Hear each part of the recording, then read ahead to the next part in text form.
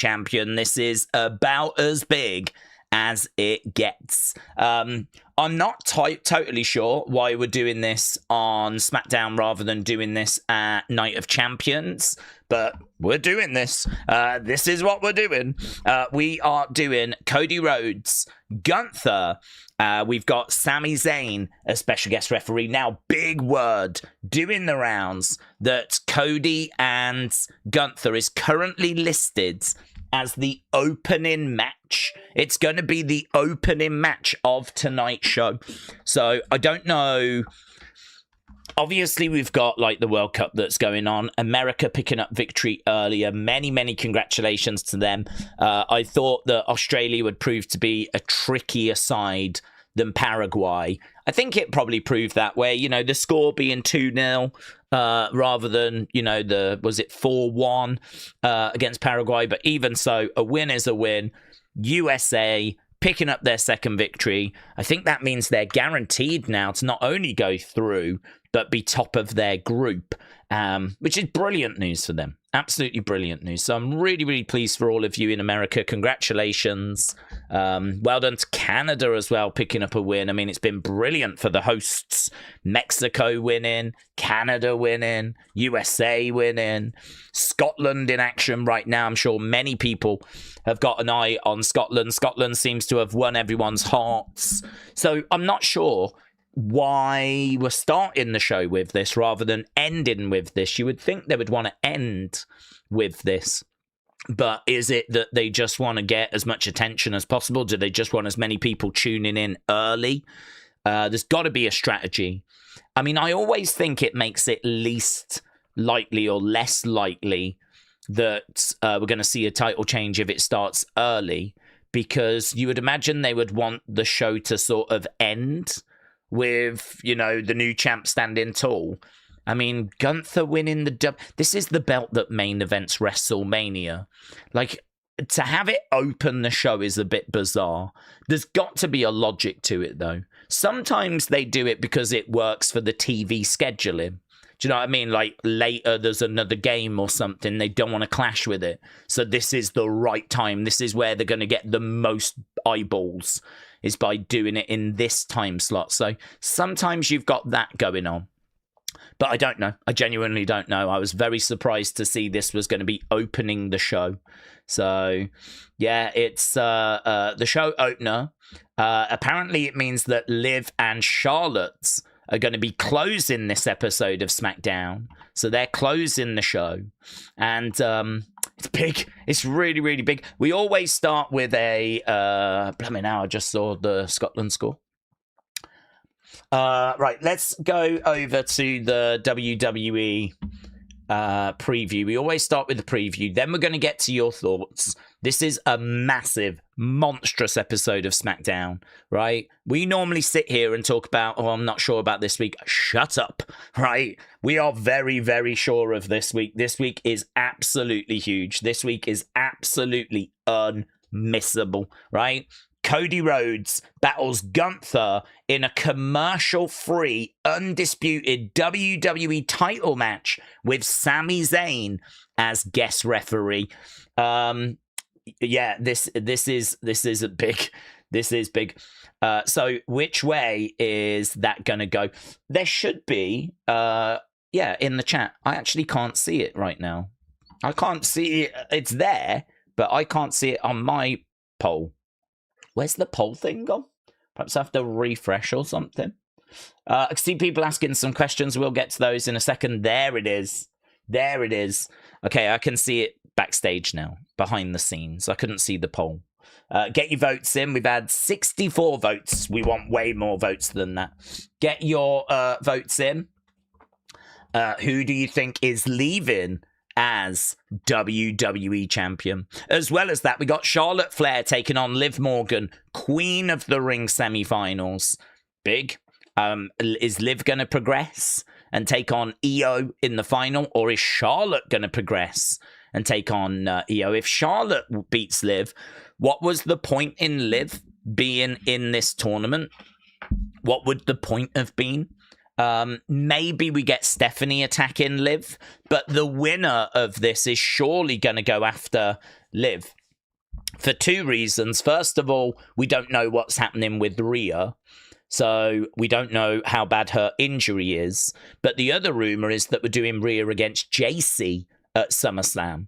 So the winner of this tournament, I don't think can go after Rhea.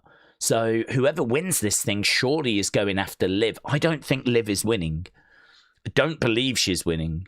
But she might get to the final. So, I mean, this is really interesting. You know, who is getting through to the final to take on Io Sky? Is it Charlotte? Is it Liv? Massive match. Massive match. Then we've got Jay going head-to-head with Javon in a semi-final as well. We've got the men's semi-final going down tonight as well. Who goes through to face Oba, Femi? Is it Jay? Is it Javon? I think it's Jay. I'll be absolutely shocked if it's Javon. I think it's Jay, but still, massive match, right? So huge, huge, huge. This episode is flipping stacked. Then we've got Damian Priest and R-Truth tangling with MFT's Talatonga and Tamatonga with the tag titles on the line. I can't say it's a massive match, but tag titles on the line. Damian and R-Truth taking on Tama and Tala. Then we've got Carmelo. He's going one-on-one with, I don't think he's faced him before, lol, Ricky Saints in a US title #1 contenders match. So Carmelo, Ricky, they're facing off again, this time officially a #1 contenders match. And there we go. Fine, whatever. This is huge, though. So very, very excited for this week's episode. Steve said, hi all, I need some more positive thoughts. Oh, definitely sending them your way. It's been a rough week. I just had to go viewing for a friend that has suddenly passed away. I'm hoping for a good show. I really need a distraction from life tonight. Steve, shout out to you, my friends. I'm sending positive energy your way. I'm really sorry to hear that you've gone through that today. So, yeah, sorry to hear about that, buds. Oh, people are saying that the poll's incorrect. Let me change that then. Who is going to win then? Let's change this poll over. Let's get some votes in. Bang, bang, bang. Gunther, Cody. I've got Sammy on the brain. Who leaves as WWE champion? I think we had about 60-odd votes before. So, no. Oh, it got to 100 in the end. Well, there we go. I've corrected it now. Cadet said, sorry for your loss, Steve. Yeah, Steve, I'm sorry to hear that. Sending good vibes your way, buds. Rich said, did you hear that Conor McGregor has said things about Roman? Yeah, Conor's always had a few words to say about wrestling. He respects Vince, but I don't think he's ever really respected the wrestler. Well, he's never respected the wrestlers. I think he's got respect for like a Ric Flair.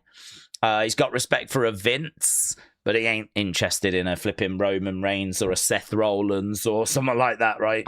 So he's made a few comments in the past.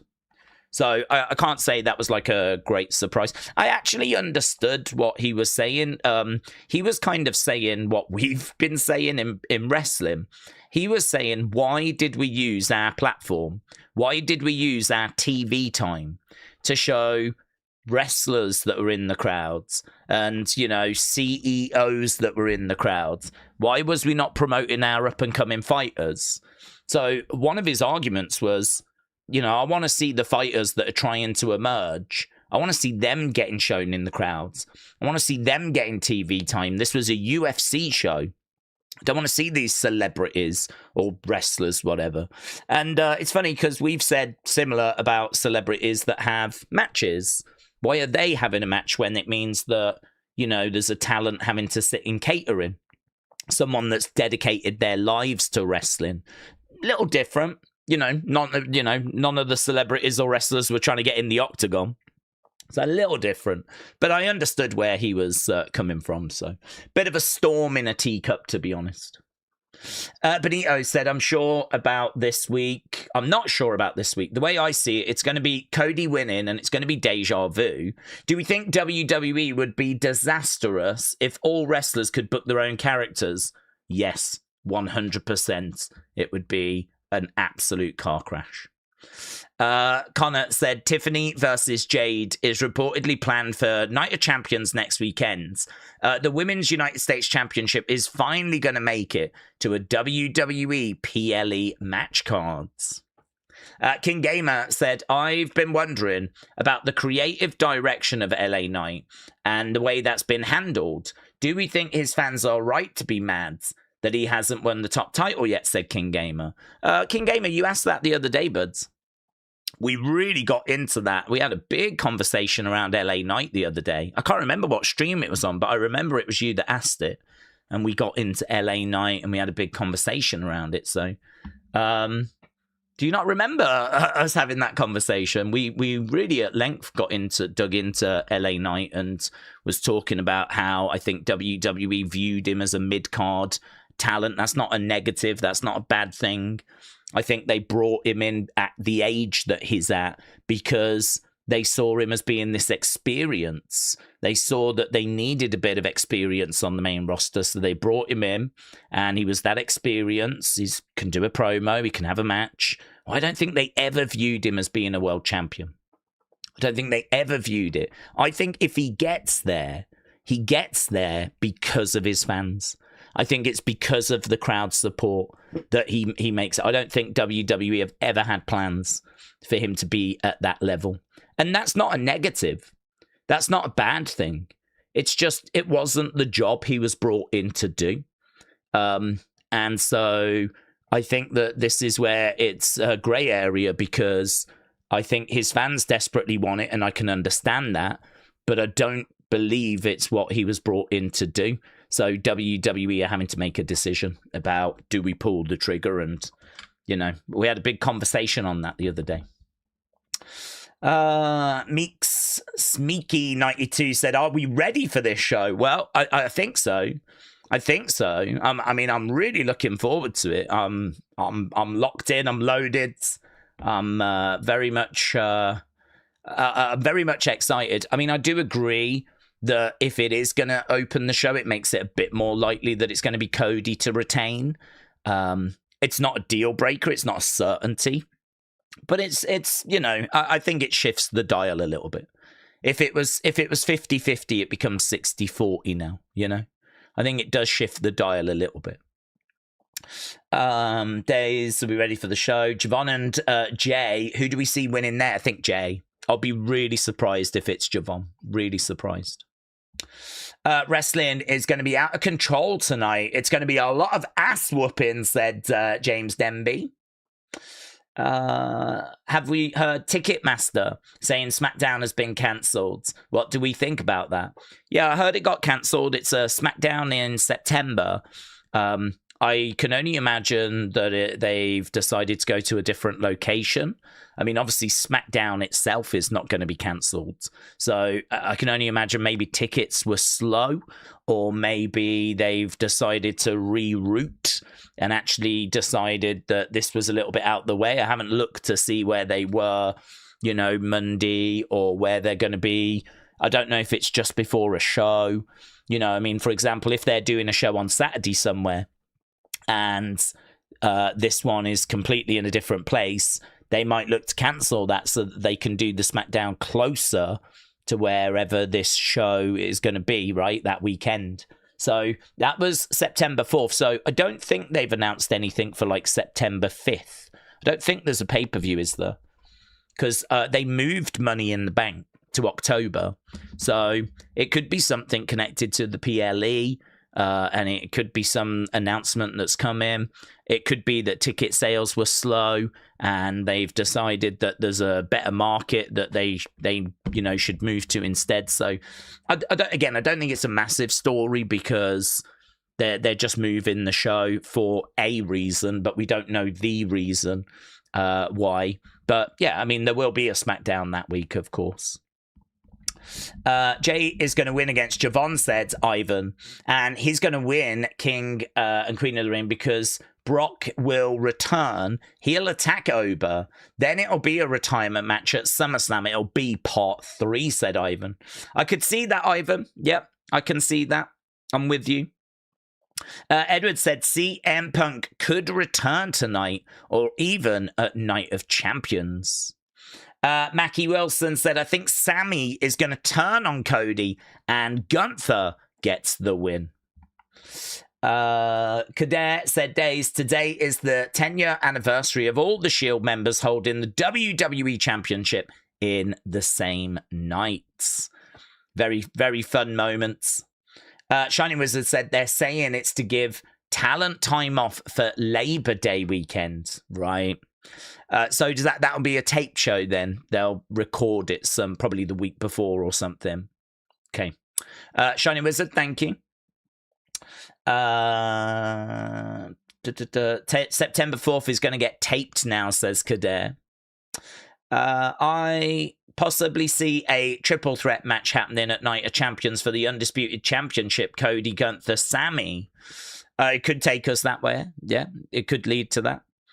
This could be a stepping stone to a triple threat. Yep. Hannah said, Daze, do we think WWE should bring more interesting gimmicks? Grande's gimmick ended with a 575, for example. What sets JC, Roxanne, Kiana apart? Same attitude with wrestlers. I think it's difficult because I think like you sort of run out of gimmicks. This kind of fake luchador gimmick is good, but it came out of a story that Chad Gable was telling. Chad had a problem with luchadors, so he went to Mexico, got the mask, and blah, blah, blah. So, it kind of came out of that. I think it's hard because with the sheer amount of wrestlers that we bring in, we've actually had this conversation about theme music. So I've got a bit of sympathy for Def Rebel. Not loads. I think they can do a better job. But I think the way that it works now has changed. And I think there's a lot of wrestling fans that don't quite think along these lines. So back in the day, we had a pretty small roster in the 90s. We didn't split it. There was no brand split. We didn't have everyone on TV all the time, certainly not during the early and the mid-90s. It's kind of changed a bit more as we got to the Attitude Era. But, there wasn't enough wrestlers for a brand split, and we weren't doing a brand split. And so, we weren't kind of going as hard with call-ups and all of that stuff. The sheer amount of wrestlers that are in the business now is drastically increased on where we were in the 90s, right? So making theme music in the 90s was a lot easier because you didn't need to make as much, and you had a bit more time to tailor it to whatever the character was. And because there wasn't as many, you can sort of give people a bit more of a gimmick as well, because you can spend that time with them. I think there's more time that you can spend on the presentation. You don't need to think up as many gimmicks. You don't need to use kind of generic stuff. What's happened is because now we've got more people, everything's got watered down. Because all of a sudden now there's constantly people coming in. I mean, rumors are we're about to bring back Enzo. We might bring back Baron Corbin. We might bring in Takahashi. There's some new signees that are going to be shown off in Evolve next week. Without even trying, there's like 4 or 5 people that are going to need new music, new presentation. And so we need to get some music for them. That's like 5 pieces of music that needs creating. And we don't quite know what their characters are going to be at the moment. Maybe we're not going to know until we bring them in and have a chat with them. And by the time we've done that, we're going to need music pretty quick. The turnaround on music is quite fast. How do you give people gimmicks, loads of gimmicks? How can you give these 5 people gimmicks and then also give people in NXT gimmicks, people in the Performance Center gimmicks, LFG talent gimmicks, Evolve talent gimmicks, Raw, SmackDown? You know what I mean? Like, we're talking hundreds and hundreds of people, and we're talking about a constant churn as well. Constant churn. So this is why I think entrance music feels very generic, because it is generic. They have to just create music and then fit it to the wrestler. It's kind of like we do a rock piece, we do a dance piece, we do a metal piece. We just create music. We don't think of any wrestler in particular. We create music, and then we meet the wrestler. We try and find out, are you a rocky kind of a person? Are you a dancey person? Are you a metalhead? You know, what do we need to lean into? We get the genre music. We get the piece of music. It's gonna be generic. It gets chucked to them. We create some nothing graphics, and that's your starting point. And then from there, it kind of starts growing. And yeah, I mean, look, Wendy Chu, you could, you know, give her a little gimmick if you think that would help. Or if you look at Tony and you go, I really want to lean into the Italian thing, then you go, okay, let's do that. And you might look at Blake Monroe and go, right, I want you to be this kind of Barbie doll type character. So you might lean into that. So I wouldn't say we're not doing any gimmicks, but I think it's really hard to kind of say everyone should have a gimmick or the majority are going to have these gimmicks, because I think it's really, really difficult. The way WWE tend to do it is they'll sit with you and talk with you, and they'll try and figure out what your interests are, and then they try to exaggerate those. So, again, a very famous story from Peyton Royce. She said one of the reasons that she thinks she got cut is because when the Iconics split, apparently Vince sat down with Peyton and basically said to her, like, what do you like doing? And she was like, nothing. I just like sleeping. And there was just nothing there. She didn't give him anything to work with. She just basically said, no, I'm boring. I don't do anything. And apparently it was not the most constructive of meetings. And she has wondered if that was part of the reason why she sort of lost her job. Because the way they like to do it is they like to find out about your interests. They like to find out about your personality, and then they like to try and exaggerate that, turn it up to 11, find a bit of music that can fit and put it in. So to answer your question, I think it's an organic process. I think it probably works well that way. I think people can sense if something is just not, you know, real, if something's just doesn't work, if it doesn't fit. We've had lots of gimmicks that have bombed in the past. The person just couldn't make them work. I think it probably works better. It's probably more satisfying if it's organic and it's kind of done that way. I mean, Ludwig was just a happy accident. That was never meant to be his gimmick, but he ended up with it and he killed it. So there's definitely room for it. It's definitely a balance. I think for the reasons that we just outlined, I don't think it's possible to give everyone a gimmick and have everyone, you know, kind of play in this, you know, different character. But I think there is definitely room for it in wrestling. We are doing that at the moment. And I think that is the balance right? Some people might say no. Some people might say that we should be trying to get some more gimmicks in than what we've got at the moment. But I think just because of the sheer amount of people that come into the business and go out of the business, I think you're always going to have your Sammy Zayns. You're always going to have your Kalani Jordans. You're always going to have those people that are just exaggerated versions of themselves. Did we see Triple H is now saying that he was the one that planted the seed for the Montreal Screwjob? I haven't, no. Connor said, we all know that Charlotte Flair is going to win against Liv tonight. Who would we like to win Queen of the Ring and also get a title opportunity, Charlotte or Io? Well, I mean, Io is the one I'd like to see wrestle because for me, she's the better wrestler. So, yeah, for me, she is someone that I'm interested in watching wrestle and compete. I don't feel like I've seen a great deal of her. I mean, she was in Rio, the tag team, and I mean, am I right in saying she wasn't at WrestleMania? I think she missed out this year, which was a real head scratcher. You know, she's one of the absolute best. She was doing that sort of program with Asuka. They had that blow off match, which was fantastic. That was kind of the last big thing I remember Io doing before this tournament. So yeah, as we're getting closer towards SummerSlam, I think I'd like to see her in a high profile match. I think she definitely deserves it. She's one of the absolute best in the world. It's a bit of a shame, really, that we've not done more with her, but maybe giving a Queen of the Ring could be fun. So, Liv against Io, I'm not down on it.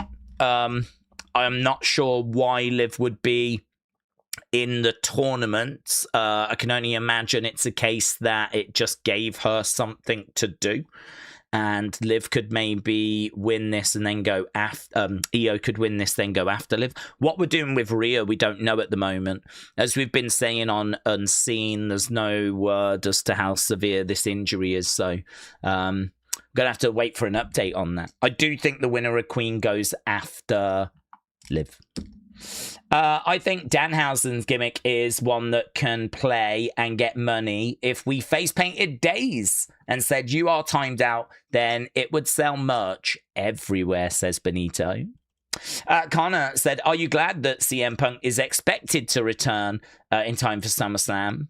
Yeah, I can't say I'm greatly surprised. I think we were all expecting it. There was just that period, wasn't there, where rumours were going around about that he might not be involved at SummerSlam and that he might be on the out with WWE. That was weird because I wasn't doing Unseen for those couple of weeks. So I didn't really see the chatter on it. So really, I kind of saw the news where people were saying what had been reported was basically rubbish. So it's weird. The wrestling news world is weird. I swear to God, they just create their own rumors so that they can then debunk their own rumors. So yeah, it's a nothing story again. I seriously, honestly, I do think there is a lot of nothing stories when it comes to wrestling news. You know, I just like with TNA and the sale, keeping an eye on it. But I mean, now we're hearing of people that are being signed. I mean, they're signing Ali, the bunny from AEW. She's been signed. Today we heard they signed Trey Miguel. So, you know, the other day they were getting rid of people, but now they're signing people. So maybe it's just as simple as they got rid of a load of people so they had money to reinvest and sign these people that they're signing now. So again, you know, yeah, I get it. I get that it's a situation worth keeping an eye on. I agree. But again, it's one of those that looks like it's not really much of a story. It just looks like they got rid of some people, so they got some money to reinvest into some new people. So that's kind of worked itself out. And then now you've got this story about, is WWE going to do a show at the White House? That all got blown out of proportion. Apparently WrestleVotes said, you know, if the financials were right, they'd probably do it. And that's gone around with everyone going, have you heard WWE are interested? Apparently if the financials are right, they would do it. And it's like, no, that's not quite what's been said. Plus also the financials definitely are not right because it cost UFC 60 million to put that show on. So don't go expecting WWE to be... Plus also, you're going to have permission from Donald Trump to do it. And there's been a big backlash over the UFC show anyway. So the money doesn't work. The opportunity isn't there. Apparently, it's not on the cards. I mean, it's just simply not happening. The amount of talk that's been kind of... I've seen on the timeline about a WWE at the White House show is ridiculous. It's again, I think we live in a world, don't we? The truth is, we live in a world that is driven by views and clicks and engagement.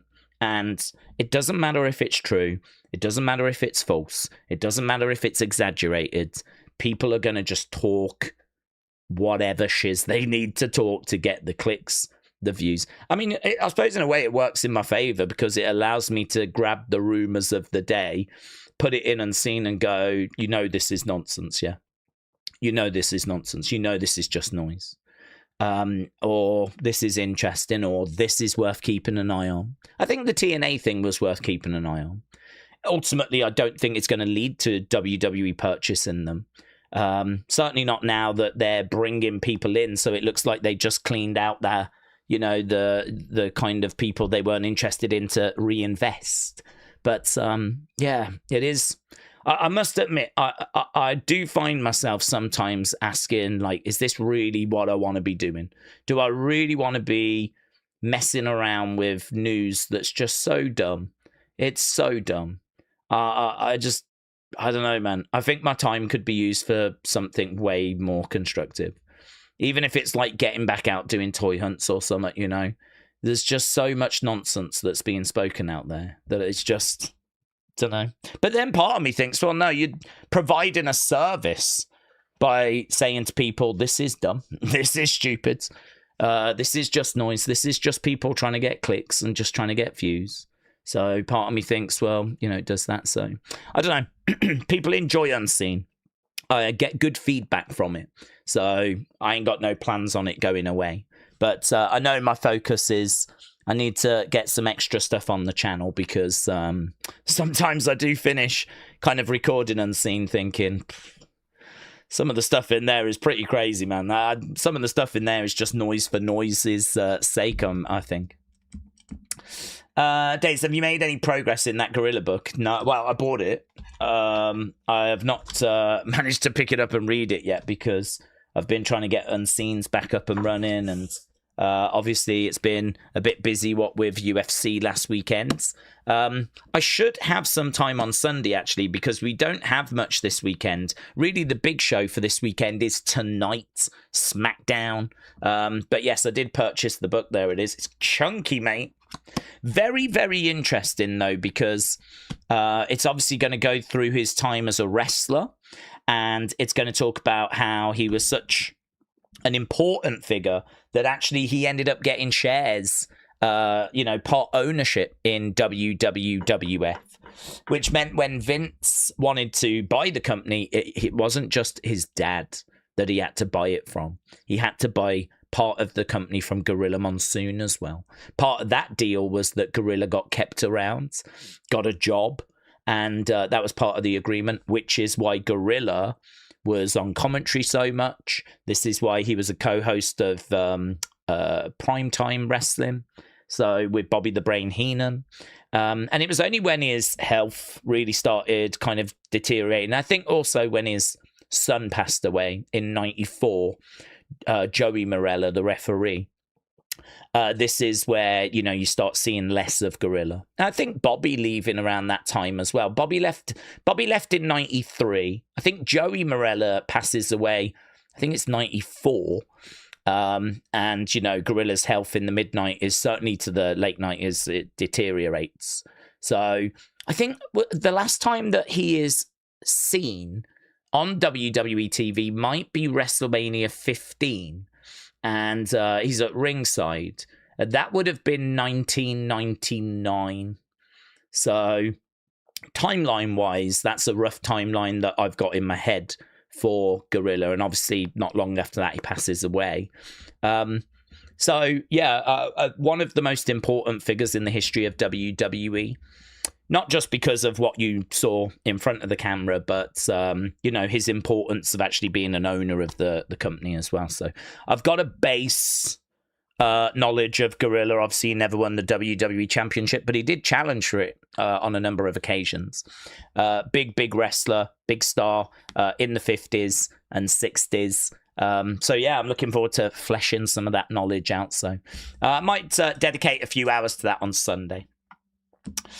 Daze, if Cody does beat Gunther tonight, I would like to see Cody Punk for the Undisputed Championship at SummerSlam.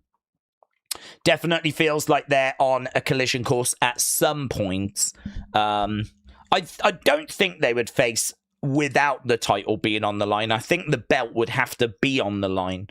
But, yeah, it feels like they're on a collision course. They had that little moment, didn't they, just before WrestleMania. And then they had that little moment just after WrestleMania. So I can see that happening. Don't know if it'll be SummerSlam, but I can see that going down soon.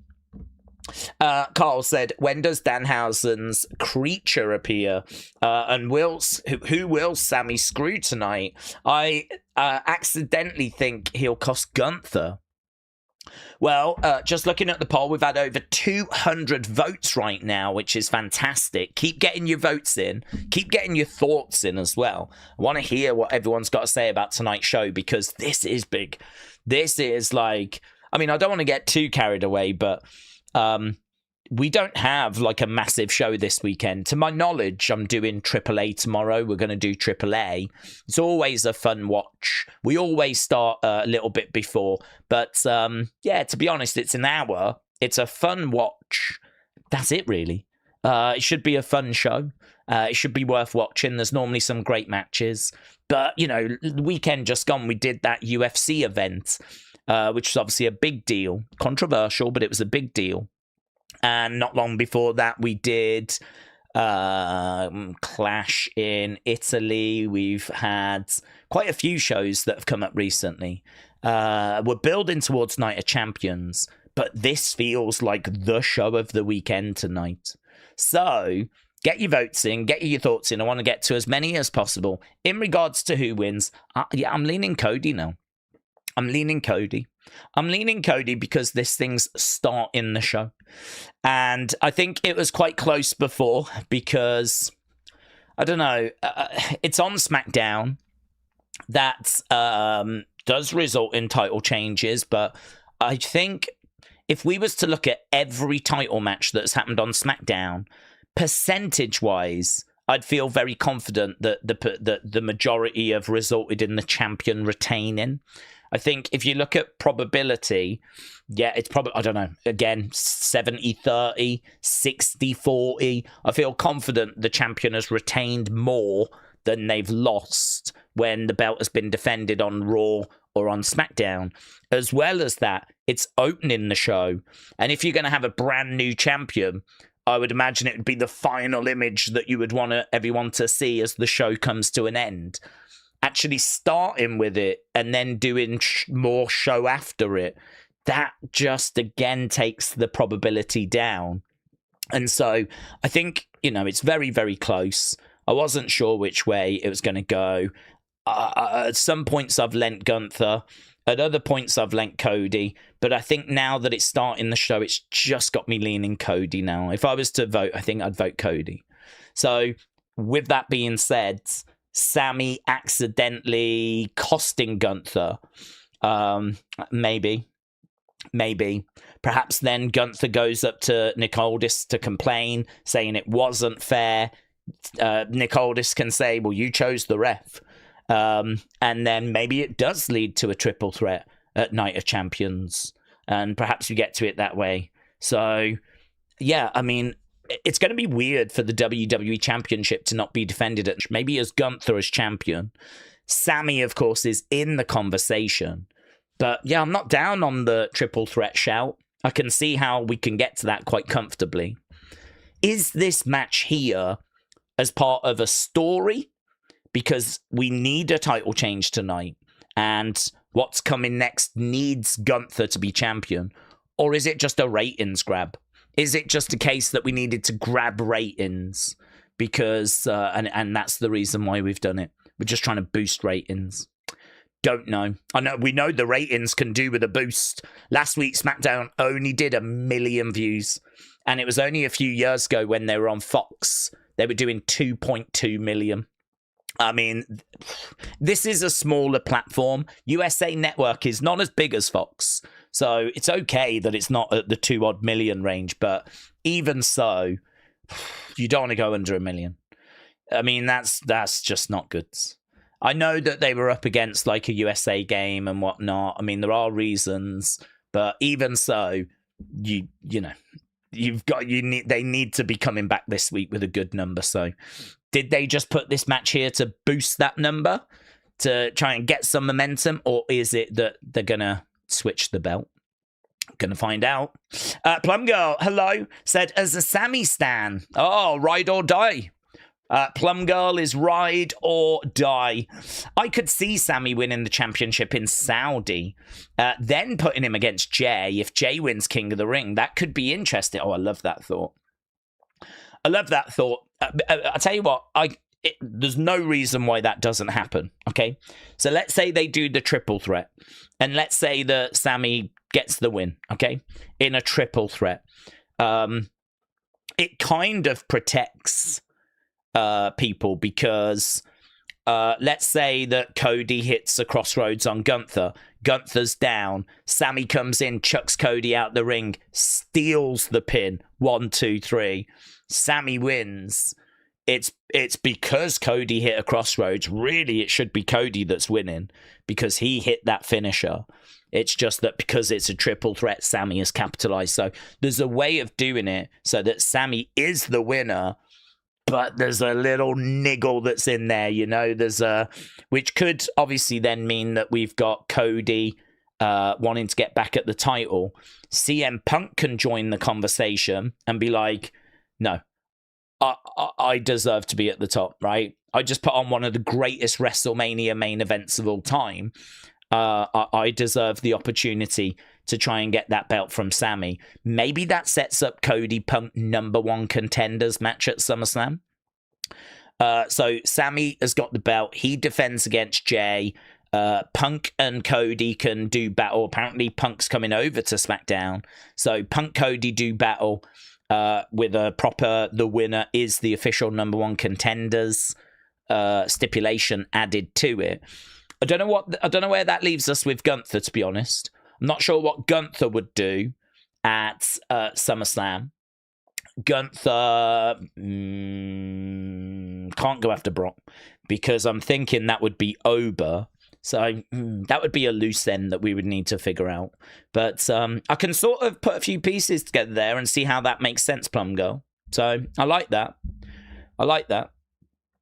I mean, I would like for Sammy to... I'm a Sammy stan as well, so I would like for him to get there. I think the only thing I would say is right now feels like such a weird time for Sammy. His relationship with the audience is broken. Ideally, I would like for him to get there and everyone be cheering him on, you know? Just like when he was kind of with the Shield, coming out of the Shield, not the Shield, the Bloodline, coming out of the Bloodline. I think like that was such a great moment. You know, everyone was so loud for Sammy. If you think back to Montreal, Elimination Chamber, it was so good. Like everyone was going bananas, and we're just nowhere near that at the moment. But we are telling a very compelling story. You know, if he does get there, it's still going to be great for us ride or die fans. But I don't know. I think part of me is like, I'm really not down on Sammy being humbled, being broken. I'm not down on that. And actually him like trying to kind of find a way back and maybe getting Money in the Bank next year. You know, what if like he gets humbled and broken and, you know, we just really work on trying to repair his relationship with the fans, maybe put him into some favorable positions. Maybe by the time we get to Money in the Bank next year, perhaps he'll have a better relationship. They'll be with him. And if he gets Money in the Bank, I think, you know, maybe that's the shortcut. Perhaps that's how we get him to his first world title. If we want him to have that kind of universal support. You're never going to get 100%. But I don't know, he's getting a lot of boos at the moment. Is now the right time to put a title on him? That would be if we were in a meeting, that would be my question. Just focusing on the Sammy character. You know, he's been this plucky underdog largely throughout his career. He's been heel, he's been face. He's never won that big one. It's always been a carrot that's been dangled. Are we really going to put the belt on him now that he's got this relationship with the fans?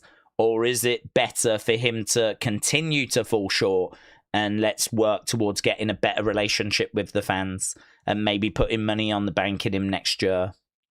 It'd be interesting to see what would be kind of said to that. I don't know. I like it though. Isaac said, if you're thinking of becoming a member, do it. Isaac, shout out to you, my friends. Yeah, I had a lot of fun on the members streams this week. We obviously found out the identity of El Sausage Rollador. Had a really fun Wrestle Feud on Wednesday. We had a great watch-along on Thursday. Really do enjoy. And I'll tell you what I enjoy about those watch-alongs. I enjoy just getting into the matches. I mean, I know that it was quite a long one this week. Next week, we're watching Hulk Hogan versus Shawn Michaels, the SummerSlam match. And we're actually going to watch that. But I really enjoy trying to get into I don't know about you, but like as I've got older, I really enjoy trying to understand the structure of matches. So, you know, like how do you start a match off? There's obviously a million different ways to do that. But how do these great classic matches start off? And how long does it take for them to, you know, go through the gears? Like, do they just go a million miles an hour straight out the gate? Or is it quite slow? We were watching Shawn John Cena from Raw. It's one of the great Raw matches. And actually, you know, for about 10 minutes, it's largely just a headlock. It's honestly, but it's so captivating because of Shawn's selling and Shawn trying to get out of it. And he can't. And there's a lot of like back and forth between them, lots of shots and chops. But I mean, there's not loads of action within that first 10 minutes. And there is like a lot of like trying to get out of this headlock. And this is regarded as like a 4.25 star match. That's what Meltzer gave it. Cage Match gave it 8 points somewhere. So you're sort of looking at the structure of the match, going, how long does it take to get out of first gear? What does it look like when they do? When are they doing their signature moves? How is it structured? Every match is structured slightly differently. Although there is, you know, a bit of a template as to how you can structure it. Start off slow, build from there, you know, drop in the odd move, back and forth. Then you start moving towards, like, you know, the false finishes. So, I mean, there's a rough idea as to, you know, a template that, you know, a lot of those matches follow. But I just really enjoyed digging into them and trying to understand the structure better. So, because we've watched 10, 11 of those matches now, classic matches, I'm really kind of enjoying that and trying to understand that and comparing those to each other. So I don't know that Hogan Shawn is a great classic match. It's infamous. I honestly don't know what score Meltzer gave it. A lot of people obviously say Shawn oversold. That's the big talking point. Shawn says he didn't. But yeah, we're doing that on Thursday. So yeah, we do chats, we do watch-alongs, we do games, we do getting people on and chatting. So yeah, Isaac, shout out to you. I'm glad you're enjoying it, but okay, Daze, who would we like to win the steel cage match between Seth and Bron? I'm hoping it ends the Seth Bron feud so Seth can move on. I agree. I'd like Seth to move on. Tricky, to be honest, because I don't feel a connection with Bron Breakker, and so it's hard for me to say I want him to win because I don't really care for him, to be honest. I don't care for his matches. I don't care for his promos. I think there is an athleticism that is there. I think there is an explosiveness that is there. I think there is an interesting prospect that is there. But for me, it has not clicked. I see moments. I remember his entrance at Survivor Series feeling good. I remember when he turned on Seth. That felt good. I remember seeing him with the World Heavyweight Championship over his shoulder, and that felt good. I remember seeing him with that belt going, that doesn't feel wrong, to be honest. That looks quite good on him. He definitely feels like a challenge. If you're a challenger trying to become a world champion, having to get past Bron Breakker, that does feel a bit of a mountain to overcome. And that's good. You know, doesn't feel like this guy is going to be a walkover. Feels like you've got a job on your hands. So it's really difficult because I see some green shoots. I don't massively feel the aura, if I'm being honest. I'm way more into building towards Roman Seth. I mean, if you was to say, would you rather see Roman Bron or Roman Seth? There's no choice. I'd rather see Roman Seth. I think their history and the builds and some of the promo exchanges, there's so much to dig into there. We've dug into it before, but it's always just this never-ending fountain of entertainment that we can go back to, and intrigue and history, and, you know, their paths are so intertwined. They're brothers in a way, that hate each other but love each other. I mean, if you're going to write the autobiography of Roman, you're going to talk about Seth. If you're writing the autobiography of Seth, you're going to talk about Roman. Their careers are so intertwined. I would really be down for seeing Roman Seth at SummerSlam, which we can do if Seth wins. I don't know if we're going to do it if Seth loses. So my honest answer might be I think I want Seth to win. I think that Seth has been annoying for a long time. I have not enjoyed a lot of the visionary stuff. I'm not a fan of the song and the entrance. I get why live fans sing it, but like I don't really care for it. The outlandish clothes just felt like they were outlandish for the sake of being outlandish. I don't feel like that's what he wears in the real world. I feel like he was just being loud for the sake of being loud. You know, I don't think that it was cool. I don't think at times he looked cool. I think with Macho Man was loud, but to me, he always looked cool, like with the robes and the gear. Seth was just wearing like nonsense, just looked like he walked into a wardrobe, just randomly selected items and put them on. I didn't like it. I didn't rate it. I wasn't a massive fan of it. I feel like what he's doing now that he's out the vision and now he's a babyface feels a bit better. We still got the song, but, you know, the live crowds like the song. I get it. I want to support Seth. I think I want to get behind, like, Seth. I don't want to just, that's it, Seth's career is done. We should put over the young guy because he's the young guy. I'm a bigger believer in you put over the young guy if he's the right guy. I'm a bigger believer in that. Don't put over the young guy just because he's the young guy. You put over the young guy if he's the right guy. I got questions if Bron Breakker's the right guy. I'm not sold. I don't think there's any harm in him going away and putting some wins together against good talent and coming back and hopefully having some better aura. Some people will argue that a win over Seth could make the difference, and that I think is a very fair argument. If I was in a creative meeting and someone said to me, no, you're missing the point, he's got to win this because this is the big win that's going to really push him. It's gonna give that aura. You know, now he's got a big credible win over a good opponent, and that's going to help. I wouldn't have an argument for that. I'd be like, okay, if you want, let's do that then. I would concede because I'm not that passionate about it, right? That I would be like, okay, if that's what you believe, that this is going to provide that missing aura, let's give it a go, right? Let's give Bron Breakker the win. And I hope that that's correct. I don't know that it is because I don't know how I'm going to feel until after the match. But what I can tell you right now is I just don't really care about Bron Breakker. I just don't really care. I think the injuries have hurt. I think it's hard to find big credible wins. I mean, he got a win over Seth, but he got a win over Seth. No, he didn't, sorry. He got involved at WrestleMania and he cost Seth the match.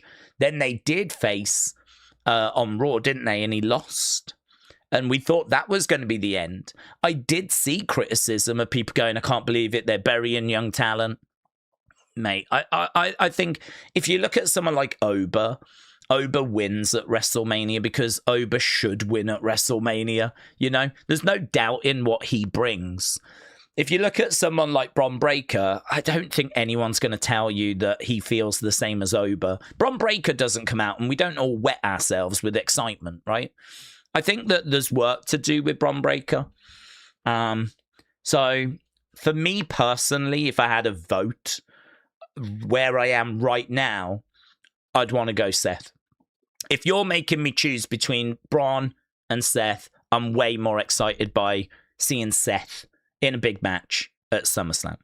But again, if the counterpoint is, yes, but Bron's the future, the win will help him, that'll give him the aura, my response would be, well, let's have a look then. Let's go.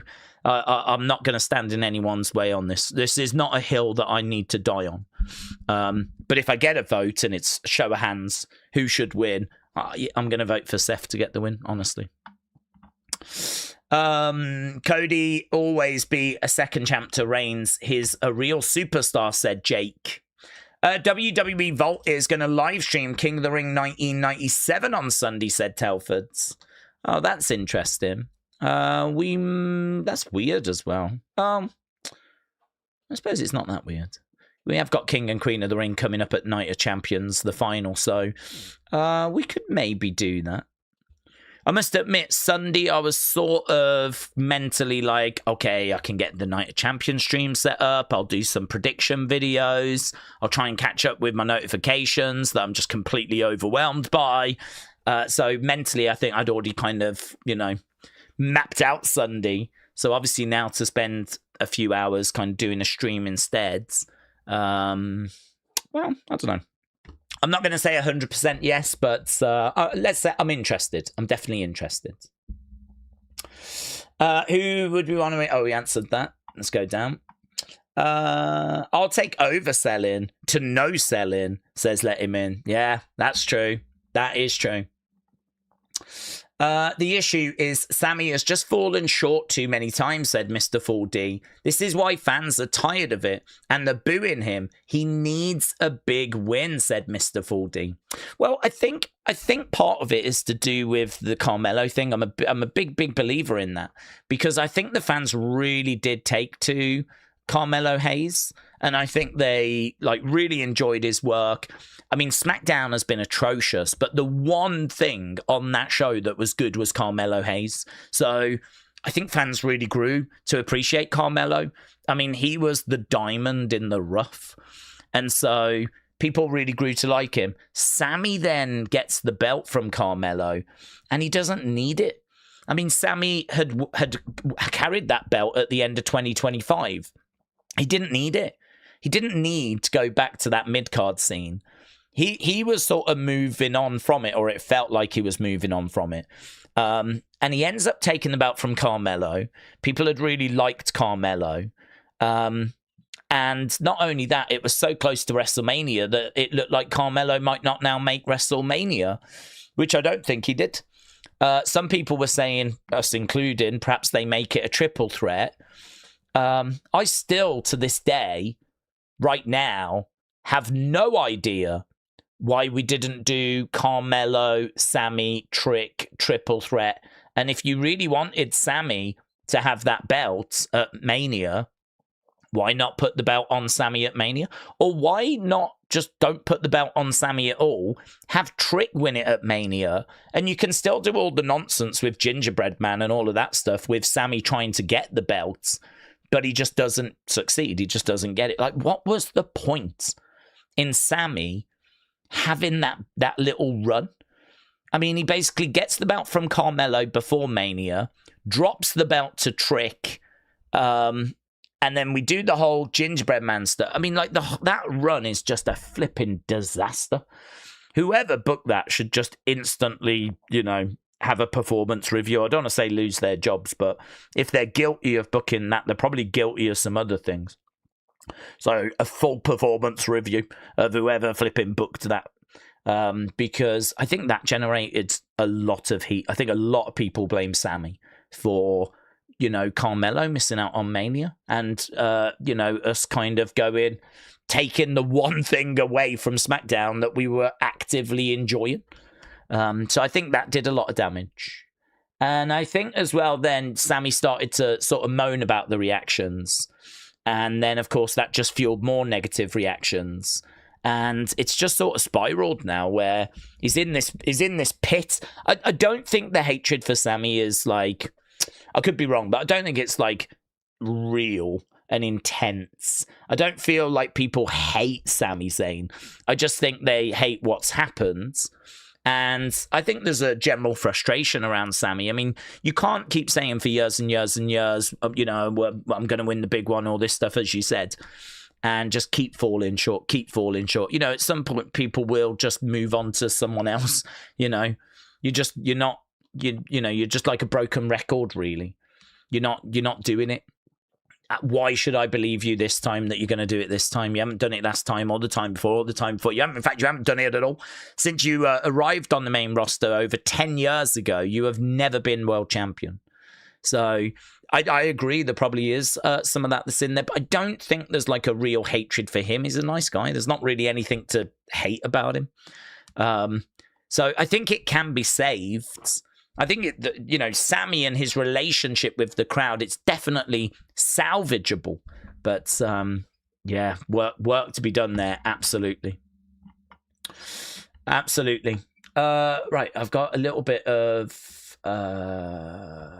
Let's go back. There we go. SmackDown has not been great, said Faith. The tickets in Toronto are now 25% off for Father's Day. Oh, yeah. Happy Father's Day to all the fathers out there. Is that the same in America, is it? It's Sunday here. I think Father's Day is the same day in America as it is in the UK.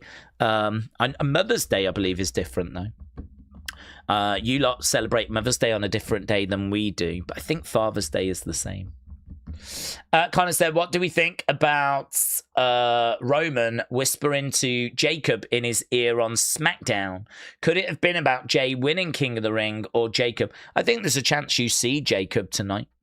I mean, I think Jay winning King of the Ring is probably going to require Jacob's help. It shouldn't require him to get past Javon, to be honest. I would imagine Jay should be able to get past Javon without any assistance. But when we get to that final, we might find Brock getting involved. We might find Jacob getting involved. Jim said, SmackDown has been fine. Everyone used to love SmackDown and hate Raw. I like to call this the Bloodline effect, says Jim. Real Glockness said, I was a Sammy hater before it became cool to hate him. SmackDown has not been great, says Faith. Oh, we read that one. Shout out to you, buds. Casey, hello. Hope you're doing well.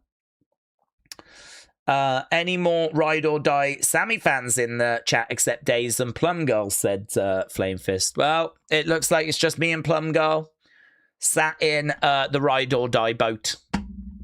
And that boat is leaking, to be honest. It is sinking at the moment. Bruce said, in my time, Randy was the Randy Rock Stone Cold. It's Bloodline. The whole family, said Bruce. Zorts said, Daze, since training wrestling, I do watch it differently now.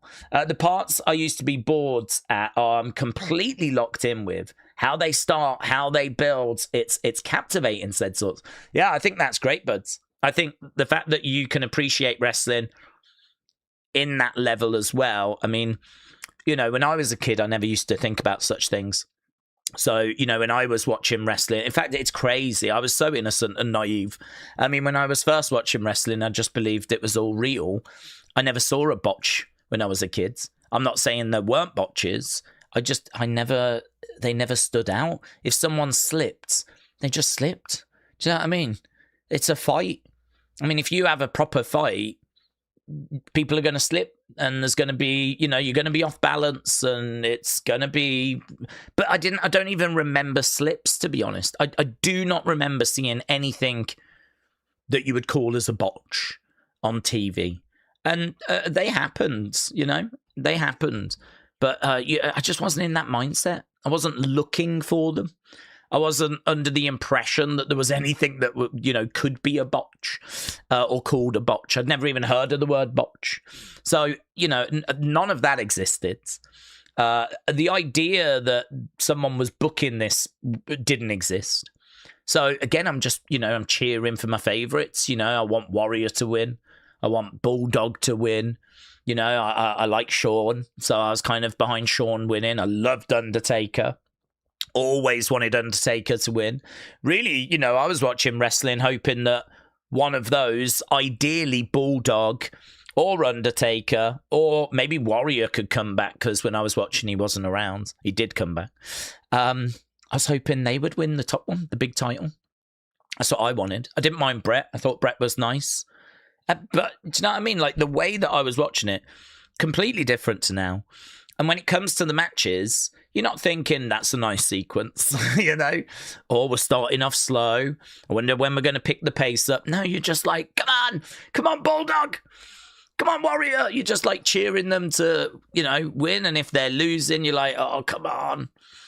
they'll come back. They always come back. I remember saying that as a kid. You know, if Hogan was getting beat up, don't worry. He always hooks up. He always comes back. You kind of, even as a kid, knew that that was going to happen. If your favorite was kind of struggling, they'll come back. They always do. But I mean, yeah, it took me a while to get that appreciation for actually watching matches and understanding how the matches are put together. I mean, the finishing sequence in Shawn and John that we watched on Thursday was really excellent because it was Shawn basically being beaten up throughout the whole match. He then delivers, Cena's dominating, but Shawn manages to deliver this sweet chin music out of nowhere and immediately falls onto John. So not only does he hit his finishing move, but he's able to immediately capitalize. But he capitalized because he was spent. I mean, he literally super kick down and he's out.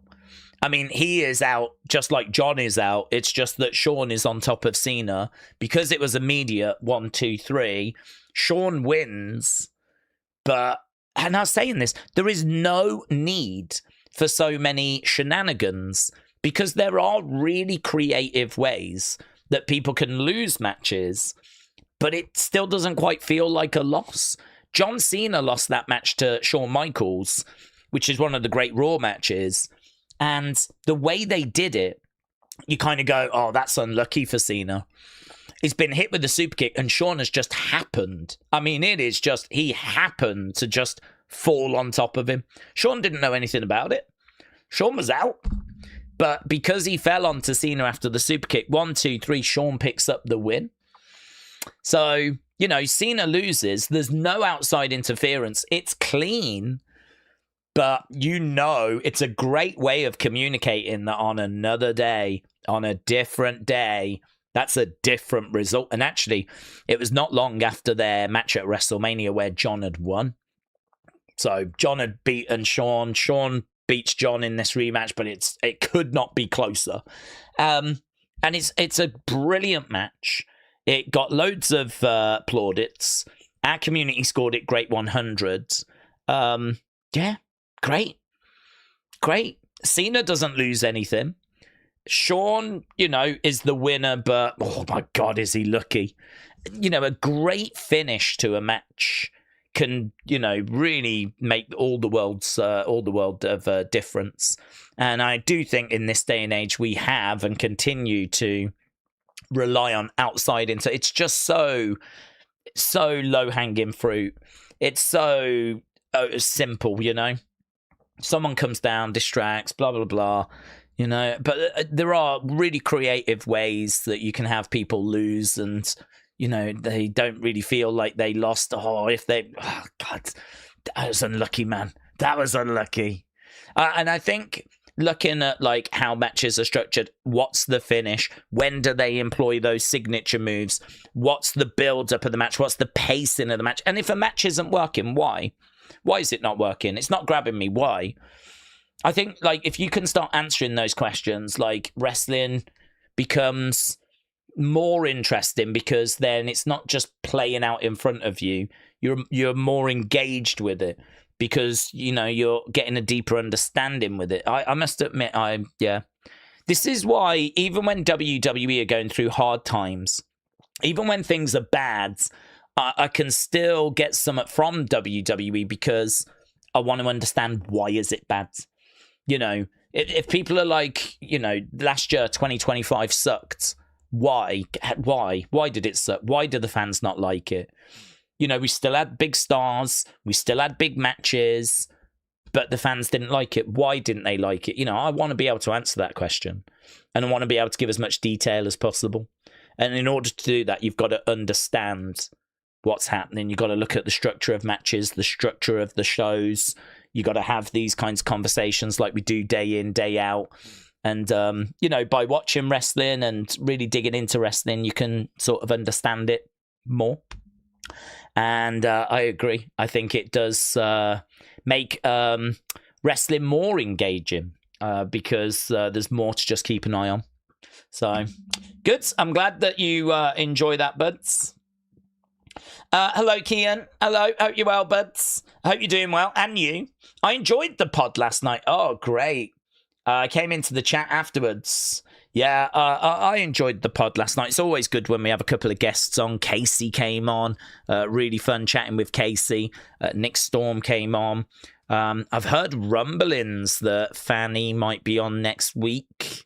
I've heard rumblings. I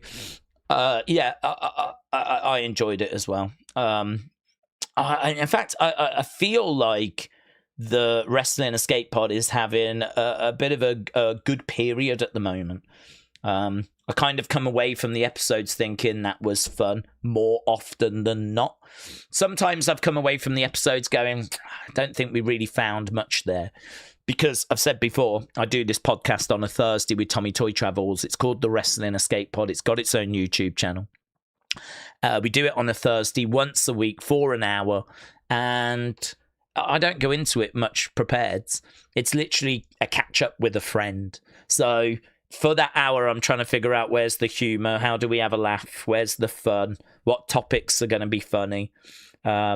Sometimes, I'll come out of that hour going, don't think we found much. But sometimes, like yesterday, I'll be like, well, I like that bit, I like that bit, I like that bit, that was funny, I like that bit. And I felt that this week, so I'm glad you enjoyed it, but should be good again next week if Fanny's on. She's always up for a laugh, so. I enjoyed the pod last night, and I came into the chat after. I thought it was funny. My Troy Bolton shorts came today. Troy Bolton. Jenna is still cute, said Kian. Kian, shout out to you. Troy Bolton, I don't know what that is, but what is Troy Bolton? Aaron, hello. Hope you're doing well, buds. Aaron, shout out to you.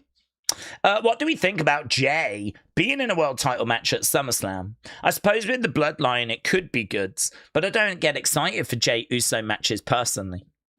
Yeah, so it's not we had a big conversation on this the other day. I'm going to try and just give the headlines. I think if Jay wins King of the Ring, I'm not down on that. I think Jay is a big star. Even today, he's a big star. I think, those glasses selling great numbers, the Yeet shirts, you see the entrance. He's still a big name, right? If Jay comes out, the live crowd are going to react. Kids are going to react. Globally, he's still a big name. He's not Roman. He's not Cody. He's not CM Punk, right? But he's still a big name. So if you think historically about who won King of the Ring, and you think back to the likes of Wade Barrett, you think back to the likes of Mabel, you think back to the likes of Owen Hart, right? Some of the King of the Ring winners are not like flipping Hulk Hogan, and John Cena and like the biggest of names. There are big names in there. Triple H, of course, won it. Stone Cold won it early in their kind of careers, if you will. But they're not always like these big names. The point I'm making is a Jay Uso sort of feels like a King of the Ring winner to me. Not down on Jay winning King of the Ring. That kind of historically works. The difference now is the prize is so much bigger than it's ever been. For years, we've said the winner of King of the Ring should get a title opportunity. And, if the title opportunity was going to be at Night of Champions, or if the title opportunity was going to be on a SmackDown or a Raw or a Saturday night's main event, I don't think people would be that bothered. I think there'd still be grumbles, but I think the title shot being at SummerSlam that's a big deal.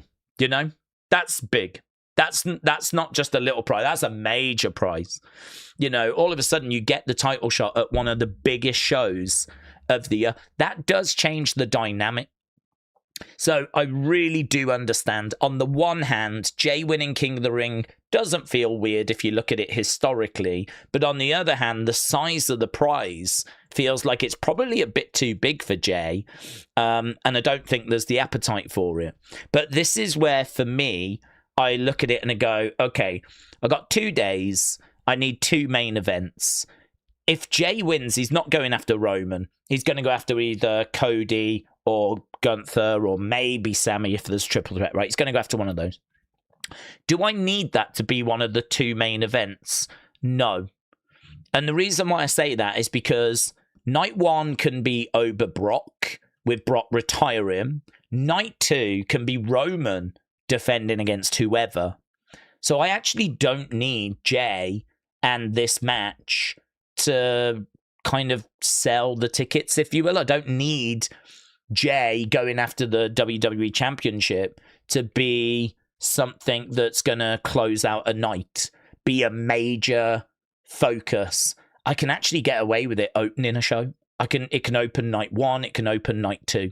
I've got 2 other matches that can close the show. Ober Brock, definitely main events. And Roman against whoever. Roman Seth could be the show closer, right? Or you could do Roman CM Punk again if you wanted. Either way, you know, those can be my 2 main events. So Jay going after the title, I get people aren't that excited by it, but it doesn't have to carry the weight of SummerSlam. It doesn't have to main event. The other thing as well is because of the Bloodline story, there is kind of, let's say Gunther wins the belt tonight and you do Gunther Jay. That's a rematch of when Jay won the belt at WrestleMania. So you've got a rematch there. You've got a history to dig into. This time it's not Gunther versus Jay. It's more Gunther versus Bloodline. There's a Jacob aspect to this that Gunther's going to have to worry about and deal with. I think there's enough there where it's Bloodline, it's Roman telling Jay, I want you to bring that second world championship back. I think there's enough there, and with the history of Gunther, if Gunther wins, and even if it's not Gunther, there's enough history between Jay and Sammy, or Jay and Cody. There's history between all 3. So you've got history to dig into. You've got the Bloodline aspect to dig into. It doesn't need to carry SummerSlam. It can open up one of the nights. I think it's fine, honestly. I think there's enough there where I don't worry about it. If you sat me down and said, is this what you would like, ideally? I would be like, no, I can definitely think of other matches I would prefer. I'm not a big Jay fan. I'm not a fan of his in-ring work. I'm like you, unless it's a tag match, I don't really get excited for Jay matches. If it's Usos, that might be different. If it's Jay singles match, nah, not really. But I think because this doesn't have to carry the weight of the show, because it can open the show, because there's a lot of history, whoever the opponent is, because of the Bloodline aspect, there is enough there for a show opener. Because let's be honest, that show opener is probably going to be first hour on ESPN. It's probably the first 2 matches will be shown. This will be the opening match. It's going to get a half-hour time slot. Jay does not have to win, by the way. It's not like Jay's going to beat Gunther. Gunther can absolutely get his revenge on Jay, or Sammy can get past Jay. Then all of a sudden you've got the story of what happens after. You know, is Jay and the Bloodline going to beat down Sammy? Are they going to beat down Cody? Like, what happens after Jay loses? So Jay does not have to win. So I get it. I get the hesitation. For me, there's enough in it where it's not a problem for the reasons that I've laid out. But yeah, is it ideal? I don't know, man. I mean, look, this Bloodline story, I think it's good. I think the Bloodline stuff is feeling just as satisfying to me as a few years ago. This does not feel like Bloodline light. This does not feel like it's a poor version of it. This feels the real deal to me. You know, they're doing Bloodline segments and they've got my attention. So it doesn't feel like I'm watching some rubbish sort of, you know, reincarnation. This feels like these segments could have come from 2 years ago and we're just watching them now. I mean, they feel just as good because of the amount of detail that we're putting into them. We're taking that time to do those backstage segments, which is giving us more information about the relationships. And we know that it's not all plain sailing. We know that Jay's a little bit off with Jacob. We know that Jacob is just all gas, no brakes. You know, he's firmly behind Roman now, or at least we think so. I don't know if he's doing it as a swerve and out of nowhere he turns, but at the moment he seems to be just 100% dedicated to being either anti-Roman or being with Roman. It's 100% all gas, no brakes. I kind of like that about Jacob. I'm I'm finding it very interesting. So this being part of that story, yeah, I can cope with it. I can vibe with it. The other thing to remember as well is if Gunther wins, let's say he wins tonight, or let's say Sammy wins, and I think this is an important factor, right? This is a headline. When you win a championship, a big championship, chances are it's took you a while to get there, right? Sammy has not won a world title in 10 years. Gunther has never won the WWE Championship. And in my mind, it's the bigger belt, right? So, and he's never won it. He's won the world heavyweight, but he's never won the WWE. So if they're going to get it tonight, or they're going to get it at Night of Champions, are they going to lose it at SummerSlam? I think the answer is no. I don't think you put the belt on someone and then have them drop it so soon, right? I think if you're going to put this belt on them, hopefully they've shown enough by now that they can carry it. Hopefully you've got some plans in place for them to carry it for a little while. I don't think Gunther wins the belt tonight and loses it at SummerSlam. I don't think Sammy wins the belt at Night of Champions, if that's what we do, and then loses it at SummerSlam. So what do you need to book for SummerSlam?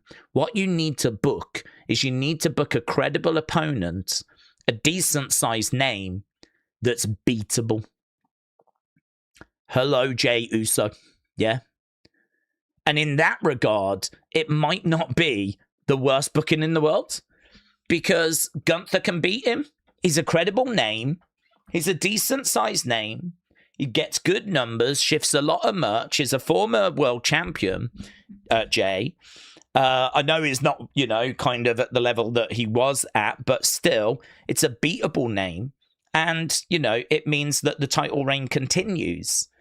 And he's got a bit of credibility. He's just won King of the Ring. You beat him, you move on. But the other thing is you got to deal with the rest of the bloodline, haven't you? So I think there's a lot of thoughts, actually, in regards to the whole Jey winning. Is it the right move? I think that there is an argument to be made that it's not the worst decision in the world. Yes, the more exciting option would be Oba wins and goes after Roman. But if they want to save that for further down the road, if that's their current plan for, say, WrestleMania next year, that's why they don't want to do it now. Because we're not going to do Rock Roman, right? I don't know if we are or we aren't, but if we're not, then arguably the next biggest match you could do is Oba Roman. And so perhaps that's the plan. So they don't want to do it now because they've got plans of doing it next year at WrestleMania. So if that's off the table, and we've already decided we're going to do Oba Brock, what is the alternative? Well, you know, if Gunther's champ and he needs a challenger that he can get past, then Jey's an option, isn't he? Finn Balor would have been an option. Javon's an option. And so I don't think he's, you know, the worst shout in the world in that regard. So, but again, we still don't quite know how this plays out. That's why tonight is such a big deal, because it really matters who's going to be going into SummerSlam as WWE champion. And we, you know, start to understand that a bit better once we get through tonight's show. Bobby said, a podcast. I'd love to chat with you. Bobby, honestly, you're welcome. Get in touch with Tommy Toy Travels. We do this podcast and, you know, he is the one that sort of runs it. I used to control it, but he got this new software called Riverside, which apparently is just more reliable, and it also can generate shorts. You might have seen on the web, there's like these shorts that come out after, but they're like AI generated. The AI finds moments it thinks are the best and, you know, creates them automatically. That's why some of them you'll watch and it doesn't really make much sense, but he's got that software and, you know, he controls it. So just ping a message over to Tommy Toy Travels. He's on Instagram. I don't know what his I can tell you his email, actually. Let me have a look what his email is. I don't know it off the top of my head. I think it's something as simple as Tommy Toy Travels. It is, I don't know what it is. Every time he sends me a message, it's from Oh, no, there's one. I was going to say it's from Riverside. It is TommyToyTravels@gmail.com. There we go. Nice and simple. TommyToyTravels@gmail.com. So ping him a message and, you know, he is the one that kind of sorts out who's coming on, when they're coming on, blah, blah, blah. Dean said, I made some Cody crybabies cry today. We're talking about how I preferred Raw right now and that I hope that Cody lost his title to anyone. And I don't feel bad, said Dean. Well, Dean, you're not alone. There's a lot of people that kind of had enough of Cody. We've spoken at length about how I think they really dropped the ball with him after WrestleMania 40. There's a debate as to, is it Cody's fault? Is it the creative's fault? Bottom line is that, you know, there's plenty of people that kind of had enough of Cody. We're seeing some anti-Cody sentiment online. You're seeing a bit in the shows as well. He still enjoys a great amount of support. What I would say is, he is not in the same boat as Sammy. Sammy, when Sammy comes out, we're starting to hear just loud boos. Not so much in Europe. He was getting pretty good reactions, actually, in Europe. But in America, we're kind of listening out to see what the reaction is. It's a bit confused, but it's largely boos. I think it's, at the moment, pretty well cheers for Cody with the live crowds. But yeah, that doesn't appear to be the case when you look online. I mean, IWC feel, it's one of those. I mean, you see it a lot where IWC don't like Seth's music, but the live crowd love it. IWC can't stand Jay or when he runs it back, but the live crowds love it. IWC seem to have given up on Cody, but the live crowd still seem to be with him. So you see this a lot where there's that sort of difference. So yeah, I'd say you're not alone. I'd say there's a lot of people online that have had enough of Cody, and I don't know what the plan is. I think they will turn him heel eventually. I don't think there's a desperate need to do it at the moment. I think this feud with Gunther is the kind of feud that he needs, actually, because he just needs to be the babyface in the story. There's too many times where he feels like the other person is probably correct and the other person is the one that people are kind of leaning towards. I don't think that's the case here. I think there are a few more people siding to Cody if they've got to choose between him and Gunther. But it's very interesting. The whole dynamic of this is very interesting. We'll see what reactions they get tonight. I'm expecting Cody to largely get the support. Lisa says, Amelia is now 10 years old and crawling and has got 2 teeth. 10 months already, Lisa. That's crazy. That is crazy. I can't believe it's 10 months already. Lisa, shout out to you. Shout out to Amelia as well. I hope she's doing well. Sounds like she is. So, Lisa, shout out to you. Shining Wizard said Cody is just slightly more successful version of a Lex Luger push. Robbie said 3 title reigns. He's been champ for 25 of the last 28 months. The fatigue is very real. But New Tomorrow said the Cody fatigue is manufactured by the IWC. They just want to see him turn heel. Cody's not a bad champion, said Flame Fist. His story with Cena last year was kind of fire. Connor said, Daze, have you seen the new Premier League fixtures? Only a few. I saw that Arsenal have got Coventry in the first weekend. Man United have got Hull. I don't know who Man United's last match is against. I like to look at the last matches, but I haven't seen.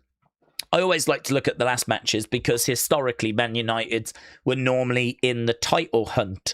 So whoever our last match was against might be important.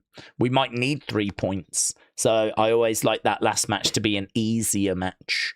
So that if we do need 3 points on the last day, it's going to be an easier job than a harder job. But I didn't get a chance to sit down and really look through it, to be honest. I just saw that Man United had Hull first, and I saw that Arsenal have got Coventry first. So that's kind of interesting.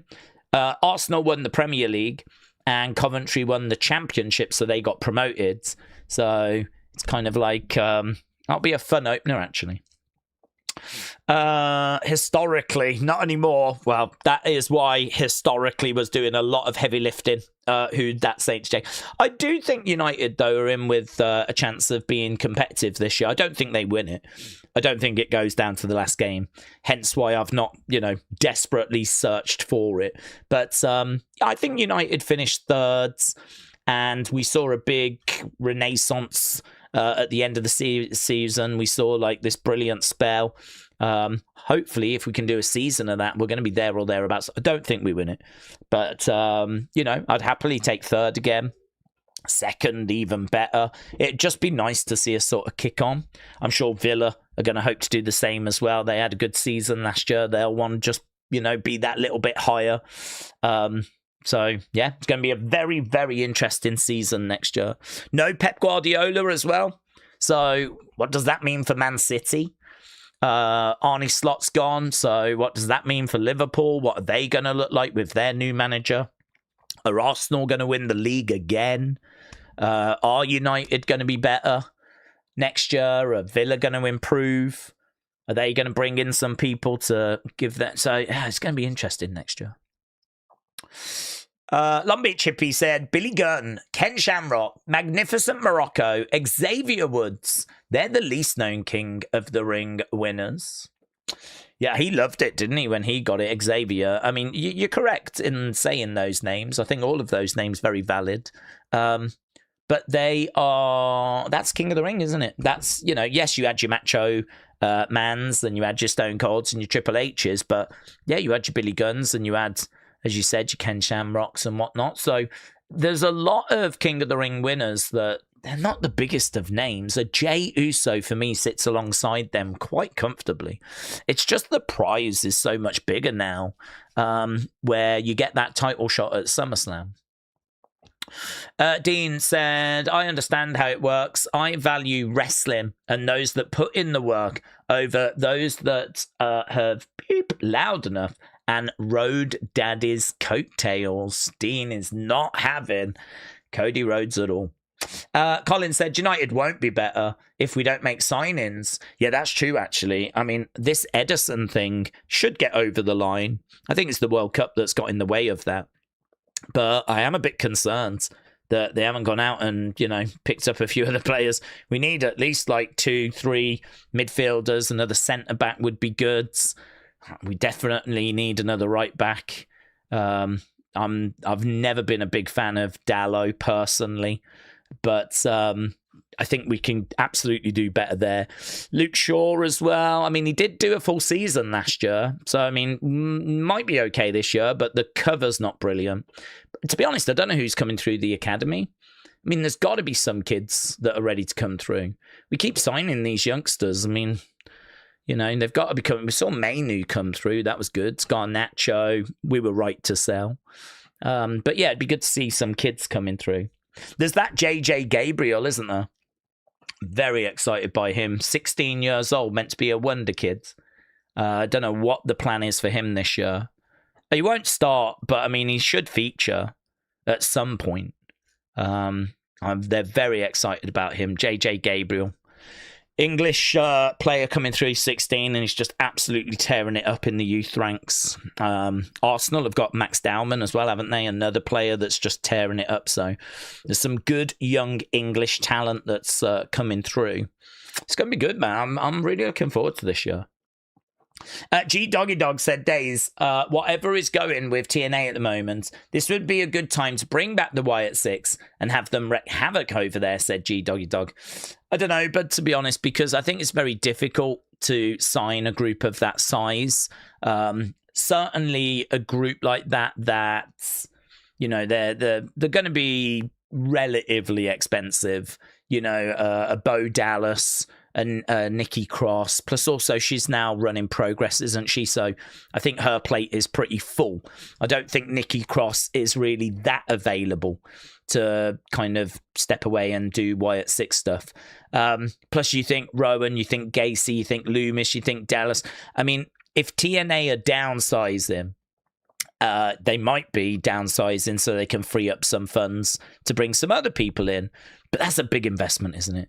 I mean, the Wyatt Six is a big group. you're really going to have to get a lot out of them, and they're going to have to be a major focus on your show. And I just don't know. I mean, to be honest with you, the Wyatt Six divide opinion. I mean, we're a community that always enjoyed Bray's work, and we're excited by the Wyatt Six. It would be something I would be supportive of, but I can see the obstacles. It's a big investment for something that might not get 100% buy-in. You know, that kind of presentation just might not appeal to everyone. And do you want to spend so much resource and so much TV time on something that just might not bring in the kind of attention on the scale that you would hope? And do you want to spend that much money on it? And is it worth doing if Nikki Cross can't even do it? I think there's definitely some thinking that would need to be done. I'm not saying it's impossible. I'm just saying I don't think it's yes, go get them. I think you really got to sit down and look at it. I mean, to be honest with you, I know they botched them, right? I'm fully aware. But if WWE genuinely believed that group was going to generate interest, I have to think they would have used them. I have to think they would have used them. Because, you know, Triple H loved Bray. I mean, he brought Bray back. It was Vince that got rid of Bray, but it was Triple H that brought him back. Triple H allowed him to kind of tell the story he wanted to tell. I don't think Triple H really got in the way. You know, we had the Uncle Howdy character. We built to the Pitch Black match. And then, of course, Bray sadly passed away. Triple H then doesn't have to do anything else. You know, Bray is gone. But he okays and green lights the Wyatt Six. He authorizes Nightbirds. I don't think Triple H is someone that necessarily stood in the way, if you will, of the Wyatt Six. What I think has happened is I think that the group, in order to succeed, needed a lot more investment than I think Triple H was willing to give. So I don't think that group set the world on fire with the TV time they got. That's the truth. And you can say, well, they didn't because they were just being presented like another group, and that is absolutely fair. But the truth is that group is only going to work, or is only going to be maximized, if you give them considerable TV time and if you give them considerable investment. So if you're TNA, you have to make the choice of, am I going to be willing to do that? Am I going to be willing to, you know, put a lot of resource into them? Because I think WWE has shown it doesn't work if you don't do it. If they're just characters that come out and they're just treated like another group, I don't think it gets great results, which is why WWE were quite happy to just part ways in the end, because WWE didn't want to do that investment. So it's a difficult one. I would not stand in the way of it if I was in TNA. I would have some reservations, just because I don't know if I'd want my whole show to be, because they haven't really got another show, have they? They've only got Impact. I don't even know if there is another show. I mean, it's not like Raw and SmackDown. That's their one show on a Thursday. I don't know if I'd want my one show to be built around the Wyatts, because I've seen enough people in the chat saying they're just not fans of it, which makes me think it's going to alienate some people. It might drive a few people away. Might be some people that just don't feel it. And the amount of investment I've got to make in it, I don't know, man. I don't know. So, tricky that. Cameron, shout out to you, my friends. Hope you're doing well. Let me just make sure. I'm subscribed to you, Cameron. I'm sure. Oh, God. I am now, Cameron. I am now. I don't know what's going on. There was an admin error. SummerSlam thoughts. Here we go. Ober against Brock. I can see that, buds. Cody against Punk. Sammy against Gunther. Okay. Ober Brock. Love it. Cody Punk. I'm here for it. I do worry a bit that, you know, it's Cody again going into a match where he's taking on a bit of a baby face, or the crowd are going to go in the other direction. So I do have some concerns about that. But match-wise itself, it should be really fun. Sammy Gunther, definitely down for that. They had a match at WrestleMania. Sammy was the victor. So it'd be interesting to run it back. Roman, Seth, love it. Yeah, I would definitely sign up for that. I know they faced off before, but the history is so good. It's a little bit like Randy Cody, where we were excited to dig into the backstory. I'd be excited to dig into Roman, Seth, and get another chapter. That's the story that never needs to end to me. That's a story that we just keep popping back to every few years. And because there's so many chapters to it, and the Shield and everything, because they are so synonymous with each other, at the moment, I just don't think it's a feud I ever need to see end. I'm quite happy to just go back to it every few years and tell the next chapter. So, yeah, I'm definitely down for that. Penta against Bron Breakker for the IC title. I'm down for that, actually. That feels good to me. Bron Breakker feels like he's not quite there when it comes to challenging the top end. But as a credible opponent for Penta, who's having a really good Intercontinental Championship run, I think Bron Breakker's a great name there. I like that. Sign me up for that. Or multiple men. MFTs against the Usos. MFTs, Usos, yes. Bloodline MFTs, sign me up for that. Sol Ruka, Bailey. I'm struggling with Sol Ruka. I just can't help it. I'm struggling with Sol Ruka. I mean, you got to do it because, you know, she's the women's Intercontinental and she's a bright star for the future. So if I was in the creative room, I wouldn't veto it. I wouldn't stand in the way. But I can't say I'd be on the table cheerleading either.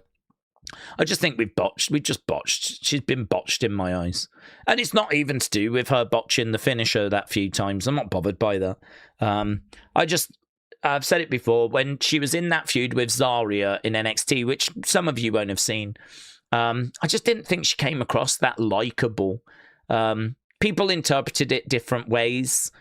Some people thought Zarya was wrong. Some people thought Sol Ruka was in the wrong. I didn't think either of them looked great. I thought they were it just felt like a really toxic relationship to me.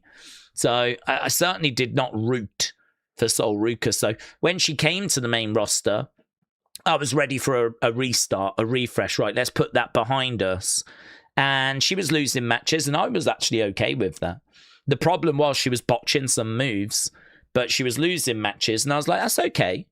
She's a small fish in a big pond now. I mean, it's going to take her a while. I don't expect her to be EO straight out the gate. I don't know why anyone would. So that was fine. But then all of a sudden she started to do this thing with Becky where she just called her out and got, this match. And then she wins the match by DQ, and then she gets a title match, and then she wins the title. It's like, again, another case where we just got someone to a belt that it doesn't really feel like they deserve. The fans, I can't remember where we were. Was it Italy? Chanting, "You deserve it." I've got absolutely no idea where that came from. I mean, why does she deserve it? Well, I don't know. So, yeah, I can't say I've got a connection with Sol Ruka at the moment. I can't say I'm rooting for her. I'm not rooting against her either. I just wanted to put a series of good matches together now. So, yeah, put her on the card. Give her a good opponent. Hopefully it's a great match. And then the more we see of that, the more I might warm back towards her. It's not her. It's the booking of her that I just have really not liked at all. So that's my barrier there. That's my issue at the moment. But it'll be fine. It'll work out eventually. So can't say I'm excited by that last one. But I like Oberbrock. Hell in a Cell, please. Cody Punk. Makes sense. They've teased it. I am a little worried about it, though. Sammy Gunther. Yep. Sign me up for that. I don't know if that means Gunther wins the belt. Maybe Sammy goes after him as challenger. Maybe Sammy wins in a triple threat night of champions. Gunther goes after him. We could get to Sammy Gunther. It's not impossible. Roman Seth, we can do. Might mean Seth has to beat Bron, which some people will get upset about. because some people will be like, oh, we're burying young talents. But again, if that's what we've got to do to get where we need to get to, I'm okay with it. And I've said I personally would have Seth beat Bron. I don't care about putting young talent over just because they're young talent. I think that it's got to be the right talent. And I got questions over Bron. I've got questions over him. And I think actually what you've done there of putting him in a match with Penta makes a lot of sense.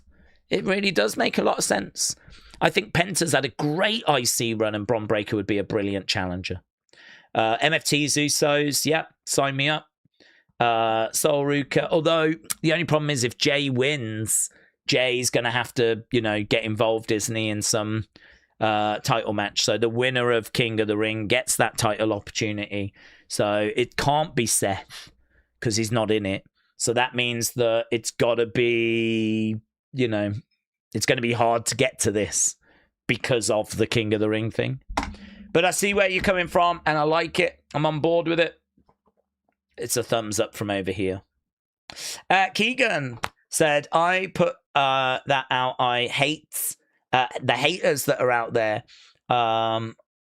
Keegan, shout out to you. I don't look at botches as a bad thing. They're just human, after all, said Eric. Yeah, I agree. I'm not... botches, hopefully, are just funny, to be honest. Like Jade losing her hair. I had a laugh with that. I don't look at Jade any different. If anything, it's a wardrobe malfunction. I feel sorry for her. She's actually said in an interview before her biggest fear was her hair coming off. That was her biggest fear. And, it happens. And I feel sorry for her for that because, obviously she wants to wear this long wig. And as a result, she's got to obviously, attach it. And there is always a danger that it can come off during a match. So, and, it's not happened up until this point, but it happened the other day. It's a wardrobe malfunction. It's the same as like a boob popping out. It's a wardrobe malfunction. I feel sorry for her for it. Some people said take the wig off. Just, you look like a badass without it. It was really disappointing, and you don't need me to say it, but I thought some of the stuff that was being said online was just trash. There's some real trash comments that get made online, So unsurprising. But I had a laugh at that. Who didn't? Because it's a botch, it's a moment that shouldn't have happened. It's like when someone falls over, you kind of laugh because they didn't mean to fall over. And so you tend to laugh. You hope they're not hurt. No one wants to see them hurt. But botches, I mean, obviously, hopefully you can just laugh at them. If there is like serious injury, that's where, it's hard to laugh if someone's like properly botched and then done a nasty injury. But 9 times out of 10, it's a slip or something and you can sort of just have a laugh at it, So, I'm with you. Daze, if Rhea is going to be out due to injury and then WWE vacate the championship, that doesn't make sense. Because Liv has yet to defend that title at 60 days. Thoughts? Well, she is claiming that no one wanted to step up and challenge her. So she has gone into the Queen of the Ring tournament. So I suppose her argument would be, it's not that I'm not active. I am active. I'm trying to win Queen of the Ring. That's my focus at the moment. If someone wanted a title defense, they should have gone up to Adam Pearce or whatever, and they should have asked for one. No one's asked for one. No one's stepped up for one. Hence, I've put myself into Queen of the Ring. So you can't expect me to be defending the championship, plus also who against no one's asked for it. And then also, I'm in Queen of the Ring, I will hopefully win Queen of the Ring and then compete for a championship. I'm guessing her championship would be on the line as well. If she did win Queen of the Ring, I'm guessing it would have to be champion versus champion. And I'm guessing it would be title versus title. It's clearly not going to happen. She's not going to win Queen of the Ring. I'm not expecting her to win and go after. So I fully expect her to defend at SummerSlam. But I mean, for me, it's a bit stupid that we're trying to tell a story that no one is interested in competing against Liv. I think that just makes the whole women's division look useless. You're honestly telling me all these women that are on that roster that are trying to win Queen of the Ring to try and get a title opportunity at SummerSlam and trying to become queen, none of them have knocked on the door to Adam Pearce and said, can I have a title shot? Because apparently Liv has said online that everyone's scared and no one's interested. So I hate the booking of it, to be honest. I hate the booking of it. I think the belt should be defended every 30 days. Liv's excuse is going to be that she is active at the moment in the Queen of the Ring tournament. And so that means that her 30-day title defense can't be active right now because she can't do both, you know? And if WWE have agreed that she can be in Queen of the Ring, then there we go, you know? So that would be her argument back. I'm pretty confident that's what she would say because that's what I would say. If someone asked me about it, I'd be like, well, I'm in Queen of the Ring. I'm competing at the moment. I can't do that, focus on that and defend the belt. Plus also no one has actually asked for a title opportunity anyway. In regards to Rhea, simple. If she can't defend that belt within 30 days, vacate. Just like really how Liv should be defending her belt. 2 wrongs don't make a right. Just because I think what's happening with Liv is wrong doesn't mean that, you know, Rhea should just be allowed to keep her title for 3 months, 4 months, even if she's injured. 2 wrongs don't make a right, do they? The rule for me, and it's only for me, I can't even say this is the official rule anymore, but the rule for me is that you should be defending that belt once a month. I don't think that's too much to ask. Once a month. That means that every belt gets defended 12 times a year. We know that it doesn't always work that way. You can obviously find occasions where people go 60 days without defending whatever. WWE don't really have it as a hard and fast rule. So, you know, for me, I would say, yeah, if she's injured, she would have to forfeit. Connor said it's obviously going to be a rematch between Liv and Stephanie at SummerSlam for that women's championship. Daze, NXT did 610. It's the best number in over a month. That was against the World Cup that did 9 million. Well, it's good. I think that's good. I must admit, it didn't feel that way to me on Tuesday. It felt quite quiet, actually. So I was very surprised when the number came out as positive as what it was. I'm guessing it's still the old system that they're working by. I'm guessing there hasn't been a change there. But yeah, it seems like we've probably got a few football fans in our community because it felt a little bit quieter for us, I think. And that's only since the World Cup started. So I'm thinking some people chose to, you know, engage with the World Cup. But I suppose it makes sense in a way. I mean, people in America aren't massively into soccer. World Cup is going to have an effect. But I think there's plenty of wrestling fans that are quite happy to choose wrestling over the World Cup. It just depends if it's America that's playing or a big team. I don't know who was playing on that day. So either way, it's a much, much better number. Much better number. Keegan, shout out to you. And Connor said, have we still not heard anything about Stephanie? No, nothing. Nothing. Andy said, if you could fantasy book the 4 world titles, what would you have? Yeah, I mean, I'm really into Roman and Seth. I mean, I think Oba as well. But again, are we going to do that in the future? Is the Oba match one that we're saving? I mean, if you can just have anything, then, you know, well, I'd do Roman Rock probably. I'd do Roman versus The Rock. But I mean, the Oba match would be very, very tempting. Perhaps I would do Roman Oba. And I would do Cody Rock if I can have anything, you know. In regards to, yeah, imagine that. Imagine Roman versus Oba and imagine Cody versus The Rock and how sick that build would be. And then in regards to the women, I'm going to presume Rhea is still the champion. What would be the biggest match for Rhea? I've got Io screaming in my head because of their previous matches and their tag team. I don't know. Is there like a really great big credible woman. I feel like Becky is a big name, but when we've done that match, we've done Rhea Io, but I mean, it was so damn good. That Evolution match they have is like legit one of my favorite women's matches of all time. I wouldn't bring back Trish. I wouldn't bring back Lita. Can't really think of a female legend I'd bring back. AJ Lee you could do, but I'm sure Rhea just absolutely destroys AJ Lee if I'm going to be completely honest. So, I don't know, man. Julia would be interesting. I can't say it's like a dream match. And she hasn't really been built up very well. JC, I don't mind, but it's a bit early for a world title. It's probably Io, to be honest. Once mentally I go through it, it's probably Io. I feel sorry for Bayley. I feel like Bayley deserves better. But her against Rhea, I think Rhea beats Bayley.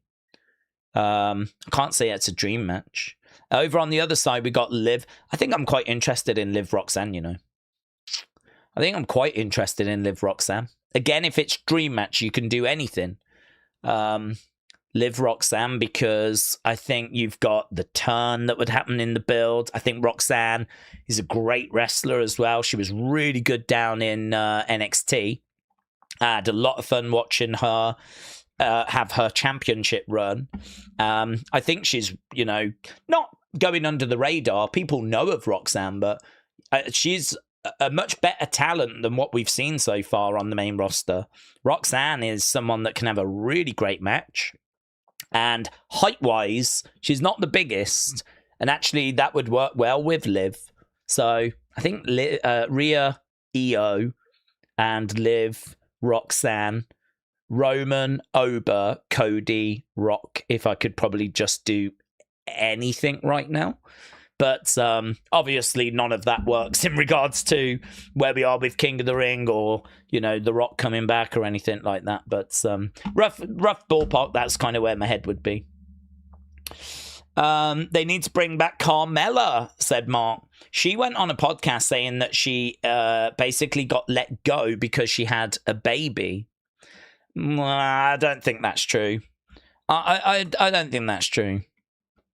I mean, Becky Lynch had a baby and came back. Naomi is having a baby at the moment and is going to find a way back. Bianca's having a baby. She's going to find a way back.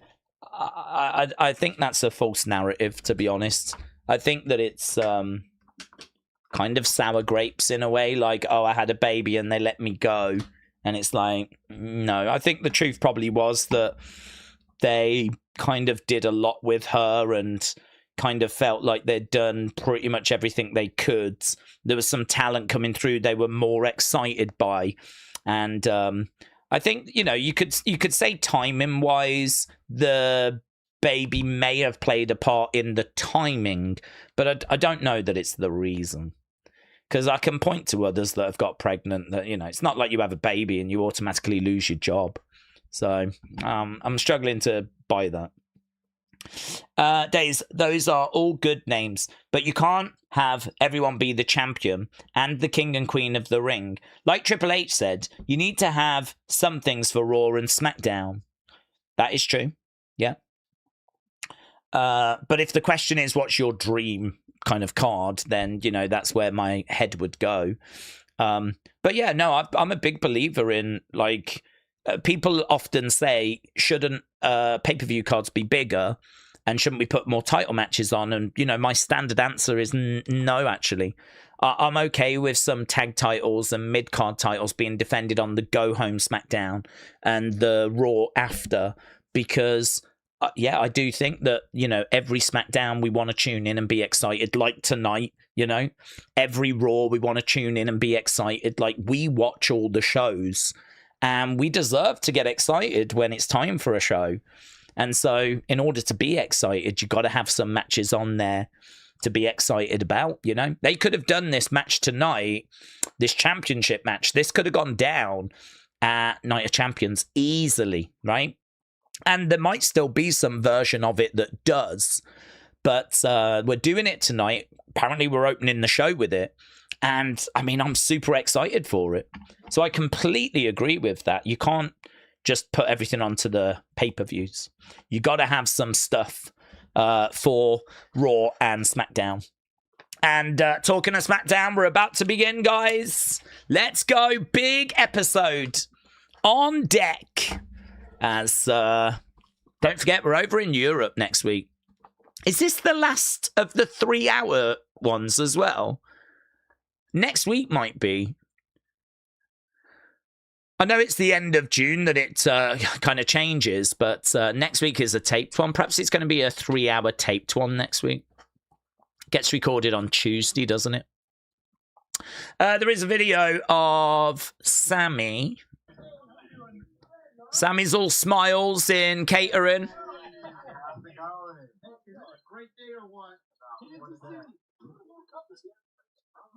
Okay.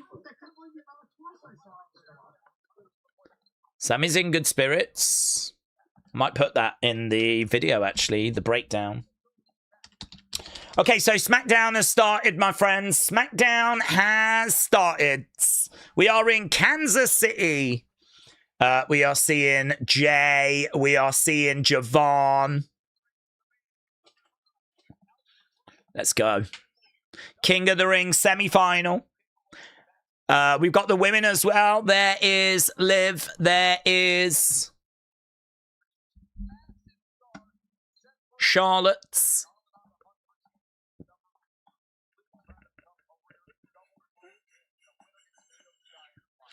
Liv on her own by the looks of it.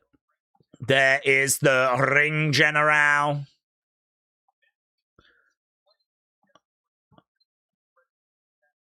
There's Sammy. He's still got his food. He's plumbing out.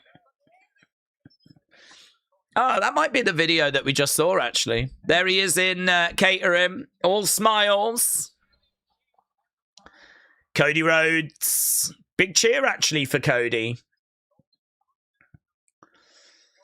Okay, so if you are just joining us, WWE Championship on the line. Rumors are it's opening the show.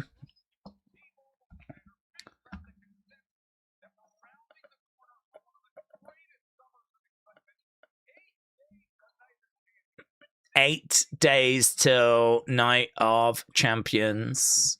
There's Joe, there's Wade. Let's go. Gunther, Cody. I hope they both lose, said Eric. Hello, Kaz. Hope you're doing well. So we've been asking people who do they think is going to win, who's going to be victorious. We've had nearly 700 votes at the moment. 60% are saying Cody, 40% are saying Gunther. We're just looking back at Clash in Italy. Obviously, a bit of a screwy finish where Gunther got his foot underneath that rope. And, you know, shouldn't have been counted, but that has set up this rematch. Gunther then got to choose the stipulation. The stipulation he chose is that he wanted to select the referee. He selected Sammy, and that's what we've got tonight. Gunther was robbed, said Lone Star Friends. Billy said Cody must be the most confusing wrestler on the planet. One day he comes out to booze. Next week he gets cheers. Joshua said, I'm not going to watch tonight. I'm protesting the product they're putting out. LA Night for Champions, said Joshua. AB said the USA won. They're in first place. Yeah, congratulations to USA. I saw that result. I didn't get a chance to watch the match, but I saw the results. I kind of fancied you to edge it. Good. 2-0. Yeah, brilliant. In first place. So that means you lot are definitely through to the knockouts. Don't know if you've started to look at who that could be against. I can't remember from the bracket as to who it is that you could end up getting. I think the winner of one group plays either the second team in another group or maybe even the third team. It depends. So might be worth having a look, seeing who it is at the moment. Howdy Daze, howdy chat. Gunther, Cody tonight. Let's go, said AB. Connor said, I don't get it. Why are they having Cody Gunther open SmackDown? Could have been Charlotte Liv, then Cody Gunther main event him. We might find out by the end of the show why. We might find out by the end of the show. I mean, to be honest, if Cody retains, then that might be why they didn't want to end the show with it. Well, look, Sammy's coming out. Sammy's coming out, and Sammy's coming out in his referee shirt. So the rumors were true. Some of it might be to do with the commercial-free aspects as well. Apparently, there's no commercial breaks during this match. Okay, Sammy then is coming out, looking out at the crowd, looking out at the fans.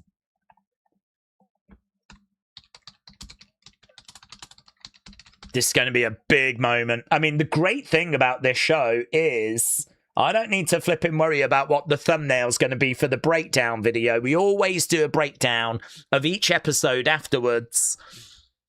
Ain't no concern about what it's going to be here. Sammy has come out. He doesn't have WWE. In fact, it's an old school ref shirt as well. Aren't the current ref shirts like grey? So Sammy is in the ring. Gunther's music hits. Gunther making his entrance. We're just getting straight into this, mate. We're just getting straight into this. It is weird. I mean, normally you'd want to spend the whole show sort of building up to it, you know? Like previewing it, backstage, doing some interviews. What's tonight mean? Sammy, how you feeling? The fact that we're just going straight out the gates with it, it is. It's strange. I agree.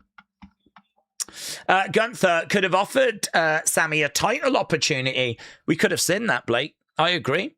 We could have had that throughout the show. You know, Cody going up to Sammy, having a word backstage. Let me know, are we good, Sammy, before this match? Gunther could have gone up to him and gone, Sammy, listen, I've always respected you. If you do the right thing tonight, you can have a title opportunity. Yeah, I agree. It is crazy. Gunther goes over to Sammy, puts his hand out. Sammy said, I'm calling it down the middle. Sammy just said to Gunther, I'm calling it down the middle. Gunther with a smile on his face. Gunther in the ring. These entrances quite quick, you know. I'm so used to a Roman entrance, which normally takes about 10 minutes. We've had Sammy come out. We've had Gunther come out. We've already done video package recap of how we've got to this. And now Cody's coming out. So this thing going to get underway pretty soon. It's interesting. I don't see this as being the first match. It makes me think there's going to be a twist somewhere. Maybe Drew returns, said Sally. Eric said AEW does this all the time. They start out with the main event match to kick off their show. Jesse, hello, welcome. Shout out to you. Big whoa for Cody. The fans seem to be on Cody's side. There's a sign there that says Sammy sucks, which I'm sure Sammy just ripped, but the guy's got it again. So maybe Sammy didn't totally rip it, or perhaps the guy had another one in reserve. Cody just saw it and went, yeah, I see that sign. Cody making his way down. Blake said, well, we answered Blake's. I thought it was a good shout about how Gunther could have offered Sammy a title opportunity. Mackenzie said, I'm going to go to a live event in Cardiff today. WWE in Cardiff, are they? What, SmackDown? I didn't know they were over here, to be honest.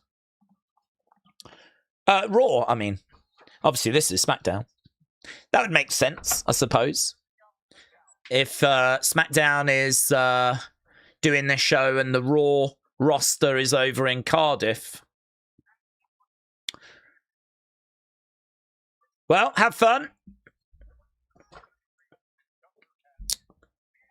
Okay, handshake there between Sammy and Cody.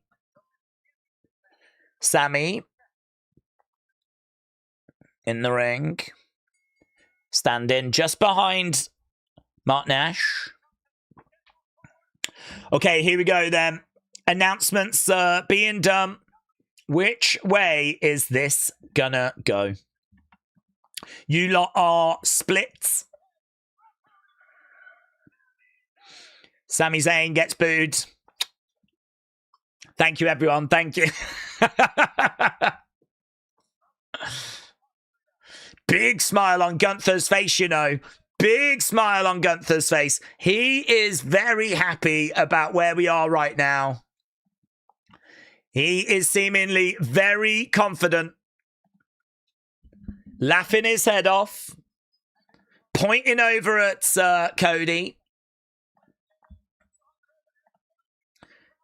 Cody looking over, looking around. Trying to gauge the reaction. Cody Rhodes. There we go, Cody. Boom. Championship around his waist. That belt being handed over to Sammy. It's a little moment here where Cody gives it to Sammy. Sammy with a little look on his face. Goes over and shows it to Gunther. Sammy with that belt in his hands. Holds it up.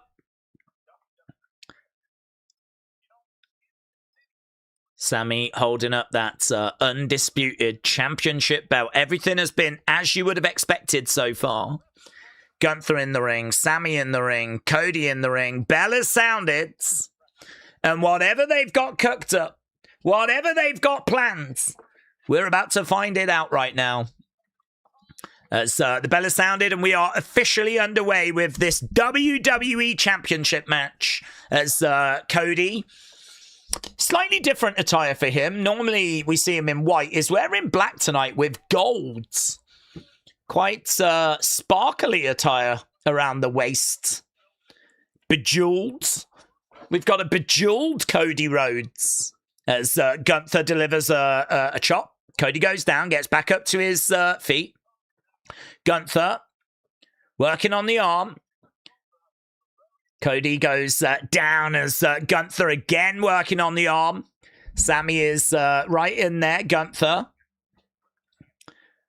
Oh, again, Cody with that arm driving Gunther back. Sammy coming in and counting.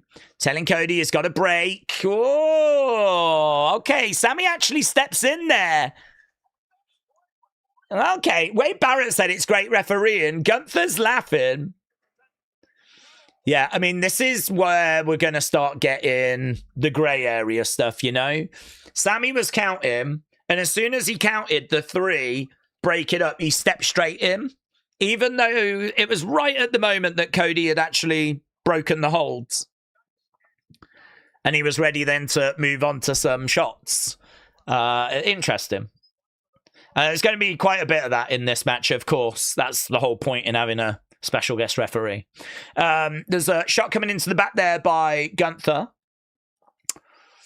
Cody in the corner. Chop coming in there by Gunther. Knee coming into the midsection. Another chop there by Gunther. Bang. Big right hand there. Cody coming out the corner. Cody firing away on Gunther. Gunther getting driven back over to the other side. Cody with some big shots as again Sammy comes in. Big boot there by Gunther. Sammy's getting too involved here for my liking. He's getting too involved.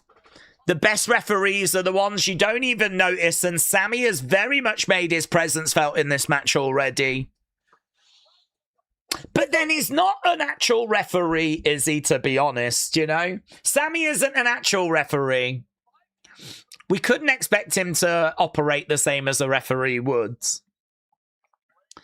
Cody going over the other sides. Big knee coming in. So far, Sammy getting involved, but only when it's Cody. We haven't seen him getting involved with Gunther yet. Looking for a net breaker. Big chop there by Gunther.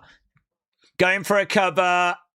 And 2 count there. That count was legit. Wasn't quick or anything like that.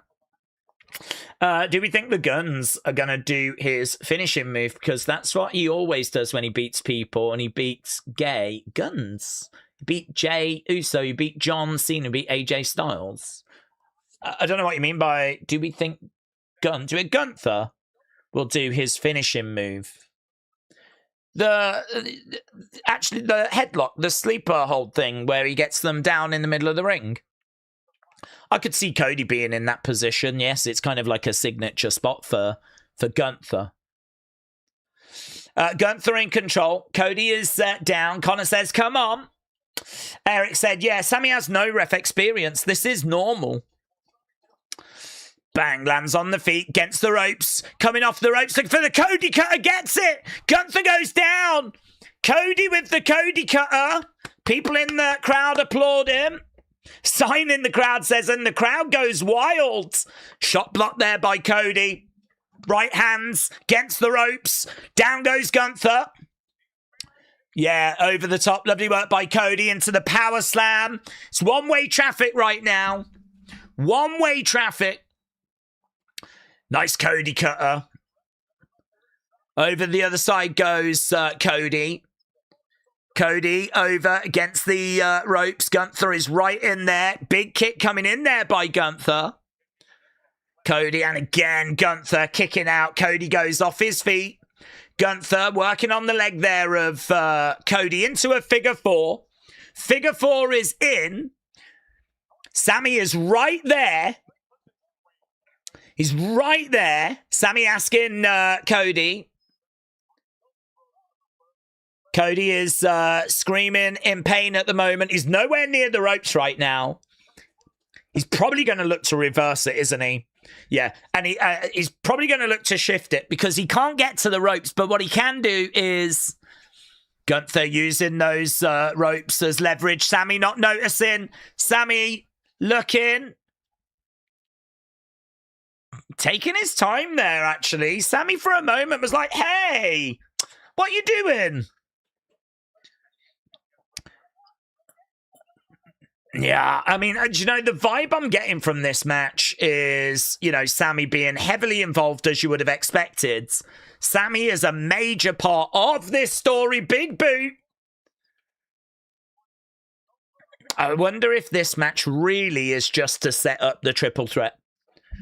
Big clothesline. 1, 2. Shoulder up. Shoulder up there by Cody. Again, Gunther coming over is not happy. Do your job. Gunther not happy with Sammy here. Sammy has got his hands on his hips at the moment. Gunther having words with Sammy. Telling him to do his job. The crowd are chanting Cody. Gunther looking out at the crowds. Coming over, grabbing Cody. Cody getting back up to his feet. Gunther with Cody. Gonna look to pick him up. No joy, Cody. Round the back, looking for a crossroads. He's got Gunther. Crossroads connects. Foot under the rope. Foot under the rope. 1, 2, foot under the rope. Okay, he noticed it.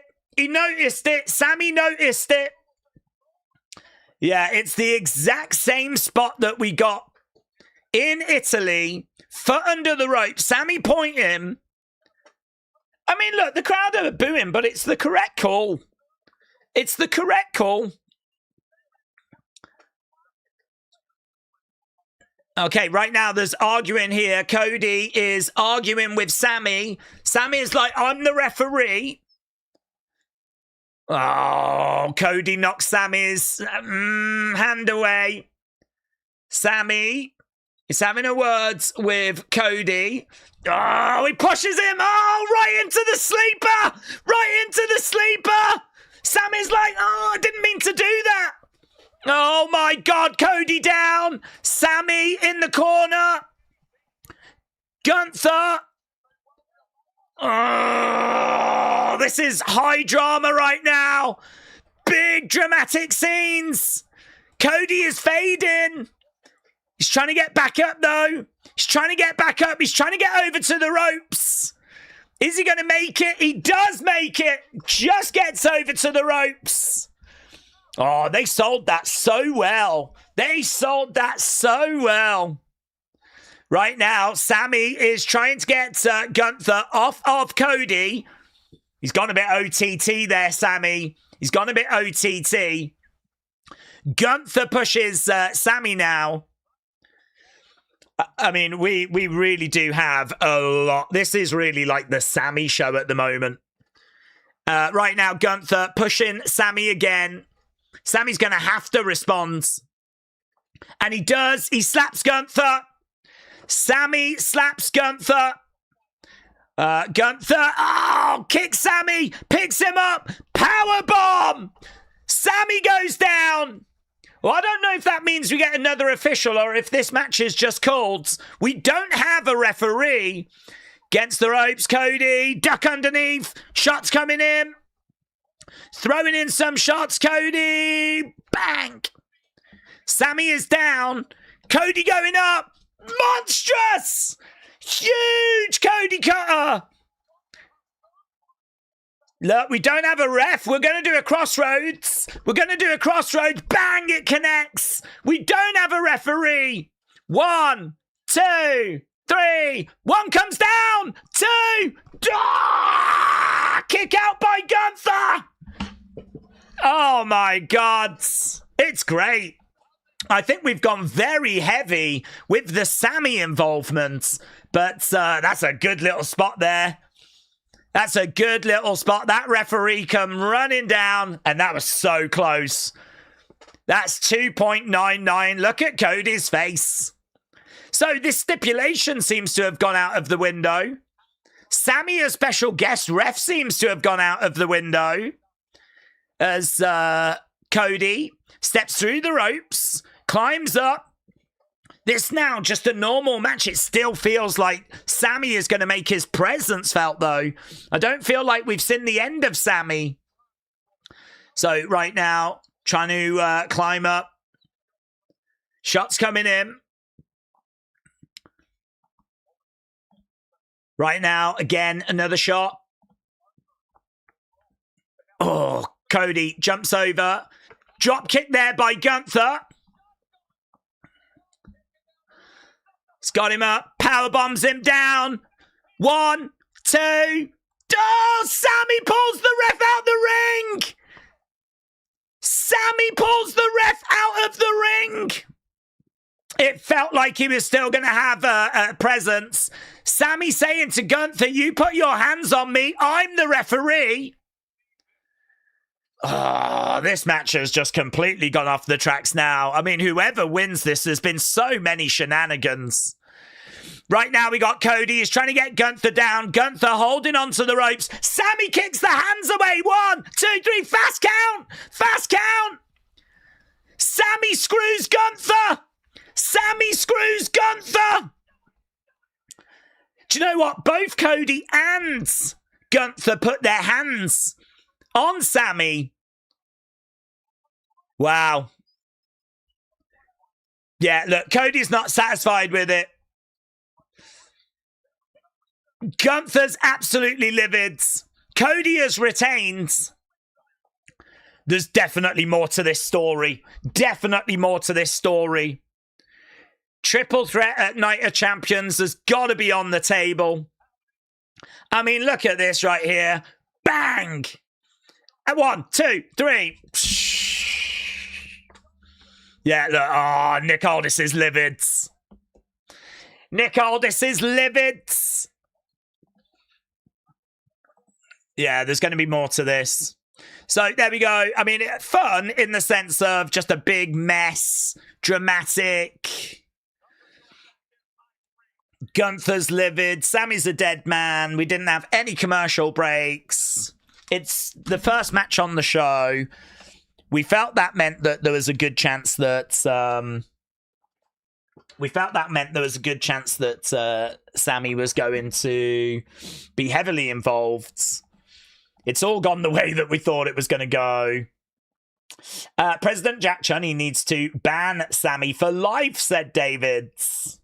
Okay, let's get a poll. I don't know how people are going to feel about the match because that was not the prestigious world title match that we were hoping for, you know, where Sammy maybe calls it down the middle. There's maybe a moment of dissension. That was just shenanigans everywhere. That might be too shenanigan heavy for people. Some people might feel that that was just too much. That was OTT. That's more than I was looking for. I think quite early on, this felt like it was a match that was going to set something up further down the road, just because of just how many shenanigans there were. Jay said they were quick to cut to commercial break. Oh, yeah, they've given you commercial free, but they don't want to give you commercial free for too long.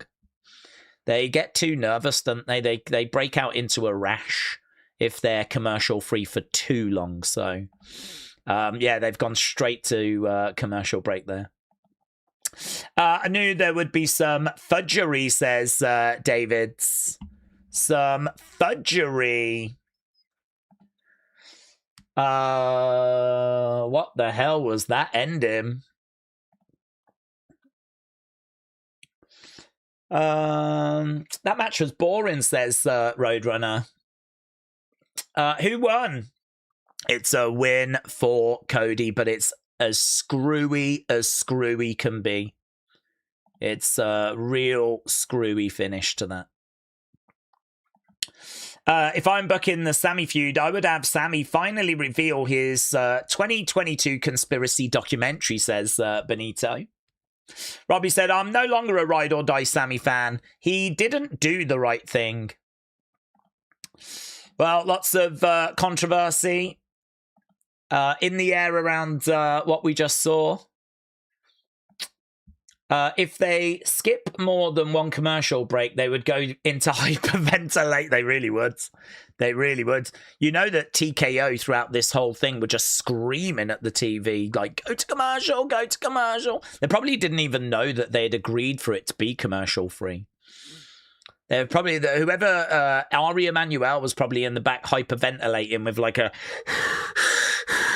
paper bag over his mouth, you know? It's the Gunther screw job, said it's Kaz.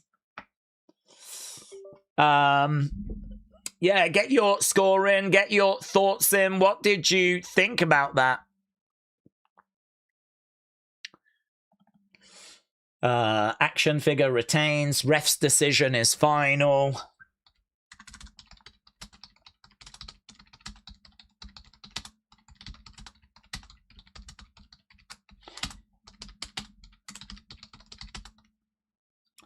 Let's go down. Get your thoughts in. We're just about to come back from commercial break. I knew he wouldn't be a true ref. He wasn't even wearing the proper shirt, said Joseph. He wasn't even wearing the proper shirts.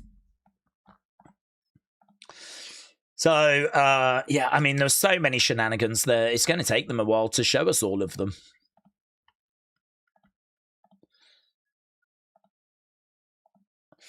David said, TKO booking WCW finishes. He played a pretty good ref. Yeah, I mean, anyone can be a ref. It's not that hard. A little kid could do it, says Eric. Okay, so we're back from commercial break. Get your thoughts in. What did you think about the match?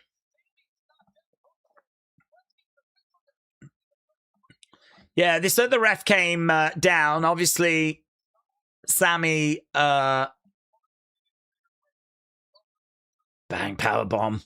Grabbing that referee and dragging him out the ring. And then this was the finishing moment right here. Bang, big kick there by Sammy. It'll be interesting to see what Sammy has got to say here. Because Cody put his hands on him as well.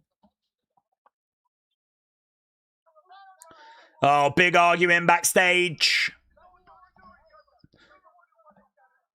You wanted Sammy. This is all you're doing.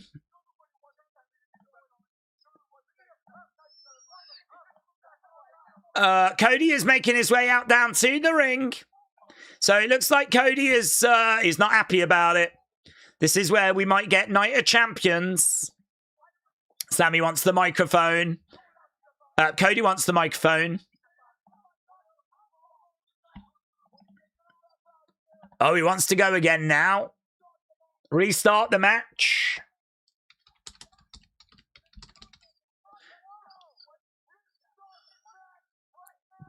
Why have we got a horrible blue light backstage?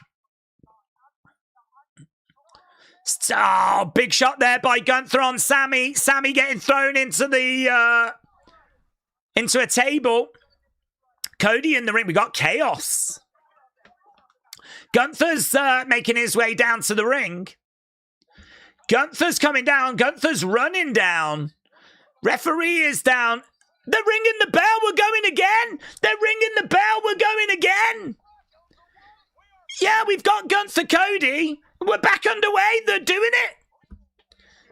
Okay, sleeper hold is in there by Cody. Is Cody going to regret this? Sleeper hold in again. Is Sammy going to get involved again here? This is crazy. No way did I expect this. Guys, we've got another Cody Gunther match right now. Jesus. This is pretty fun, though. I've got to give him that. This is pretty fun. We need to do a poll. We've got to get Cody Gunther 1 scoring. Elbows coming in there by... Breaks 3. He puts the sleeper hold onto Gunther. Obviously, they've already had a match, so they've kind of wore each other down. Okay, this is coming out just as great. Just as great. It's going to be great 51 for that first match. Cody Gunther. Sleeper hold is in. Sammy with a haluva. Okay, that second match we're not even going to score. It's a haluva by Sammy. Sammy gets involved. Sammy gets involved.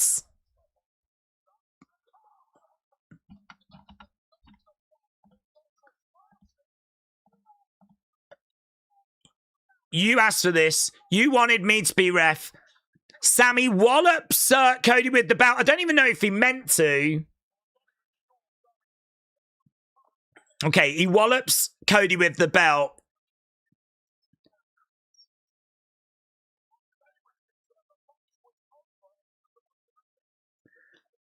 This is easy to resolve, to be honest. Just walk away.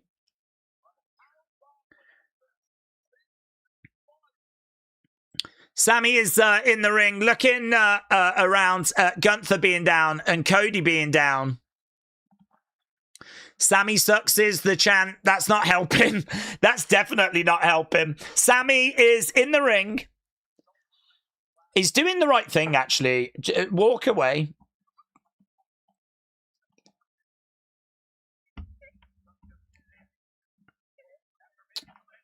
That sign... Oh, Sammy having a word with someone in the crowd there. He snatches that sign from that person. Has a few words. That guy in the crowd was like, oh, yeah, I'm scared of what you're saying. Sammy is in the entranceway. Gunther down. Cody down. I mean, what I'll say is we've had half an hour and I'm very entertained. I'm very entertained.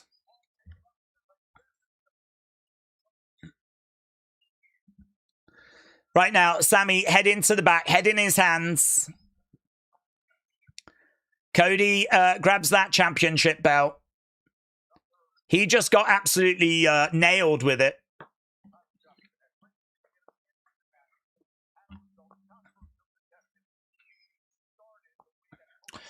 Wow. It's different, isn't it? It's very, very messy. I'm not down on it, though. I'm not down on the fact that it's messy.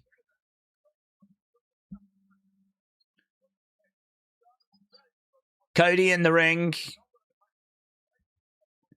Belt around his waist. Why are they burying Gunther? He retired Cena and AJ. Why do they love Cody so much that they are burying Gunther? This is ridiculous. The point...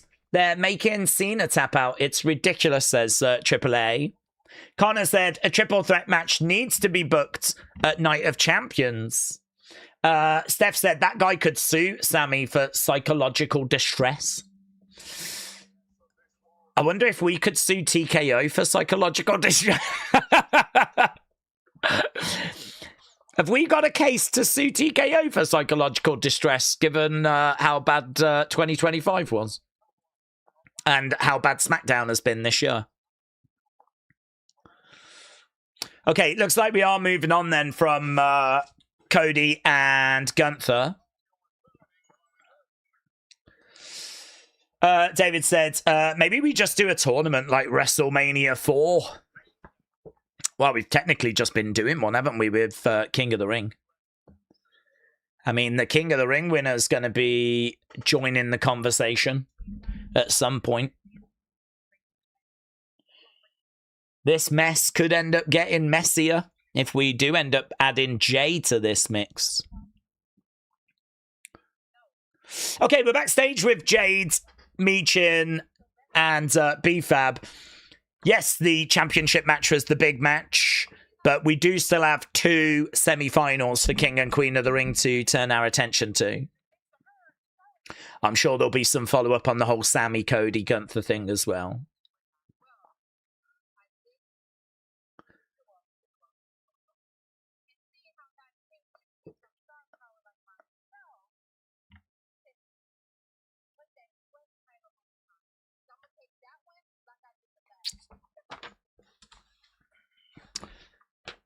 Okay, put that US title on the line because I'm going to take that one just like I did the last one.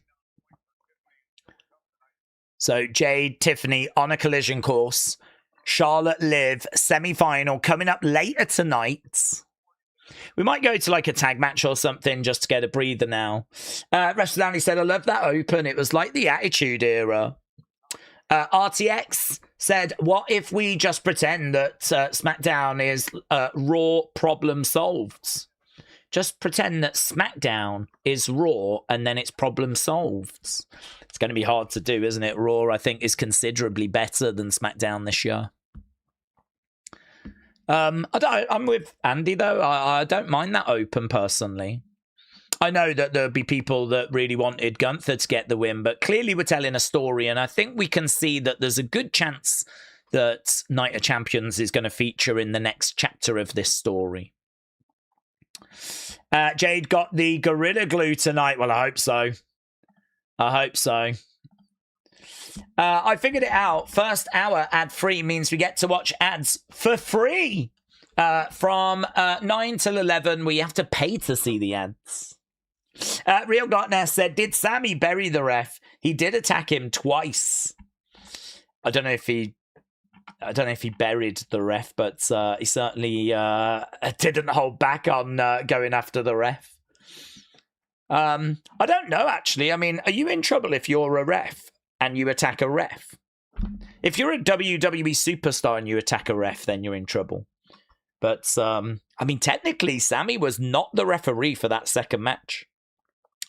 He was not the ref for that second one, so I don't know, man. He might be okay for the first one. Messy, very, very messy. I think we're going to be hearing plenty more about that on the rest of this episode. This could be how Sammy wins it if it's a triple threat, says Andy.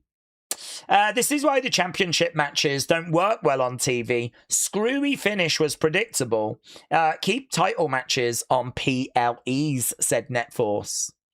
Dean said she's definitely going to need so much stronger to keep that hair up. Eric said right-hand man is about to be WWE champion. Triple A said, will Gunther never beat Cody? I'm getting frustrated with Cody always winning. They built Gunther so high just to make him lose twice. Well, I don't think it's over. I mean, I expect there to be a triple threat. I think Gunther is still very much involved in this title picture. So, again, we're going to have to wait and see where it goes. Clearly, there is a lot of dissatisfaction. Even Cody himself was so unhappy with what went down. He immediately issued a challenge again for another match immediately. So, I mean, clearly, we are not moving on from this right now. Henry said, we're missing Punk, and Drew, Randy. Maybe that's why SmackDown has been so bad. Or maybe it's just Triple H and bad creative. Maggie said, Scottish me is missing Drew, but he's making another film, so good for him. David said, how did the USA get on the World Cup? Picked up a win earlier. Second win. Very good. I was going to actually look to see World Cup brackets. I wanted to know who could America play in the next rounds. So it'd be worth looking to see if such information is available. Group.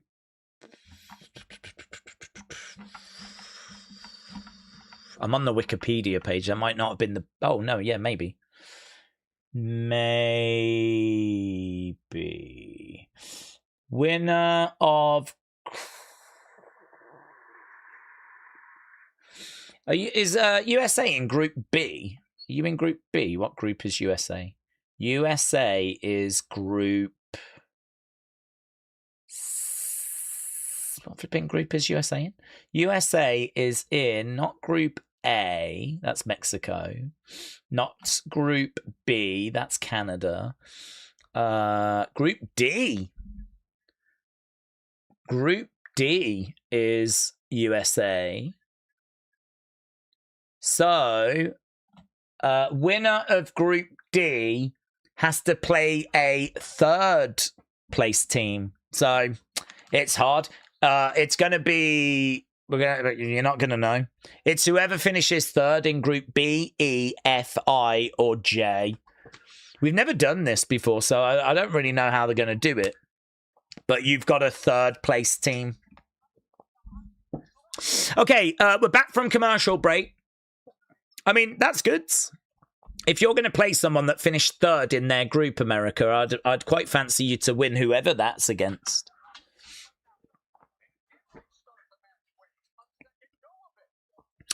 First match, Sammy was a fast count and a restart. Sammy caused DQ in both situations.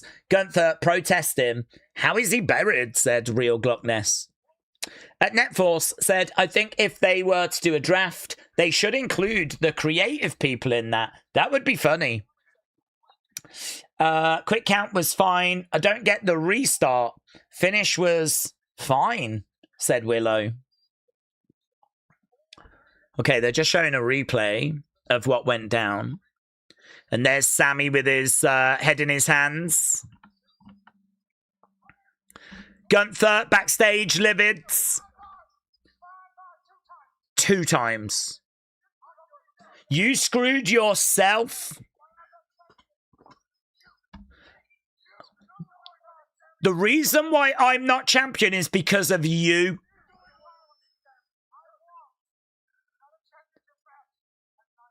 Okay, he wants another championship match. He wants another match at Night of Champions. Sign in the crowd says you are cursed. So there we go. Gunther calling for it. Can't see how Cody doesn't agree to it.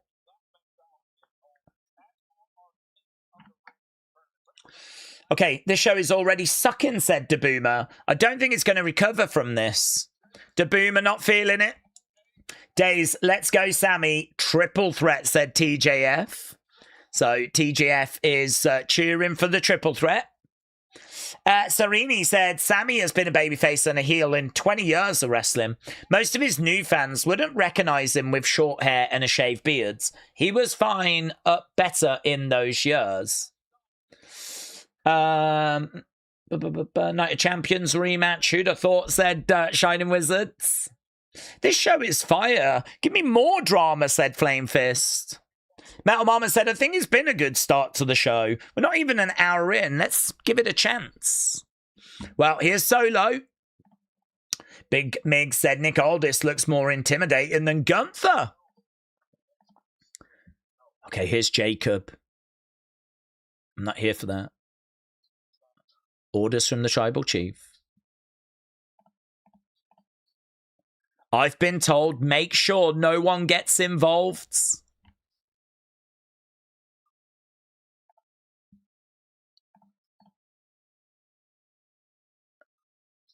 You're running out of time. He's trying to recruit Solo again?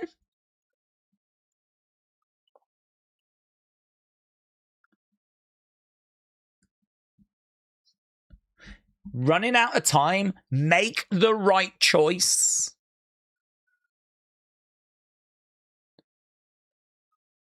It's Tama.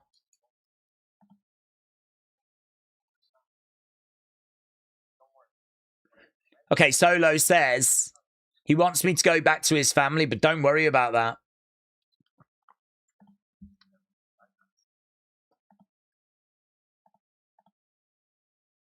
Oh.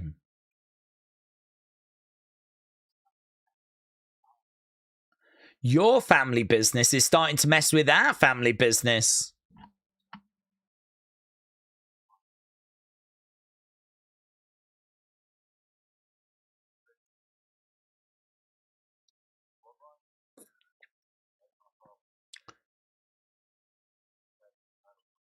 Tala said Bloodline's not our problem. Tag titles are. Did you just pat him in the dong? It looked like Tama just went, come on, let's go. But it looked like he hit him in the dong. That's Tala's that tall. Come on, big man. Come on, big man. Let's go. Okay, here's Damien. Damien and R-Truth tag titles. MFTs.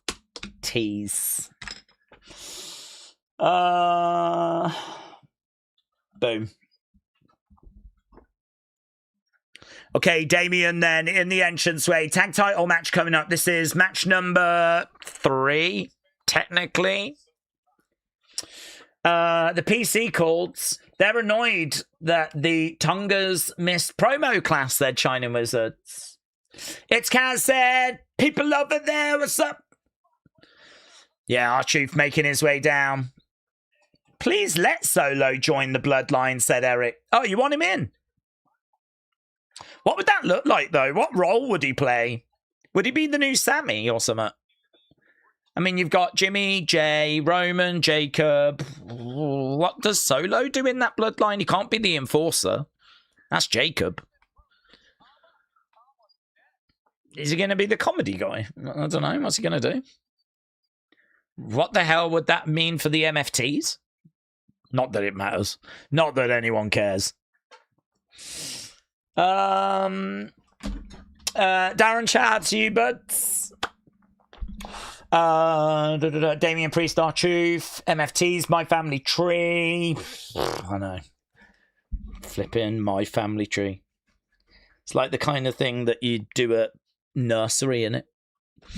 My Family Tree. Solo, could he be a Bloodline hype man, said RTX. I don't know. I mean, maybe when Roman's not around, but like, could he be the mouthpiece? But I don't know. I mean, like, doesn't really Jay do that as the right-hand man? When Roman's not around, Jay technically should be the one that sort of takes the lead. Sammy is no longer the last real good guy. He's a bad guy. He didn't do the right thing, said Robbie. Willow said, why is the Bloodline again? It's tiring and it's recycled from 3 years ago, says Willow. I don't care for MFTs. I do like Solo, though. He's kind of funny. He's grown on me over the years. Eric said half the MFTs are gone, so who cares? Well, I thought they were trying to bring in Royce so that you had Tala, Tama, Royce, and Solo, and then they would take on Roman, Jacob, Jimmy, and Jay 4-on-4. But I mean, if Solo does go over to Bloodline, and I don't think he will, then the flip do we do then? MFTs is 2 people. You could always bring Royce in with them. But that would be, what, 5-on-3? That doesn't even make any sense. I can't see Solo going. AB, hello. Shout out to you. Howdy. Damien and R-Truth versus MFTs is just wild booking, said AB. The Bloodline have got you interested in wrestling again, said CC. Clown said Tongans cut a better promo than Roman. Stop glazing, said heel final boss. Jacob's still going to try and recruit Royce Keys, said Flame Fist. Oppola said, did you watch the Canada-Qatar match? A little bit of it. I saw the broken leg. The leg break I missed, but I heard it was brutal. And the player's going to be out for months. Canada beat them 6-1. I think was it 6-0? Might be. I don't know if Qatar scored. I saw a little bit. I was able to watch about 15 minutes, and it just happened to be the leg break moment. So me and my brother actually rewinded it because obviously they didn't show it again. So it was one of those where you see it just briefly and you go, oh, that looked bad. So we rewound it, and yeah, it was pretty bad. I mean, it wasn't like horrific, like the bone was sticking out sort of thing, but you could see that it was broken. So yes, but he was on the stretcher and he was kind of waving to the crowd as he was being stretchered away. So, I mean, I'm sure he was on a bit of gas and air and whatnot. I'm sure the adrenaline of everything was probably overriding the pain. So, yeah, I hope he makes a speedy recovery, but that's definitely his World Cup done, isn't it? Did you hear the FBI took down a terrorist cell group that were targeting UFC Freedom 250? The plan was to use drones and automatic weapons on the crowd. FBI got a tip earlier in the week and they took it down. You know the security was going to be so tight around that. I mean, hopefully, even if they hadn't have had the tip off, they could have been ready to have dealt with anything, you know. But yeah, I don't know. I think that was a big event that you could imagine people would have targeted. So it's obviously terrible to hear that people had plans to do that. Thankfully, it got thwarted. Okay, we got Blake Monroe.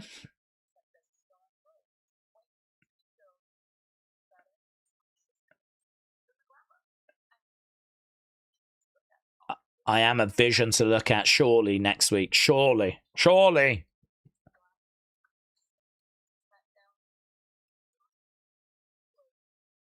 Yours truly, Blake Monroe. Coming soon. Still doesn't say next week. So coming soon is all we get. I feel like there's been not loads that's happened really since. I mean, we had that little solo moment. But yeah, I feel like since the whole Cody stuff ended, there's not been loads of stuff that's gone down. Okay, here we go then. We are moving on as the MFTs are making their way down to the ring. Blake should debut in London. Yeah, it was mentioned a little while ago, wasn't it, about her coming to London, and felt like so far away. But they have. They've just, you know, strung it out. So we are now in a situation where she is still saying that she's coming soon. But London next week, you would think, would make a lot of sense. Right, I think it's coming soon because of visa issues right now, says Robbie. If you could change the MFRPP. Don't know what you mean, RTX. Labor Day in our country is the day we celebrate after the end of slavery that people of colour were allowed to get jobs.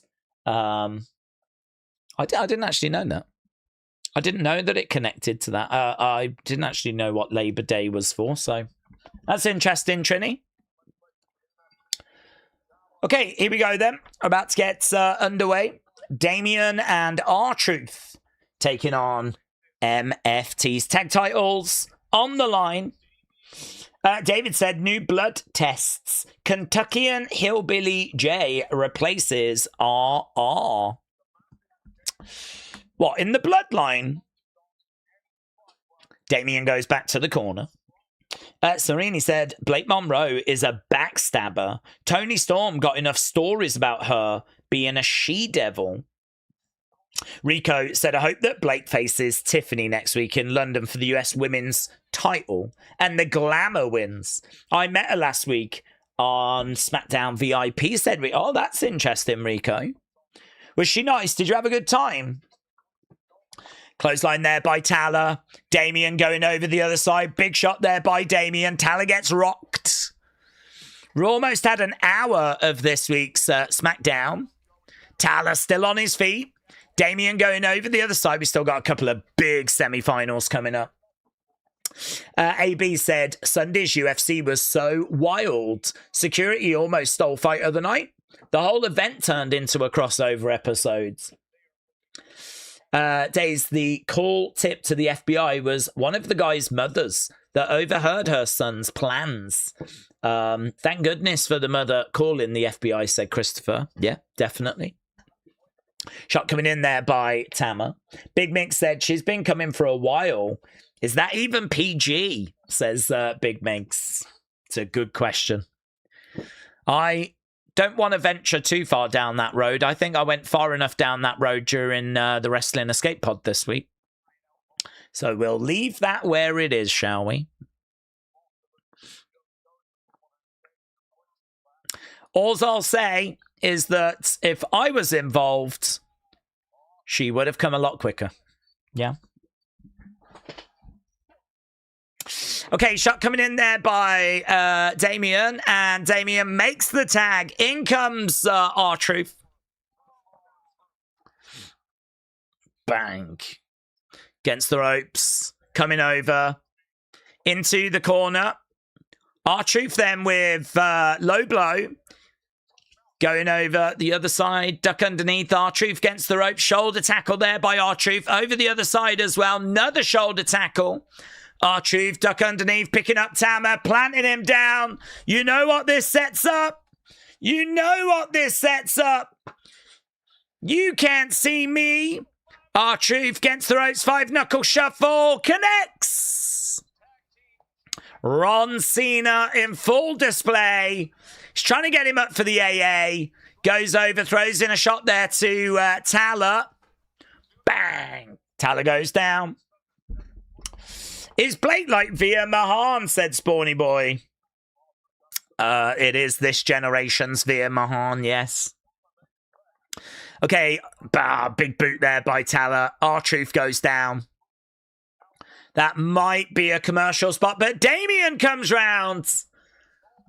Hurls himself at Tala. Chokeslam there by Tala. Damien on the edge of the ring.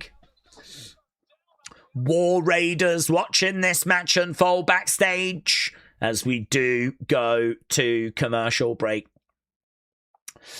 I was a perfect gentleman on Wednesday, said William. I did not take advantage of your intoxication. Oh, Trini was drunk again. Just like every other stream. Metal Mama said, dude is more athletic with his moves than a lot of younger people. I love R-Truth. What's up? Okay, Tala then on the outsides with Tama. R-Truth being thrown back into the ring as Tama comes in after R-Truth. Shot coming in there by Tama, unloading at the moment. Going over against the ropes. Bang, down goes R-Truth. At Crown, Jules, do you think they do SmackDown Tag Champs, Raw Tag Champs? Don't think so. There's not been any rumours of that. We don't tend to do that. Just tends to be the two world champs that go up against each other. Chop coming in there by Tala. It's insane to think that R-Truth is over the age of 50. He moves so well, said Bishop. Daze, I think Blake is trying to beat the amount of weeks of Cargill debuting, said TJF. Could be. Could be. What if she never actually comes? Imagine that. Shot coming in there by R-Truth. That $7 meal deal at Sonic is a great offer, said Lone Star Friend. I had it earlier this week. Yes. Sonic, their $7 meal deal. Don't miss it. If you miss it, you miss out. Sonic's. Yeah, we're actually not sponsored by them, but I am hoping that some advertisers will see that and think, my God, this guy's got it. We need to start sponsoring his stream. Although, actually, I do get a lot of requests and I don't do anything with it, so. Daze coin coming very soon. Get excited. Right now, we got a single leg Boston Crab. Christopher said, Daze, WWE main event on Thursday on YouTube this week had amazing matches. I really enjoyed main event on Thursday on YouTube. I saw the tag match, the Bayley, Lyra against Callie. Well, I didn't see it. I still haven't watched it, but I did say in Unseen that I wanted to watch it, and I was telling the truth. It was Layla Diggs, Callie Armstrong, two great up-and-coming talents against Bayley, Lyra. I'd like to watch that. Headbutt coming in by Tama. Blake Monroe will likely debut next week on SmackDown in London. It does make sense, said Real John. Sonic's is okay, but have you heard of NordVPN, said Real Glockness. Oh, amazing. NordVPN. If you subscribe to their service, your sex life improves. I'm not sure how. It's just that good. Well worth it. Big thumbs up. It gets a Daze recommends. Again, we're not sponsored, but if they are watching, you know. Kick coming in there by R-Truth. Metal Mama said you don't need Nord. You can use another one. Or just make another family member for Netflix and use that. Netflix. Amazing. Big fan of Netflix. Netflix and chill. If you get that, your sex life improves. Again, I don't know how. Kick coming in there by Damien as Tama comes down. We're back from commercial break. Shot to the midsection there by Tama. He's got Damien going over the other side. He reverses it. It's Tama that goes into the corner. Pretty moody. Pretty evil. Oh, we should get an update, actually, shouldn't we, on Danhausen? He should be on this show at some point. That'll be good. A lot of people wondering when we're going to get to see his monster, and I do not mean his penis. R-Truth trying to make the tag. There we go. In comes Damien. Damien coming over. Clothesline. Down goes Tamaran again. Tama coming over. Swing and a miss. Big boot. Lots of strikes in this match, you know. Lots of striking as Tama goes down. Tala goes down. Damien in control. Quite fast-paced. Tama goes into the corner. Damien charges in with a back elbow. Goes over the other side, looking to come in. Collides him. Big Mig said, Days of Blue Chew sponsorship would be legendary. Oh my God. Do you know what? I would dress up as an erect penis. 1, 2, kick out. Kick out there by Tama. Yeah, I'd go the full 9 yards. I'd go the full 9 inches. I would just be there in a erect penis costume, singing a song about Blue Chew. It'd be the greatest sponsorship in the history of YouTube. People would tune into my videos just to see that segment. So Blue Chew, if you watch him, yeah, I'll quite happily blue myself up. Clothesline to the outsides. Right now, we got Damien. He's got Tama in his sights. Damien against the ropes, looking for a clothesline. Reversed! Ah, mate, that swinging net breaker was moody. Ooh. Yeah, there was some added talk to it. It looked really good there by Tama. Tala on the outsides. What's happening? There's jeers. We've got jeers. We're looking over. There's Solo. Well, that's okay. Tala's like, I don't want you out here. Solo's like, but I love you. Bro. We don't get distracted. They're all in the MFTs together. It doesn't matter. This is silly. This is silly. It shouldn't be that big of a deal that he's come out. Right now, Tala looking for a choke slam. No joy. Damien. Tala goes into the ring posts. Damien with a smile on his face. Roll up by R-Truth. 1, 2, 3. They get it. They get it. It's the champs retain. Obviously, it's going to be Solo coming out. That's going to be the big talking point. Going to cause the drama. I feel like this sort of distraction. What are you doing out here? I feel like we do it a lot.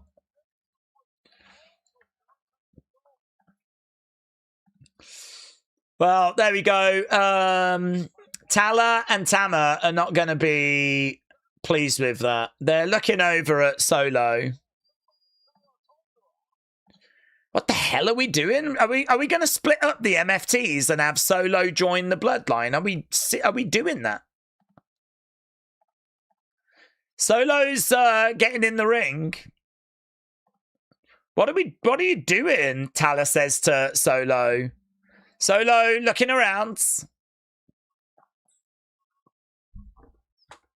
They're like walking away from Solo. This could be the end of the MFTs. This might be what people have been dreaming of.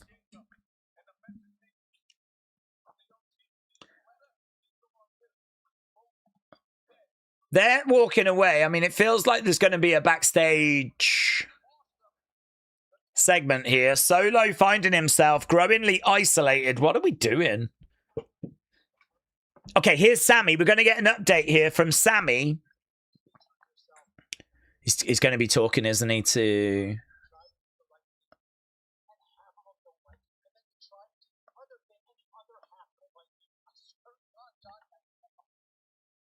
He's talking to Johnny. There's Candice. I'm the last real good guy. Okay, here's Nick Aldis.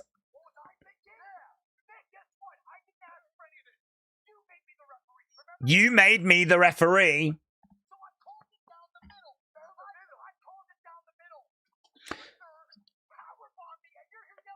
Gunther powerbomb me?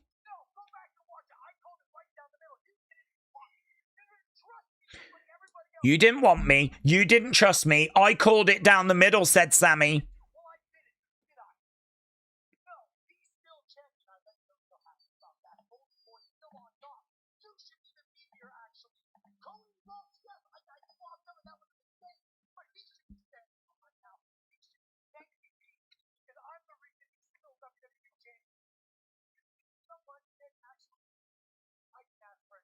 I didn't ask for any of this, said Sammy.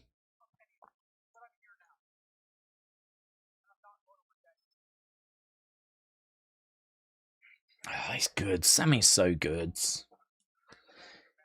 You know, Nick Aldis comes in hot. And actually, after having a little back and forth there with Sammy, Nick didn't really have much to say. Sammy said I called it down the middle. Gunther powerbombed me. You never trusted me to be the official. I called it down the middle. Okay, going to commercial break. Daze obviously seeing Solo going back and returning to Rowan and the Bloodline. Johnny is playing this role of a 1980s fan watching the product now, said David. What's going to become of Johnny, said Lone Star Friends. I don't know. What's going to become of Candice? I really like Candice as well. I feel like Candice is like a good wrestler. She was really, you know, she's had a great career. She was entertaining in NXT, and she was entertaining when she was in The Way, that group, teaming with Indy. And she, I mean, like, as much as he's not doing anything, she's not doing anything either. So, I mean, obviously it's going to go somewhere unless they're just trying to kill time. But the thing is, if they're trying to kill time to get to the end of a contract, I'd probably make the argument they just wouldn't have them on TV at all. The fact they're being on TV, even doing what they're doing, sort of suggests to me this is build into something. You know, Sammy's going to be in trouble and Johnny's going to make the save or something like that, you know? So, yeah, I don't know. I don't know where it's going, but I don't think this is like us seeing out their contract, which is what some people are thinking. Because I think if that was true, they just wouldn't be on TV at all. They'd just be in catering. We don't need to give them TV time if their contract's just going to... I don't even know when it's up. But I've seen that being like a theory, you know? So I could see it being a case that, you know, Sammy's words are getting through to Johnny. And I could see it being a case that Sammy's going to need some help. And Johnny could be that person.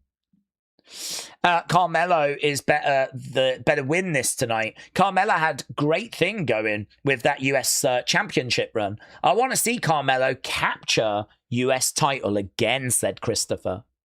Daze finished the story on meeting my WWE crush, the glamour, Blake Monroe, said Rico. Let's go. It's always good when you can finish the story. Hope she was nice. Hope you had a great time. TJF said, Daze, waiting for the revenge of the water bottle on Sammy. Yeah, did you notice how Candice just sort of moved it slightly? I don't know why she did it, and she didn't seem to move it much. She just picked it up and put it back down again, and then he immediately knocked it off. So, yeah. Maybe one day the water bottle will get its revenge. Perhaps he'll do that, knock it off, and then immediately it just comes flying back. That's the kind of thing they'd do in the Airplane movie, you know? One of those kind of scary movie comedy things. I usually think that Sammy and Cody are boring, said Sally. But this current storyline with them has got me intrigued. Who's going to turn heel? Either could. Blake signed my Blake Monroe t-shirt and she was flirting with me. Rico. Was she? Yeah. Was she flirting with you? I'll believe you, but was she? Yeah, was there video evidence of this? That's like me going, guys, I met EO and you won't believe she was all over me. She was absolutely all over. I only said hello and she was like, oh my God, you're so beautiful.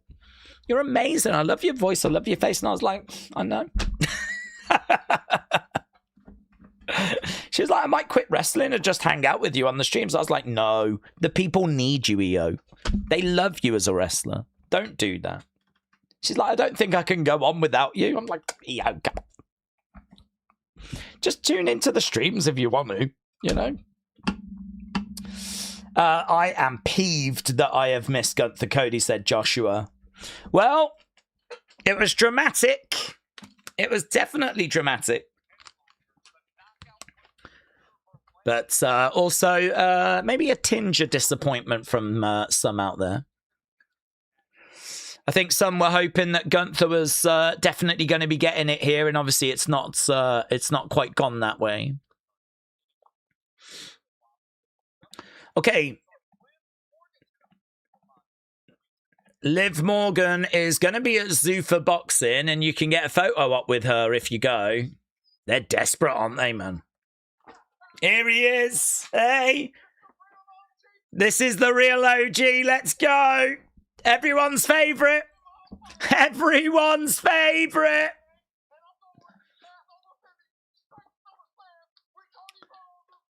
Okay, here's Javon backstage with Jay. I'm a big fan.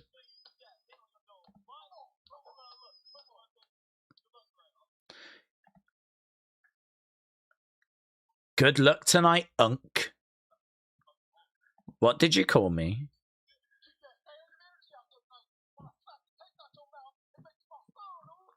I'm going to make you my son. Yeet. Yeet. Okay, well, there we go. Good luck out there, Unk. And he was like, what did you just call me? So, Jay, not impressed with the words of the young OG. We know that Jacob is at SmackDown. So, it is Jay versus Javon.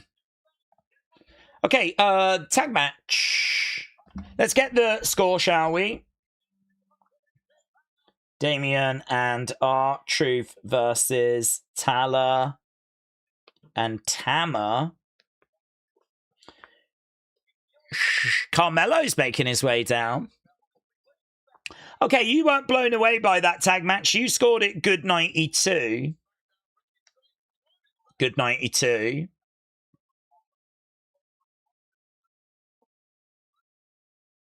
Okay. I'm down to go girls trip, said Trini. Let's make a list. And at the end of the World Cup, we'll go to all of the countries that have good ones. Good what? Kaz and Trini road trip. Oh, I need footage from that. I need footage from that. Daze, one thing I'll say about Jay is that you can show him to a person that doesn't watch wrestling and they would find him cool. Like the opposite of Hit Row. Not many wrestlers have got that, says Andy. Andy, shout out to you. Okay, Carmelo and Ricky. This is number one contenders match. Dun, dun, dun, dun, dun, dun, dun. Okay, Carmelo and Ricky. We are 1 hour, 16 minutes into this show. I mean, say what you want about this episode. It definitely feels better than a normal SmackDown so far. Definitely. By a million miles. So we're just seeing a recap, a replay of what went down over previous weeks. This is a number one contenders match. Obviously, we've still got Jay and Javon. We've still got Liv taking on Charlotte. We've still got those big semi-finals. This is a number one contenders match. Carmelo in blue. Ricky in the ring. He is taking his own sweet time at the moment. Okay. Ricky trying to come over, throwing in a big boot shot, coming in there by Carmelo. And we are underway. Over against the ropes, coming off the ropes. Ah, springboard, lovely work. Okay, charging in. Grabs Ricky. Nice kick coming in. Going up, comes down.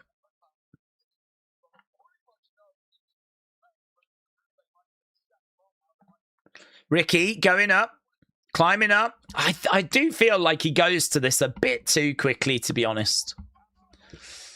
Clothesline there by Carmelo. I'm glad that didn't work, actually. I'm glad that didn't work. I think he went to it too quickly. Carmelo then has got Ricky in his sights, looking for a kick, but Ricky goes to the outside. Over the top, Ricky comes down on... Carmelo comes down on Ricky. I do want to do a poll, you know, just asking who do you think wins out of Jay and Javon. But I feel like this match might end relatively soon. And then we'll have to do a poll for this, won't we?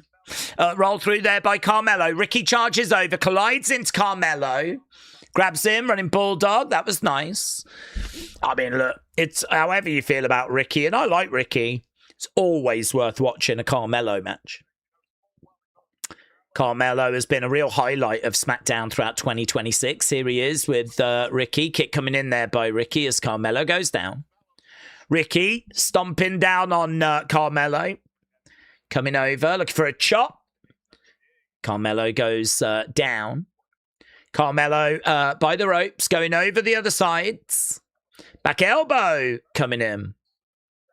Good work there by Ricky. My sisters are driving to Seattle, said Rob, from Missouri. They're visiting my nephew. Gonna take him to some expensive comic character statues. I thought you was going to say a comic convention or something. Okay, Carmelo in control. He says he is coming for that championship. He pushes Ricky back in the ring. Okay, looking for the cover to kick out there by Ricky. Daze, the tease of Solo, is he going to return to the Bloodline? Well, I don't think so. I think it's just a big tease at the moment, but... Trini said, I love the idea of going and having fun with handsome men. I just don't want them getting the idea that they can come back with me. Trini clearly talking about a Wrestling Days meet up there. Clearly talking about our community coming together. A lot of sexy people all in one place. Just sending a very clear message to the community. Let's have some fun, but you can't come back to mine.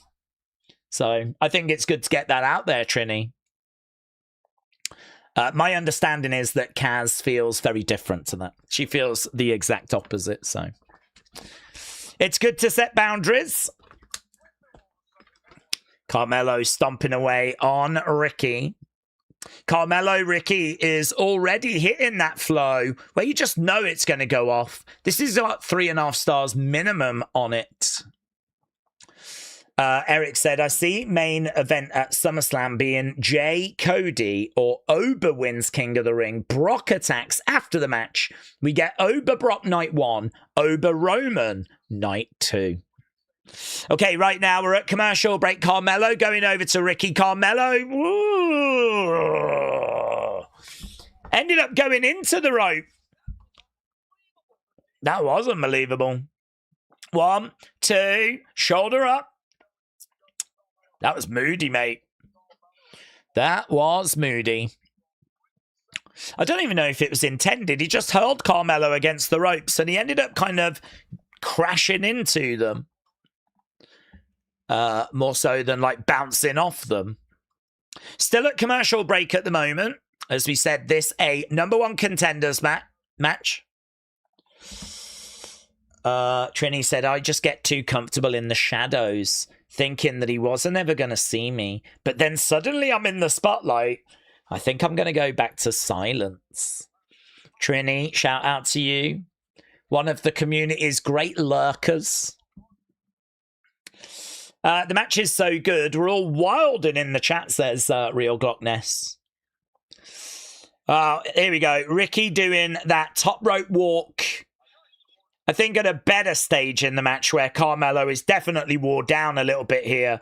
Ricky comes crashing down on Carmelo, scoops him up, drives him down, and knee drop there by Ricky.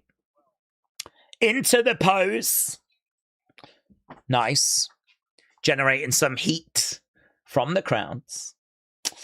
Trini, please, you're out here breaking hearts before the match has even ended.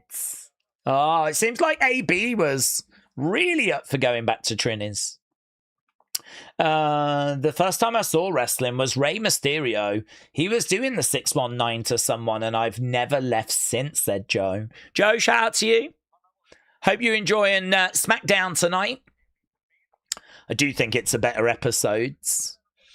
There might be grumbles. There might be things people would change, but certainly more enjoyable than the average SmackDown we've been getting in 2026.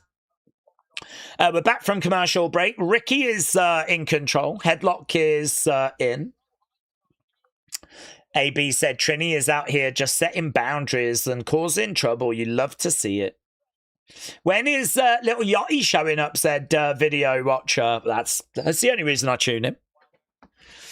I don't think they've mentioned Trick, actually, on this show. So I don't know what we're doing with Trick. 1, 2, shoulder up, shoulder up. On we go. Shots coming in there by Ricky. TJF said, did you like the TKO coin? I thought it was funny, yes. I could totally see them doing it as well. Creating that Roman Reigns coin. I mean, we're already able to bet on matches. The bookies accept bets. So, I mean, it can't be that big of a leap to go into crypto, you know? Donald Trump does it, is the president. So, yeah. If crypto is, like, still around in the future, It's been around a long time now. But if that bubble really doesn't burst, it could happen. Carmelo down. Ricky down. Happy Juneteenth, everyone. Today marks an important day in US history as we commemorate the end of slavery and honor the resilience, achievements, and contributions of Black Americans. Happy Juneteenth, everyone. Daze, I would love Roman coin, but I would prefer Roman himself, said Maggie. Well, perhaps if you buy enough Roman coin, you actually get Roman. I don't know. Don't know how it works. I don't know how crypto works. If you buy enough Trump coin, perhaps Donald Trump comes around. This is probably why Metal Mama has bought like 100 grand's worth, you know. Against the ropes. Middle rope. Bah! Lovely work there by Carmelo. Shoulder up. Shoulder up. William said, I thought we were getting OTC coin. One day. This SmackDown is like having a dog who got a really, really bad poo and you can't even pick it up. Henry, thank you. Right now we've got Carmelo. Maggie said, I'm off to the bank to buy my tribal chief coin. I thought you might be. It's not available at the moment, but give them time. Shots coming in. Lovely right hand there by Carmelo. I would have bought a lot of Tyra May Steel coin and then she got released.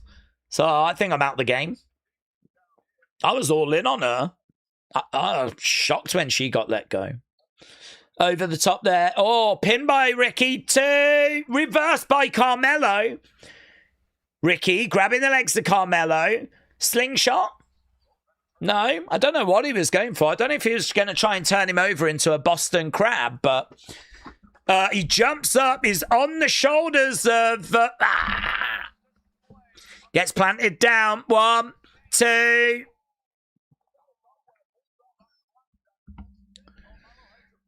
Okay, Ricky in control. He had Carmelo on his shoulders and he drove him down, but he couldn't find the 3 count. Hello, Sonny. Hope you're doing well. They didn't have a lot to eat for supper. They gave me a tiny portion of food with everyone. Oh, really? What, at the place where you're staying? Flamefist said this match is cooking. Opolis said, Daze, where do we see this Bloodline story going?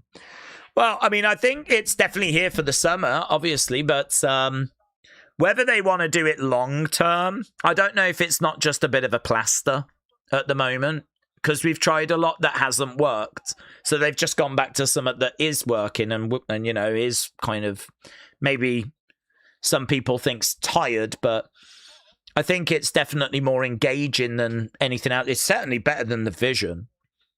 So I think it might just be a bit of a, in case of emergency, break glass. It might not be something that we really focus on throughout the rest of the year going into WrestleMania. Equally, it could be, because if we're going to do Roman, Rock, and that's all going to be built on family, then actually establishing the Bloodline now as we head towards that would make sense, because we might be about to tell a big story of family. And obviously, where's the Usos going to sit on that? Where's Jacob going to sit on that? Shoulder up. So, yeah, it's really hard to say because I don't know what their future plans are. Are we getting Roman Rock next year? There's been no update on it. I think that would be a big factor on the longevity of this. Also, is Roman going to go away after SummerSlam? Because he didn't really go away after WrestleMania. If he's about to go away after SummerSlam, that might also affect the Bloodline story. Right now, we got Carmelo with Ricky. Ricky down. Carmelo going over to the corner. Part of the problem of, I mean, this is a good match, but part of the problem of this match might be that we just had like the championship and all those shenanigans, and obviously everything that's followed feels less than. Yeah, he was trying for a DDT there, but no joy. Over in the corner goes, Oh, top turnbuckle's come off now. Top turnbuckle has come off. Surely it's going to feature. Now we're going to move into some shenanigans. Top turnbuckle exposed. Referee is having some words. Jumping over. He's got up top. Shot coming in. Shot coming in again. Carmelo in the corner. We got Ricky climbing up. Shot coming into the midsection. Oh. Ricky goes down. Carmelo is perched. We've still got that exposed turnbuckle. Carmelo's nuts go into them. He comes crashing down onto that exposed turnbuckle. This might be the beginning of the end. Ricky. No joy. Bang.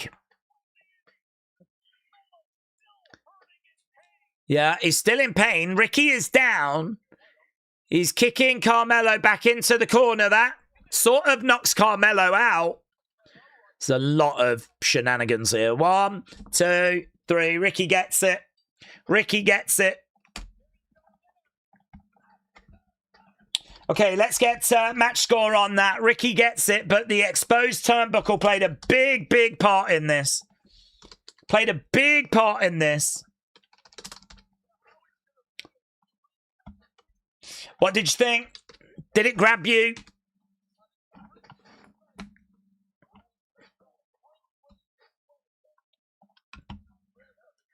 I don't get it. I successfully disputed that it was me when we discovered my identity was stolen, says Trini. I don't get the Ricky Saints hype, said Soup. Dude is so boring. When do we think Roman Rock story would happen if it starts? I think it would be early next year. I don't know that The Rock's available because his schedule is so rammed that I'd imagine it would be a case that it would probably start around, you know, Rumble and whatnot. I don't think Rock wins Rumble, but I could see that being the moment The Rock kind of is free, you know. Don't book me for anything from January type thing. He could always make an appearance at SummerSlam at the end, you know, or whatever. But I wouldn't be expecting anything before January. Okay, here's Cody. Backstage with Nick Aldis. I understand the situation that you're in. I am tired.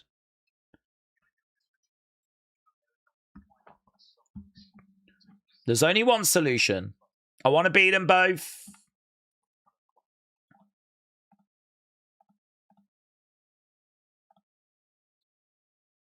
Triple threat is made. Handshake, triple threat. I want to beat them both. That makes Night of Champions quite tasty. So there we go. The triple threat is official.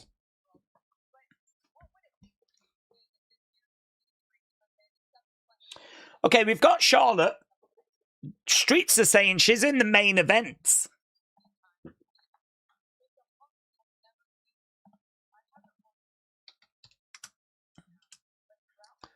I haven't won a world championship in a few years.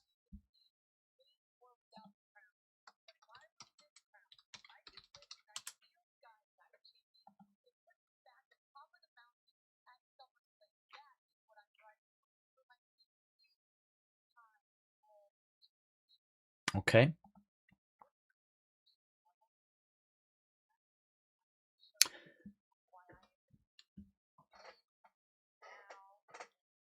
Liv might claim that she's trouble, but I'm going to show why I'm the queen then, now, and forever.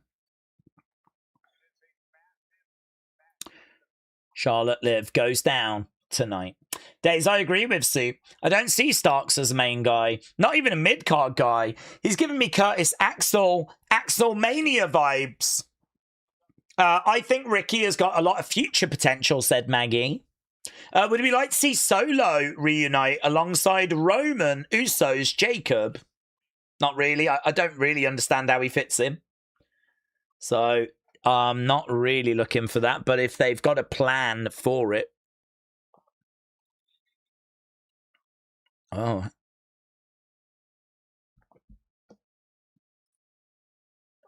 Okay, what's this? Behind the scenes.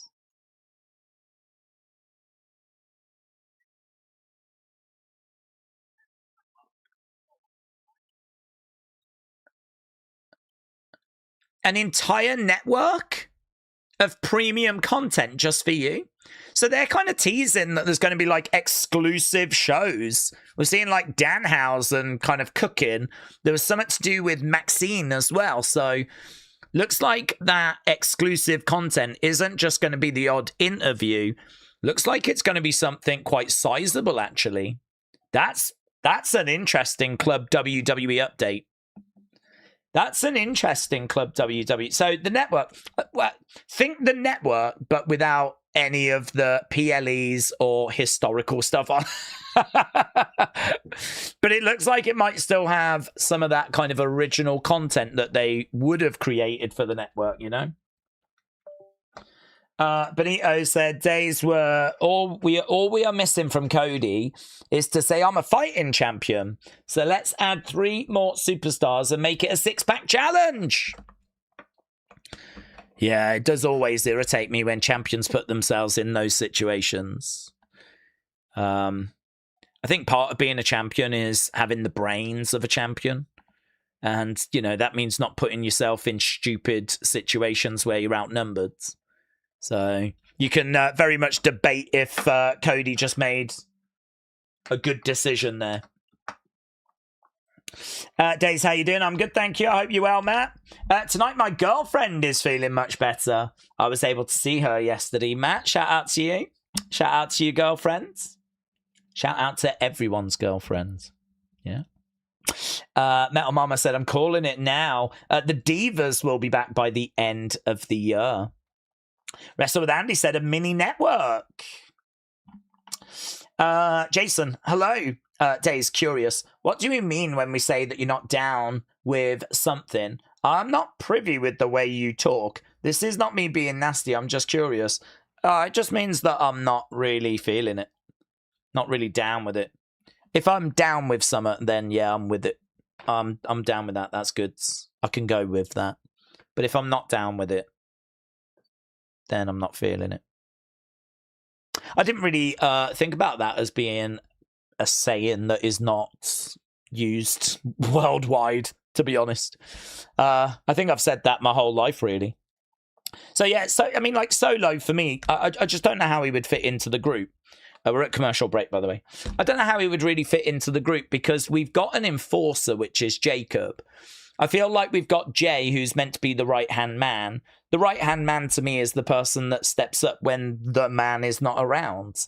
So, really, if Roman's not around, it should be Jay that leads the charge. I know that Jacob doesn't want to listen, but that's the story. The story is that when Roman's not around, it's going to be chaotic because Jacob ain't going to listen to anyone else.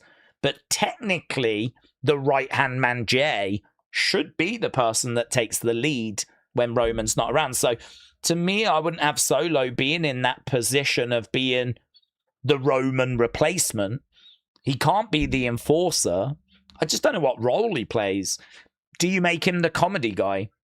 Do you give him the Sammy Zayn role? But then equally, where does that leave us with Tala and Tama? I mean, do they just become a tag team? Is MFT's just done? Why have we been trying to recruit Royce Keys all this time? Has that just been a waste of time? Has that literally been for nothing? That now that nothing comes of that? Some people will say I'm not really bothered by that, so I don't care, which is fine because I don't really care. But I don't know. I've just got too many questions around it. It doesn't feel to me like something I go, yes, no, that's brilliant. We definitely should do that. I'm kind of like, I don't really see how he fits. Does that mean the Royce Keys thing was nonsense? What does it mean for Tala and Tama? Are they just now a tag team? I'm not excited by it. Not excited by Solo going to Bloodline. Oh, hang on. Here we go. We've got We got Miz and Kit Wilson there.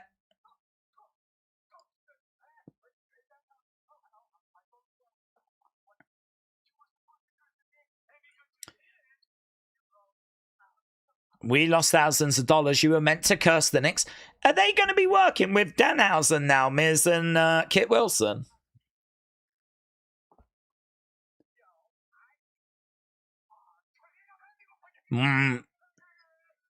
Here's Matt Cardona.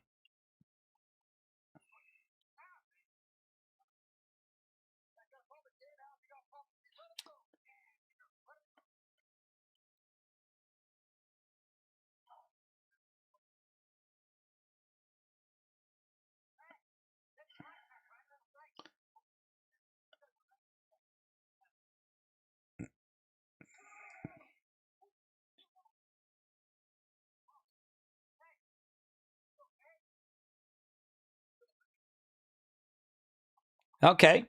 Matt just momentarily coming out with some Zack Ryder catchphrases. Here's R-Truth.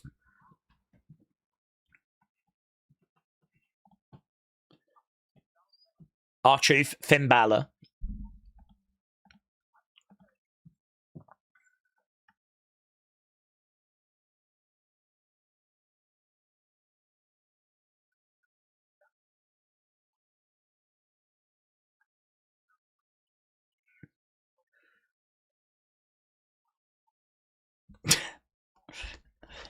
We just beat the Wild Samoans, says R-Truth.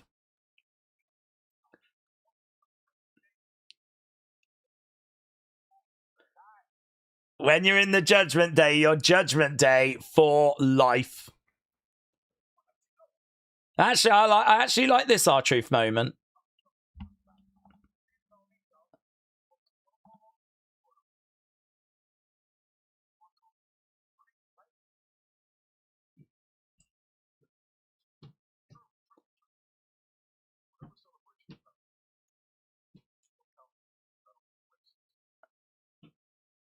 I don't go to places with people I don't trust, says Damien.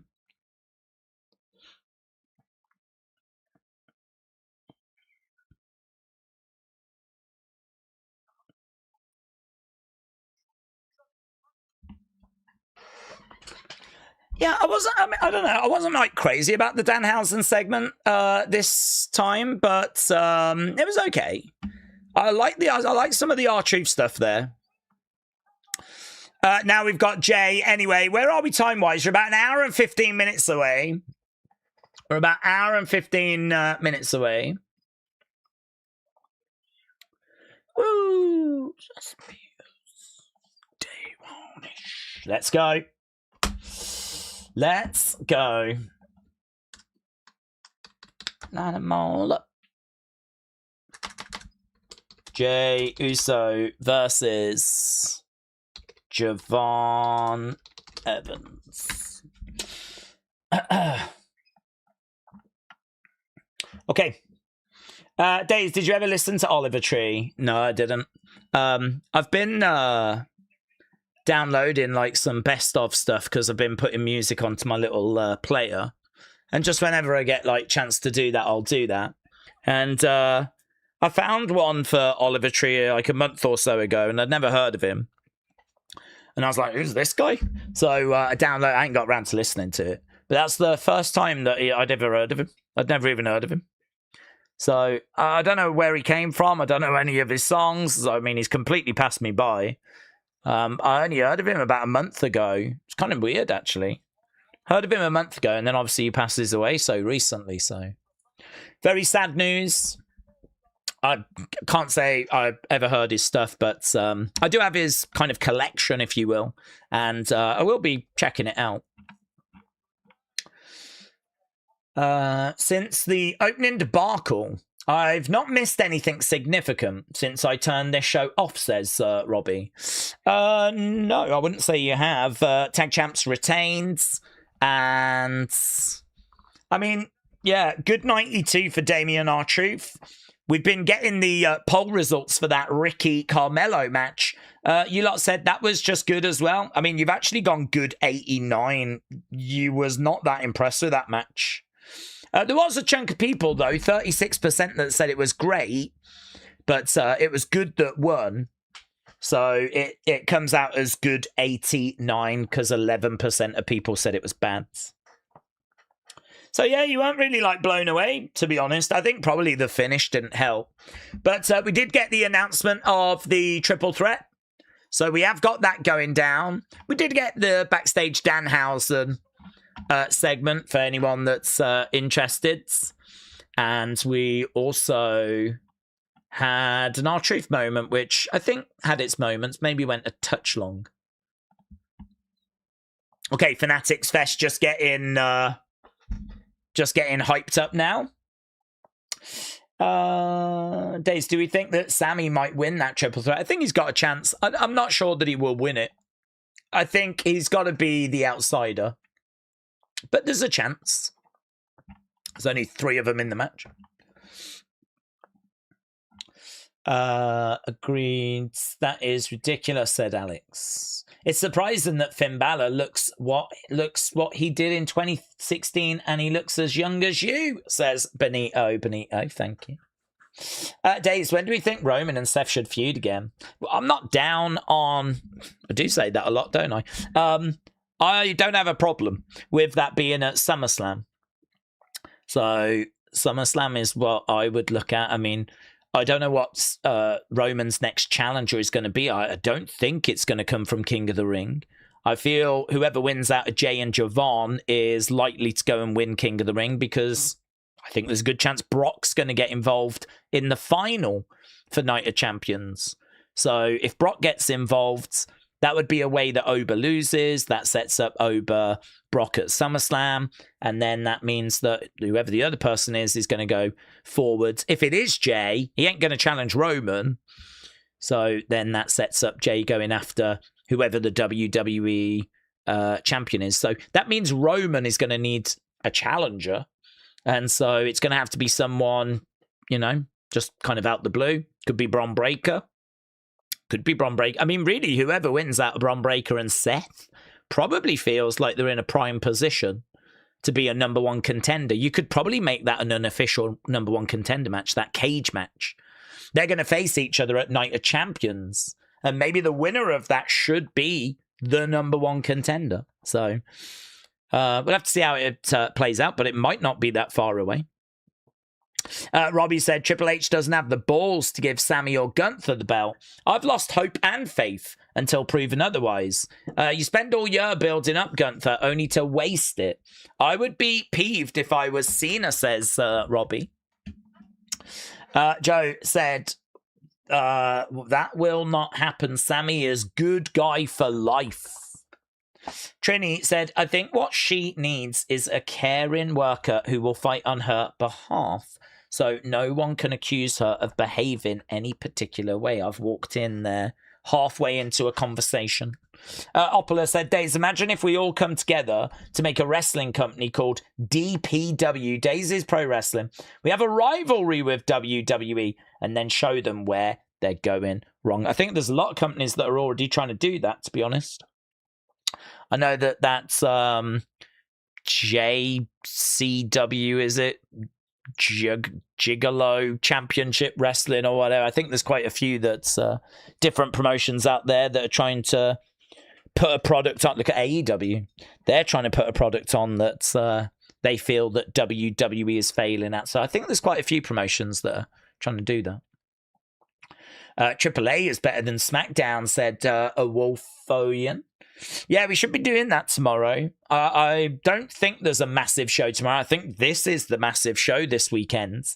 So we should be doing AAA tomorrow. I am sort of interested in that King of the Ring watch-along, though. It's been a while since we did one of those. I didn't know WWE Vault were going to do that. But, yeah, if WWE Vault are going to show live an old King of the Ring tournament, could be kind of fun to do that on Sunday. So... I'm not 100% committed, but I'm about 90%.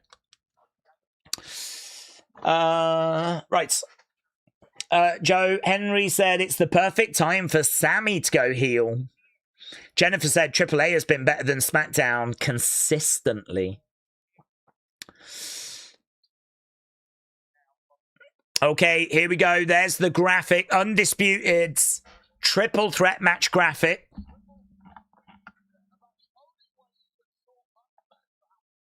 This is one of the only ways that you can sort this mess out. So, triple threat, we got the graphic for it. Night of Champions, June 27th, next weekend. Night of Champions, next weekend. Okay, so we have had Jay make his way down, so we know that Jay against Javon is our next match.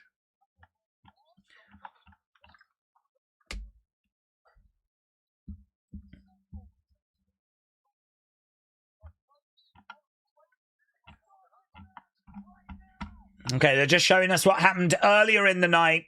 Jay, Javon, let's get a poll up, shall we? I don't know how much this is needed. I think we've all got a read of it, but maybe some people are feeling different. Who do you think's going to win as we are entering our final hour? Daze, what King of the Ring is the Vault show? I think it's 97 that was mentioned. Daze, how would you like Bloodline to end, and would you give them a rivalry? Well, I don't know that it'll ever end, honestly. We were talking about this the other day. I mean, like, you've got Zilla that's going to come in. And I think whilst you got Roman and the Usos around, they can always look to join up because the family's so big and there's always new members coming in. Jacob's going to be around for a while. Solo's going to be around for a while. Zilla is probably going to come in eventually. I don't know how old the kids are for the Usos, whatever, but they'll be coming in. Like, we could be talking about Bloodline for the rest of our time watching WWE. It could just be that the members of it change.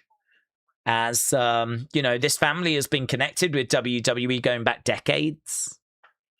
So, I don't know, man. I don't know that it's ending. It just might be that it kind of stops for a bit and then we go back to it.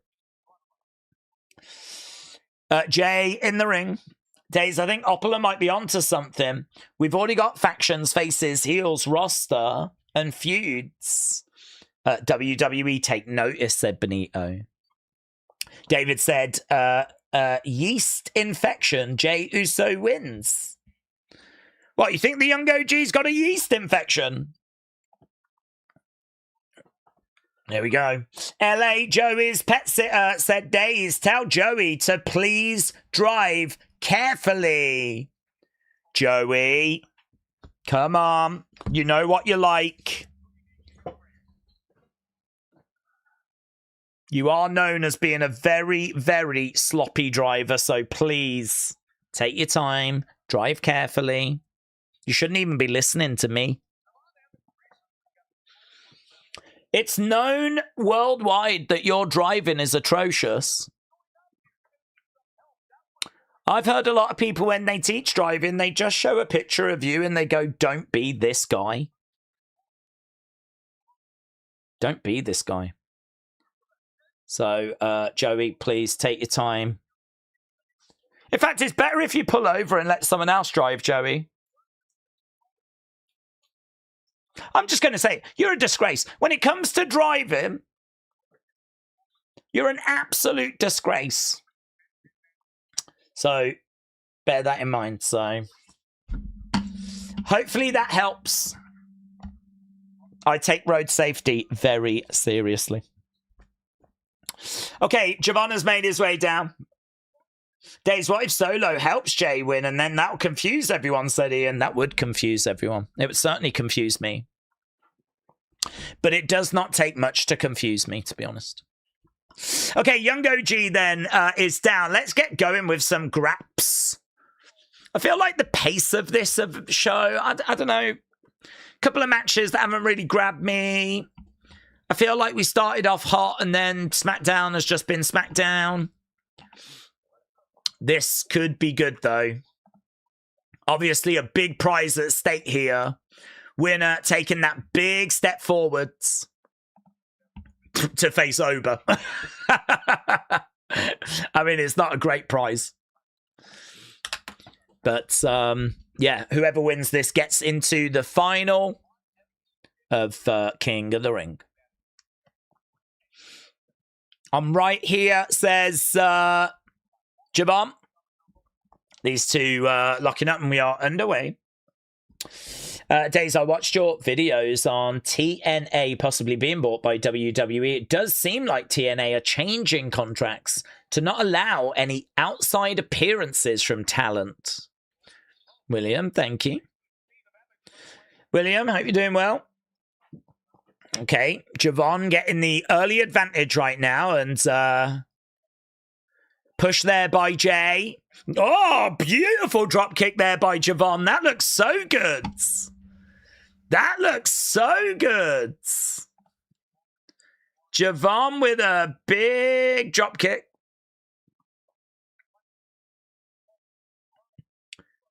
Right now, we've got Javon in the ring, Jay on the outside. Jay running around the other side, quickly getting in the ring. Another big monstrous drop kick. Jay again goes to the outsides.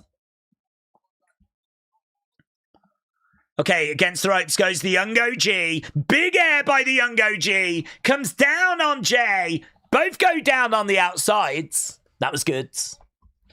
Couple of big drop kicks. And big air there by the Young OG. That's going to take us to commercial break. That is terrifying. I'm glad you are safe now, says AB. Day one-ish and end days-ish. Bloodline together. Bloodline forever, says Metal Mama. The show has been off, said Shining Wizards. We should never be saying, oh, it looks like a good show during the week. It's always a curse.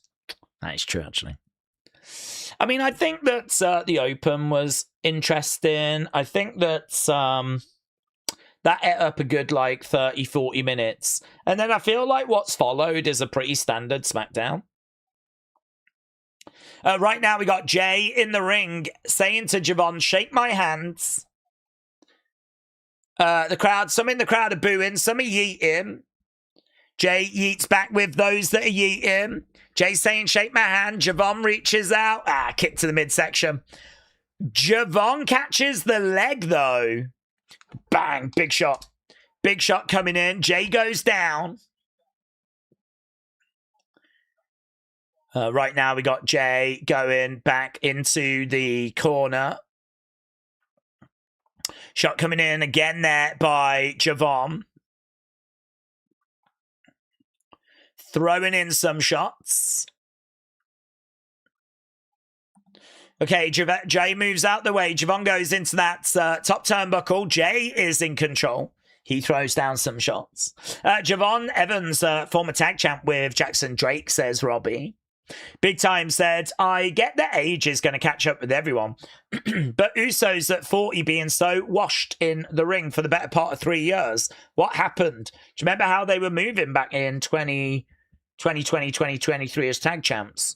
Well, I don't think as a tag team they're bad. I just think that singles-wise, it's not been very palatable. But I mean, yeah, you go back a couple of years ago when they were in that main event WrestleMania match against Sammy and Kevin, and that thing got 5 stars. So, I don't know. I'm not sure that, as a tag team, they're washed. But solo singles matches, can't say that... can't say they've been brilliant. Big crossbody there by Javon. 1, 2, kick out there by Jay. We're coming back from commercial break in about 45 seconds. They're going to drag this match out, said Jennifer. Okay, right now, trying to grab. Chop, boom, lovely work. Down goes Jay. Benito said, what wrestlers do we think have got the best cardio? Well, you got to look at matches that have gone quite long, haven't you? So, I mean, I think you would look at the likes of Punk and Roman. I think, though, that you put others in that position, someone like a Nathan Frazier. I think they'd be able to deliver. I think Jay is someone, because he eats and then is like, you know, struggling. I think Jay is someone you might question his conditioning, his cardio. But yeah, if you look at some of those people that can have pretty lengthy matches, which tend to be Roman, main eventers, CM Punk, all of them tend to do a great job. But I think you could put others in that position and they'd be fine. They just never get the opportunity, you know. But someone that you would have question marks around would probably be like a Jay. Javon goes over in the corner. Oh, that's lovely. Manages to flip out the way there as Jay comes over. We're back from commercial break right now. Bang. Lovely.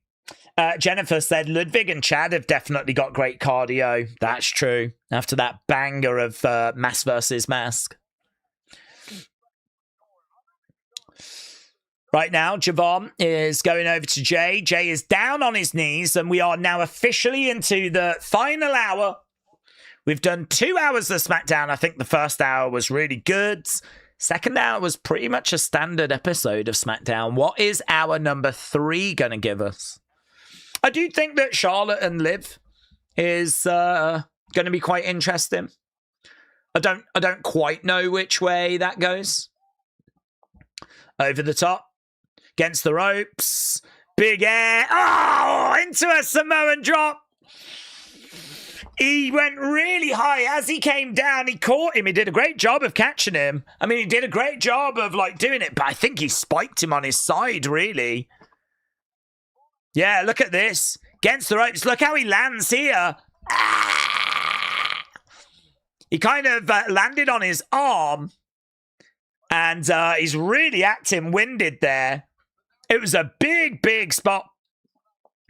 And Jay very much in control. And those ribs were taped up anyway. Oh, and Jay's targeting those ribs. I mean, everything's fair.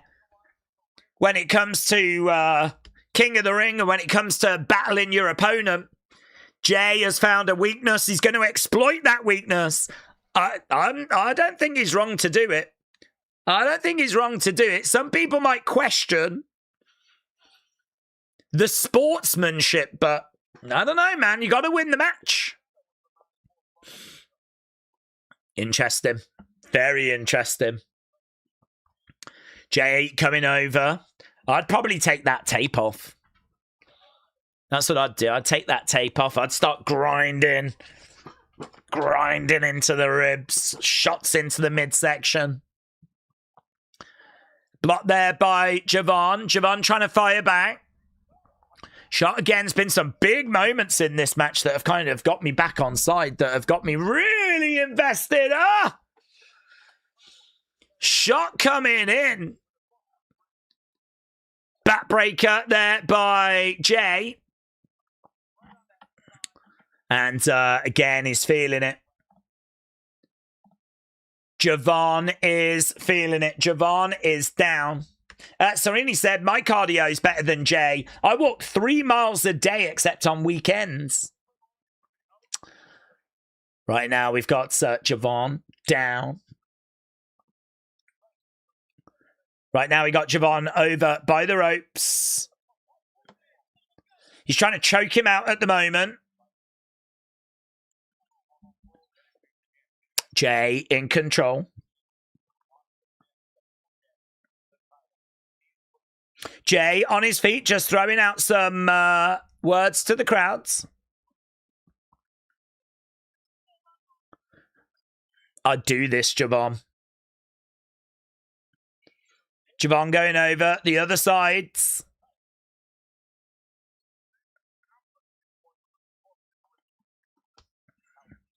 Trying to charge him. Back elbow there by the Young OG as Jay getting a bit reckless. Young OG going up. Jay coming over, pushing Javon to the outsides. Javon goes into the barricades. Seems to smash his face off the barricade. That's what he's selling. So Javon is down.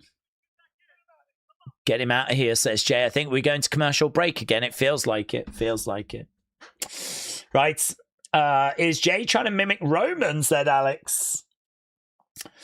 When Vince was in charge, the stages would be amazing for the PLEs. Would be a different stage now if we had Triple H. It's just the same stage for the PLEs. It's the only stage he changes is WrestleMania. That's not really a Triple H thing, though. That's a TKO thing. They obviously have the budget, don't they, for staging and stuff. Into the barricade goes Javon.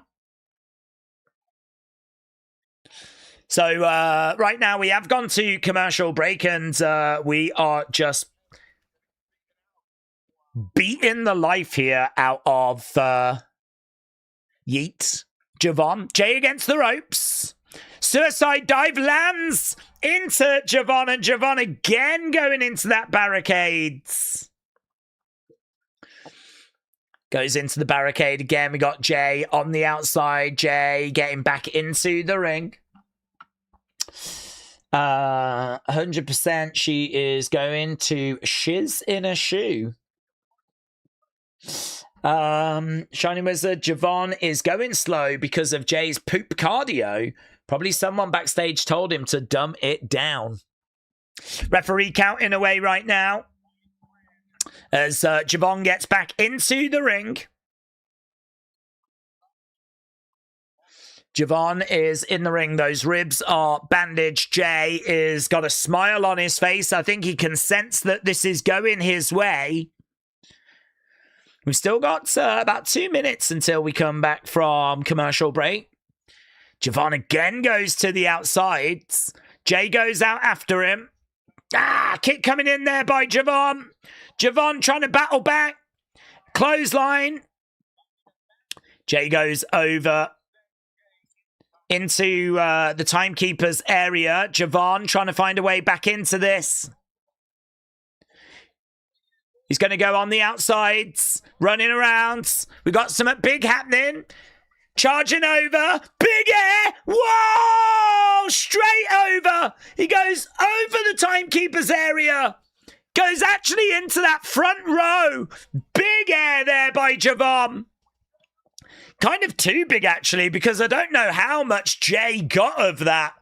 But they're definitely going to show you the replay of that when we come back from commercial break.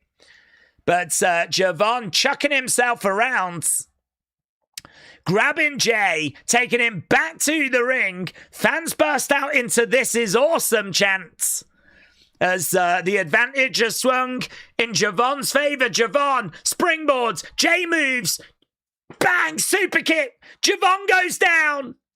Jay with the cover. He won't get it. 2, kick out. We're back from commercial in 20 seconds. Jay looking frustrated.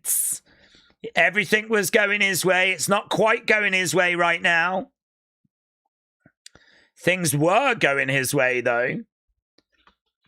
We're coming back from commercial break. Jay climbing up. Shot coming in there by Javon.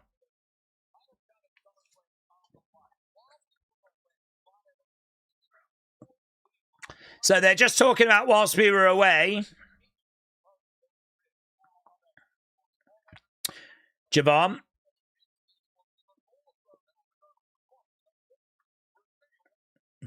Javon goes up. Jay grabs him. Spanish fly.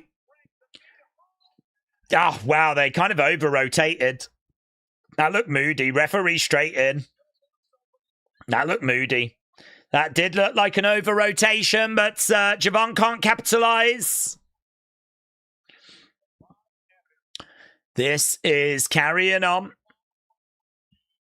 Crowd were chanting, "This is awesome." They show the replay of that timekeeper's spot.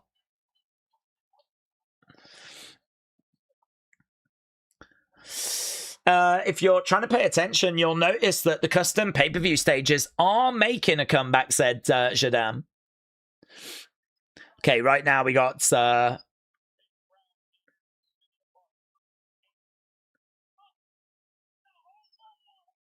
Oh, okay, Javon talking about the Bloodline.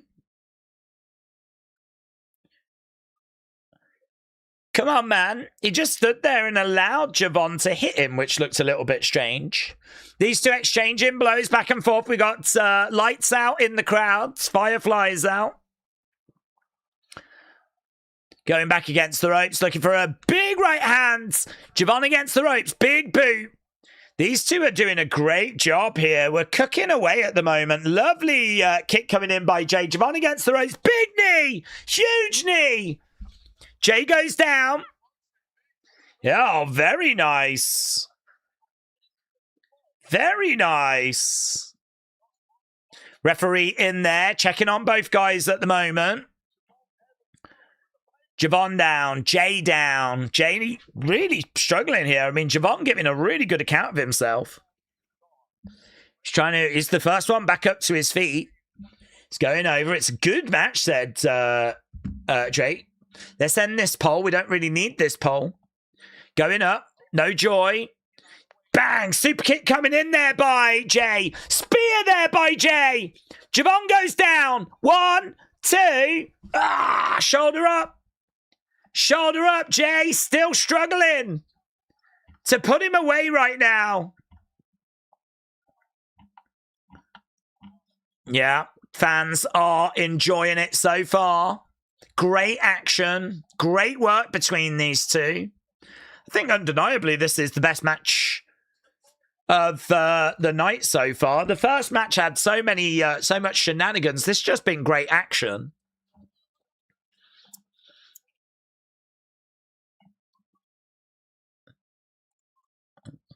Okay.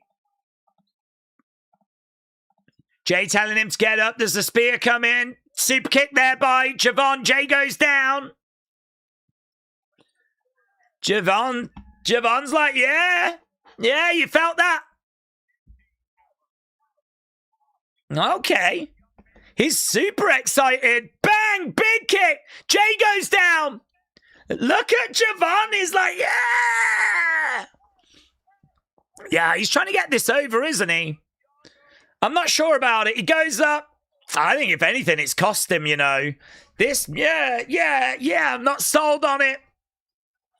And it might actually result in him losing this match rather than capitalizing.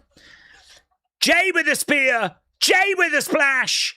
Jay with the pin. And Jay with the victory. Young OG was doing so well. Then we do this. Yeah. Just get on with it, kids. That was your moment. But it's Jay that uses that experience, picks up the victory. Clean win over Javon. And your King of the Ring final is Jay versus Oba. Let's get the poll. It was a fire match, said Joshua.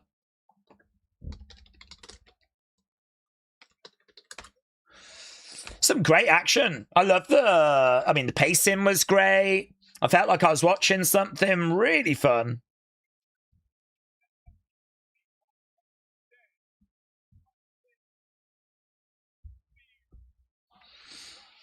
Let's get the poll.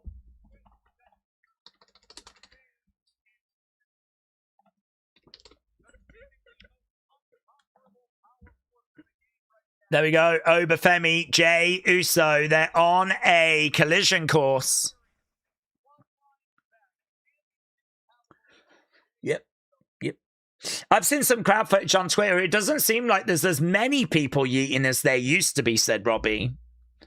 If Triple H wants to make a statement with Oba, he'd have him beat Jay in like 5 minutes, said Alex. Jay comes over and picks up Jay. Out of respect. Shakes his hands. Okay. Healthy respect there, Jay. Acknowledging Javon. Javon's just got a bit more learning to do, and that's okay. That's okay. He's just gone toe-to-toe with Jay Uso, and Jay Uso has shown him respect. I'm not down on the fact we just got a clean finish there. I keep crying out for them.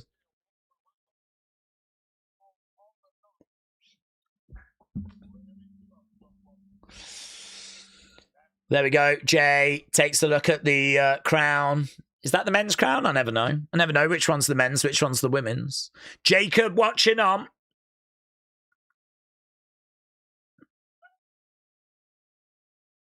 Here's Solo. I got it figured out.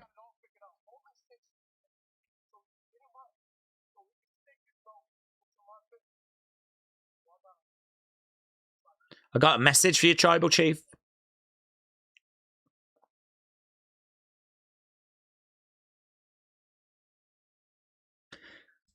Okay, there we go. Tell Roman if he's going to keep messing with my family, maybe I need to come to his show, start messing with his. Okay, we got a video package for Julia.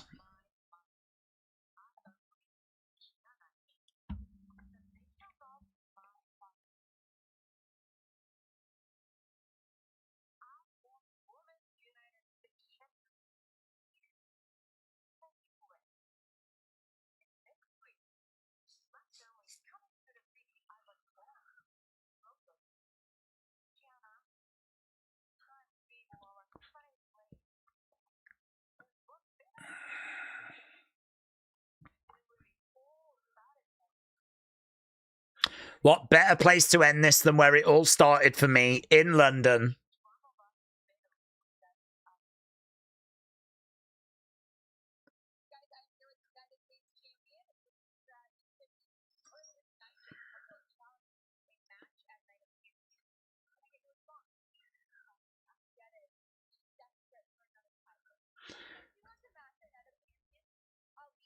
Okay, Tiffany has agreed to a match at Night of Champions.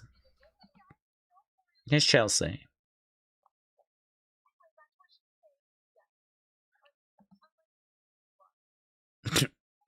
Mimi and B-Flop.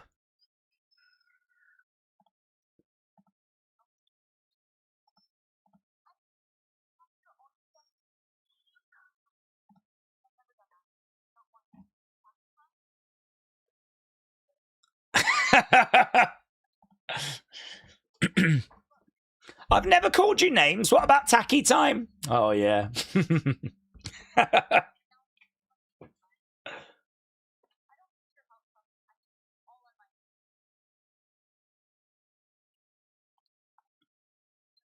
Okay, Tiffany makes it very clear to Chelsea, I don't need your help.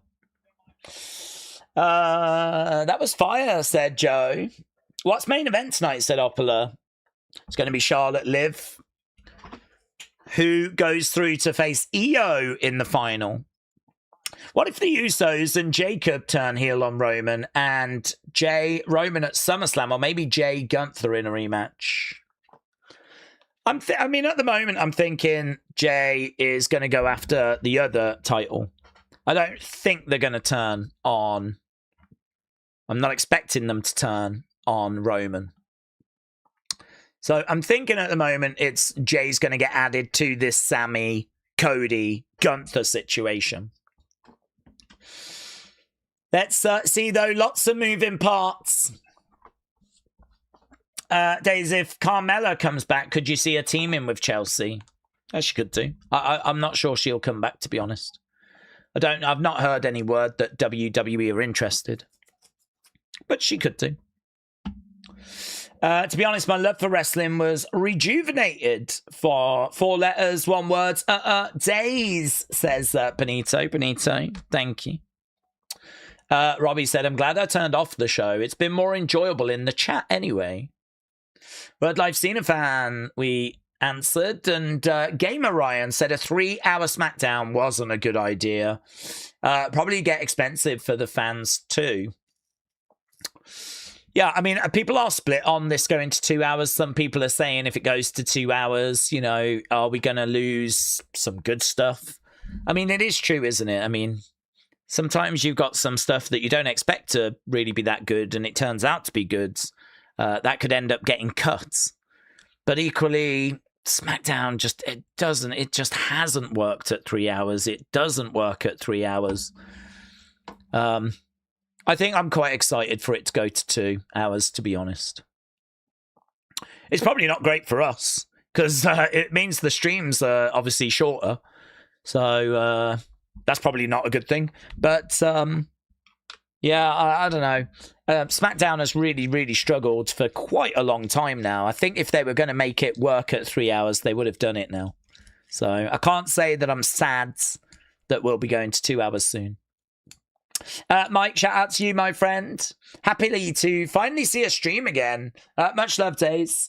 Mike, shout out to you, buds. Appreciate the kind words, buds.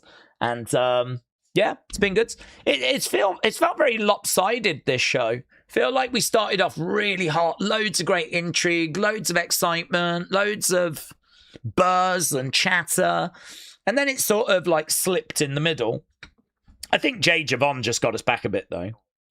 I don't feel like it's too controversial to say in-ring wise that was probably the best.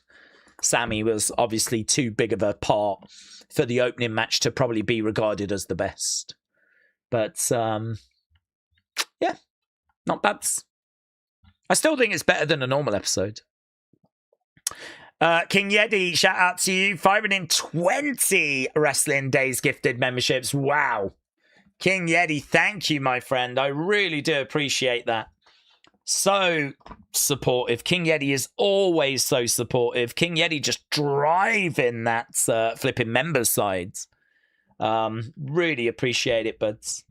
If you are a member, we do streams every weekday, Monday, Tuesday, Wednesday, Thursday, Friday. They tend to be 5:30 Eastern, 10:30 UK time. We do something different each day. Monday is just a chat. It's where I try to get to your comments. Tuesday is where we have a bit of fun with a Sporkle quiz. Wednesday is where we bring a couple of people on to play a game that we play. Thursday is a retro watch along. Friday we do a championship game, which I think is starting to find its feet now. We had 14 people play tonight, which was fantastic. And I think we've kind of got it in a decent place, so feeling pretty good about that. So we do something each day, so come and join us. It's not just that you get your name in green. But yeah, King Yeti, I really appreciate that, bud. Big shout out to you. So supportive. We're back from commercial break. None of you are welcome, says King Yeti. That's nice. That's what we like to be. A very open arm, welcoming community. King Yeti making it very clear you can all go to hell. Looks like Brazil didn't have any issues with Haiti. No, it looks like it's going to end 3-0, isn't it? They're at it's kind of died off in the second half, though. We haven't added to the score. But doesn't really matter. I'm sure they'll still be thrilled with that result. We also have Discord, said Sonny. That's true. We do also have Discord, so check it out. I've got no way to watch Evolve in Canada. Whenever I search for it on Tubi, nothing shows up. I think you might have to get a VPN and jump over to America. That's what I have to do. Do we think that Brock will interfere in OBJ? I think so, yeah. I'll be surprised if he doesn't. Maggie said, I'm drunker than I thought. I just tried to light my ciggy with a spoon for my ice cream. Let's go. I do think these streams and this community is enjoyed better if you're absolutely smashed off your face. Okay, we've got a little video package here from Liv. Sponsored by Sonics, their $7 meal deal is really not to be missed.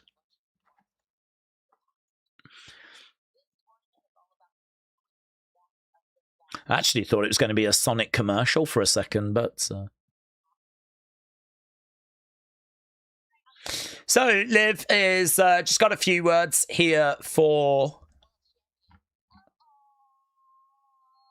Charlotte.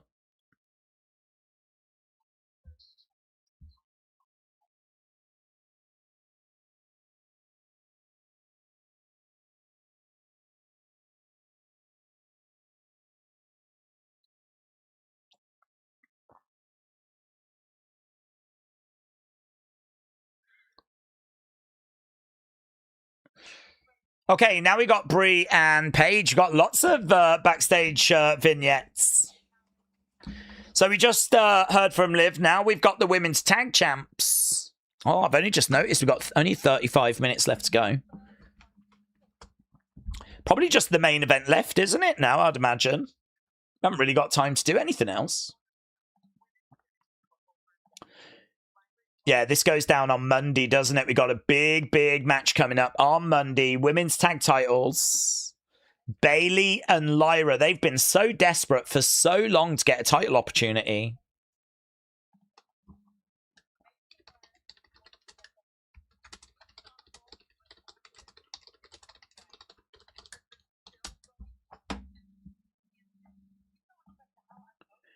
You're going to go home empty-handed.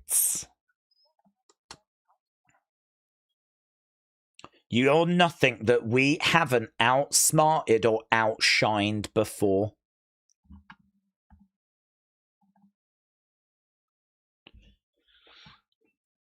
Oh, well, okay. Here's Fatal Influence. Forgot about them. Here's JC. Looks like Trick Williams has got this week off.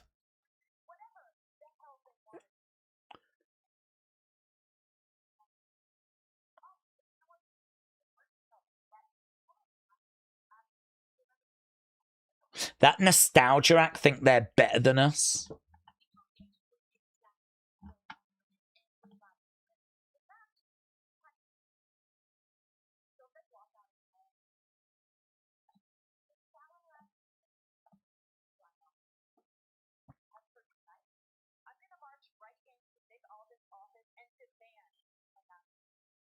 Okay.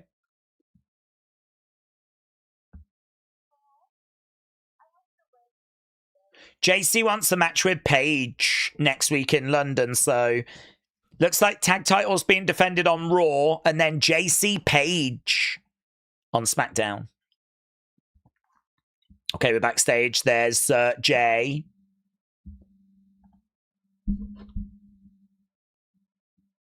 Bumps into Cody. This is interesting.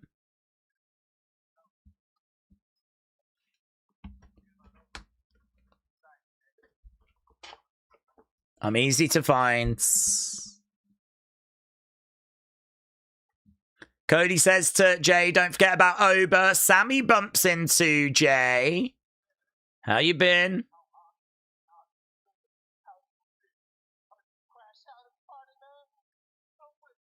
Okay.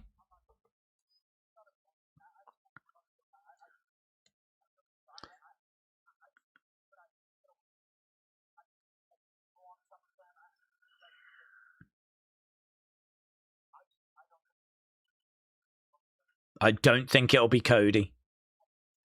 I think it's going to be me. So what do we do when that happens?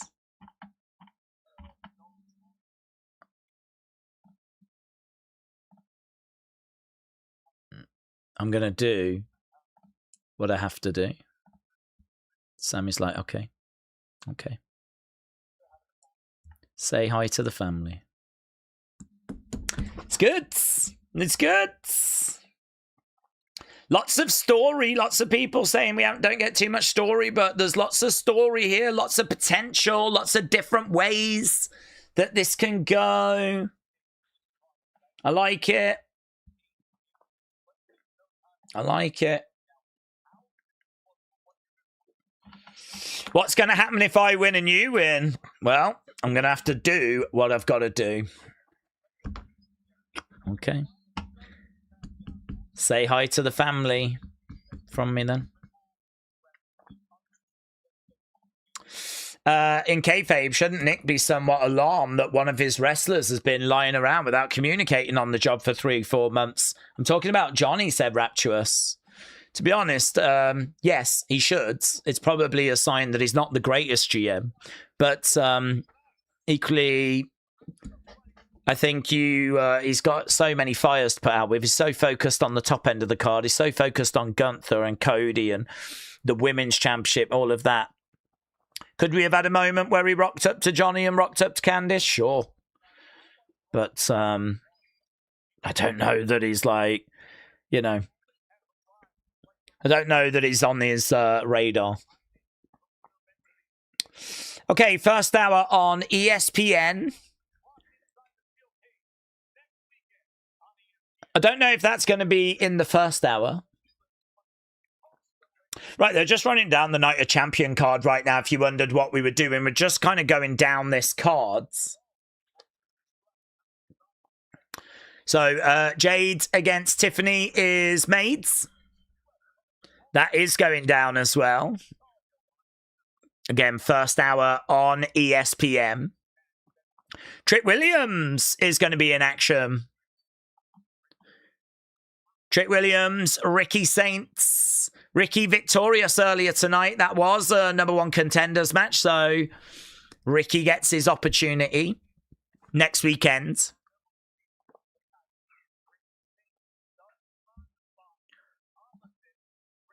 I mean, it doesn't look like a bad card, to be honest. We got King of the Ring final. Queen of the Ring final. Got a pretty tasty triple threat.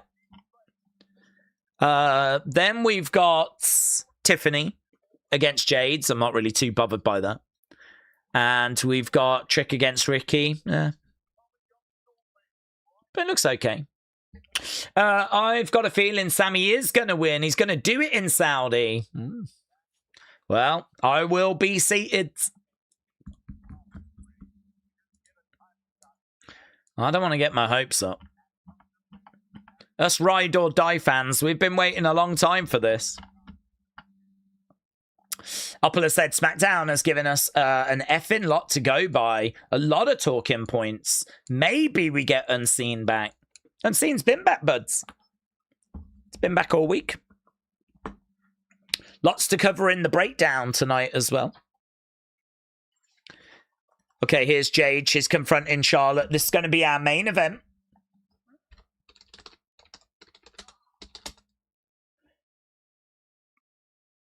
I can't quite hear. Yeah, people are going, what?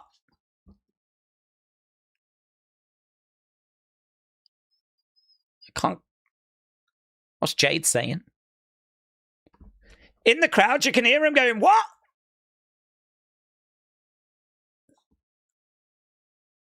You're funny. I hear you. Did she say I hear? The irony of her saying I hear you when we can't hear her. You could hear people in the crowd going, what? Oh, they're attacking Charlotte backstage. Oh, they're attacking Charlotte. Stomping on the leg. This is before the main event. She's got to be facing Liv in a second. Wow. Wow, surely that means that Liv's going to be a bigger favorite now. Drama. Drama. She forgot to switch her mic on, said Maggie. Oh, I don't know if it's her. I don't know that we can blame her for that one. But, yeah, she gets attacked backstage. Dun, dun, dun, dun, dun, dun, dun, dun. Right. I think we should no longer consider shows B or C. If WWE is the top wrestling company, then every PLE should be an A show and Mania should be an A+ show, says Benito. Word Life Cena fan said, Daze, how soon should WWE put the championship back on Charlotte or Alexa? There's no rule, is there? I mean, you just have to keep looking at the landscape. I mean, I feel like Charlotte is always, because of her achievements, and, you know, the star power that she carries. You know, I mean, whatever people want to say about Charlotte, she's one of the 4 horsewomen. She's part of that women's evolution. She helped break down barriers along with the likes of Becky and Sasha and Bayley and Alexa. And, I mean, they deserve respect and they'll be around title opportunities. But, yeah, we're very much in a phase now where Charlotte could get another run or Alexa could have a run. But really, they're kind of in a big pool of talent now with your Julias and your Stephanies and your Jades and your Biancas and your Naomis. Like, it's probably more crowded now than it's ever been. So I think if you're WWE, you got to look at that landscape. You got to look at your injuries. You got to look at who's available. You got to look at what stories you want to tell. And it's about kind of bringing in people at the time you want to bring them in. I mean, Charlotte having another good run and no problem. I mean, you could get the belt soon, take it to WrestleMania. Someone could beat Charlotte at WrestleMania, which would be a great moment for a young talent like a Stephanie or a Julia, you know, getting that belt from someone that like a Charlotte. Charlotte matches tend to be really good at WrestleMania, tend to be good on the big stages. Don't know if we're starting to see a bit of a decline or not, though. I can't really say that with the same level of enthusiasm I think I could say it a few years ago. Don't know if, like, I don't want to say age. Maybe it's injuries might be catching up. Not sure. But either way, I think she's still a top player, obviously. And so, yeah, I don't think you can say, well, it's going to be this month or whatever. I mean, she's just going to be in the mix.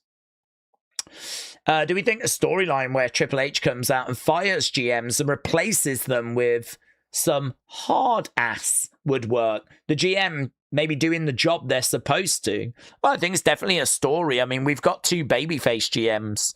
So, I mean, we've spent a long time with heel GMs. We've done that a lot in the past. We had the whole authority thing, didn't we? So now we've kind of got these babyface GMs, but I don't think there's any problem kind of bringing in a heel GM and having a look at that if you're a bit tired of, you know, the babyface thing we've been doing for a good number of years now. Oof, that stomp by Jade on that knee. Look moody, mate. That stomp by Jade looked really moody.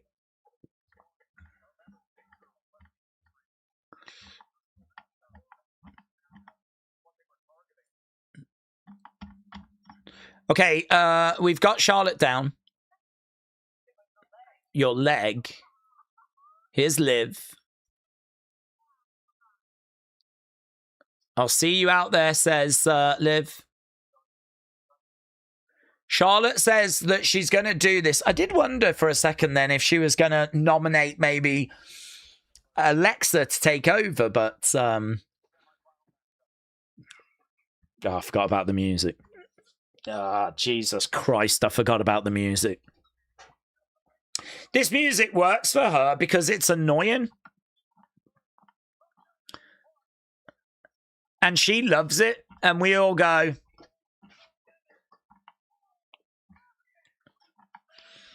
So, Liv making her way down to the ring. Did Brazil win? Said David. Yeah, Brazil won. Alexa will get her, said Video Watcher.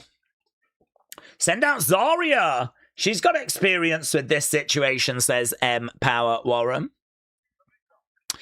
Okay, Liv making her way into the ring then. Let's end this poll so we don't get confused. We got about 20 minutes left of this show. Okay. You lot said that Jay Javon was great, 58. So it did score higher than Cody Gunther. Not by much, though.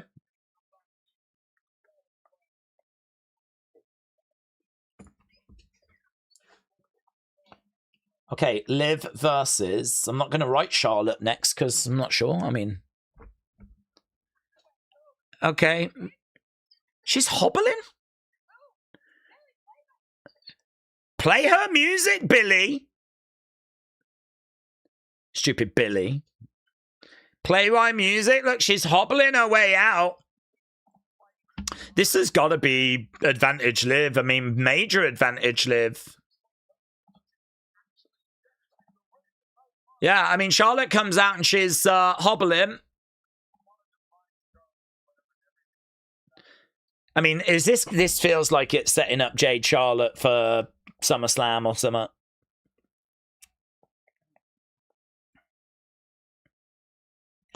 Charlotte puts her arms out stretched. She doesn't have a robe on. I feel like they're setting this up for Charlotte to lose, said Christine. Charlotte's making her way out there, said Wrestling Fan. Liv's song isn't any worse than whatever Sabrina Carpenter song you hear on the radio, said Empower Warren. Virux Music said, I hate when wrestlers overreact this sort of aggression. I'm fine, get away from me. It makes her come across as unlikable. Charlotte hobbling away down. Okay. I've noticed that since the start, Daze doesn't have video openings and closing, lost opportunity, or stylistic choice. I have noticed since the start, Daze doesn't have video openings or closing. I don't know what you mean. Do you mean like intros and stuff like that? I've never really cared for them, to be honest. I just think they're a waste of time. I'd rather just get into the video. Okay, we've got... she's struggling here, you know. Do you know what this means to me? You can't go through with it. No, they're not. He's not going to let her fight. She's trying to. You're hurt. She's getting in the ring. Ring the bell, says Charlotte. Bell has rung. We are underway. Back elbow there by Charlotte. Clothesline there by Charlotte. Charlotte on one leg, and of course Liv's going to target it. Charlotte goes down. She's rolling her to the outside. Liv rolls Charlotte to the outside. Bang! Into the edge of the ring. And again. Yeah, I mean, I'd do the same. You'd do the same. I'd do the same. Into the steps goes Charlotte. I'd do worse, honestly. This is an opportunity to get Charlotte out the game for good, isn't it? If I'm Liv, I'm trying to take that leg off. Liv's going to win this, said Connor. My point, it's so unrealistic for someone to be this aggressively angry at people trying to help them, said Virux. I don't know, because he's trying to stop her from being in the match. So she's angry at the fact that he's trying to prevent her. I mean, if he stops her from wrestling, she's out. She's lost. She ain't going to WrestleMania. She ain't going to SummerSlam. She ain't going to be Queen of the Ring. She ain't going to get the title opportunity. She's worked hard to kind of get this opportunity. So you can sort of understand her being very firm in, I'm fighting. You're not going to stop me from fighting. So I can sort of understand that bit.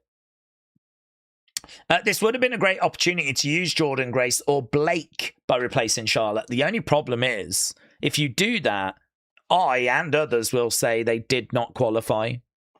How or why should they be allowed to just skip the qualifying rounds and just go straight to a semi-final? How is that fair? Wouldn't it make more sense to kind of run a triple threat and like try and find a new contender or something? I mean, you might be able to make the argument there's no time to do that, but it would just be, it wouldn't sit right. Because all of these people in the semi-final won a fatal four-way, didn't they? Restaurant said they're writing Charlotte off for what are they exactly trying to do? If Liv loses, how awful does that make her look? Well, she could lose, and she might lose because of Stephanie. So, I mean, there could be a reason for a Liv loss. But I think what they're trying to do is they're trying to set up Charlotte Jade. I think they're gonna have Charlotte lose this thanks to what's just happened. And I think Charlotte is then going to go after Jade's, and it's going to set up Charlotte Jade. Maybe Charlotte gets involved at Night of Champions, costs Jade's, and I can see Charlotte Jade at SummerSlam. Real John said Liv wins this. Io beats, wins at Night of Champions. Then Liv Io again at SummerSlam for the championship. Liv is going to win this by DQ, said David. Daze, tell us your true feelings about Liv's song. Oh, it sucks. Flipping sucks. I mean, do you remember when we thought it was a proper song and we didn't even know it was an entrance song? We just thought it was a proper song. I was embarrassed for her. When I heard it, I was like, this is not good. Like, someone should have stopped this from happening. It makes more sense now it's an entrance song. Because as I said, like, if it was... it's not good. And it's auto-tuned within an inch of its life. And it's annoying. And so for her to be a heel, I think you can sort of understand. Like, she loves it. She thinks she's great. It's not great, but she thinks she's great. And that's what makes it more annoying. And so in a way, it's kind of like a perfect entrance song for her. So it makes a lot more sense now that it's an entrance song. Forearm smash there by Charlotte as Liv comes in. Serene said, I'm still mad that Jay won. Naomi needs to tell them clowns TKO to let her man Jimmy get his shine or proceed with caution and she will quit. She almost did twice. Bloodline begged her to stay, said Serene. Shots coming in there by Liv. Okay, we're back from commercial break. We've got Liv in control. Drop kick there by Liv into Charlotte. There's been footage of Charlotte training for this. Going for a cover. Kick out there by Charlotte. Liv not quite able to put Charlotte away yet.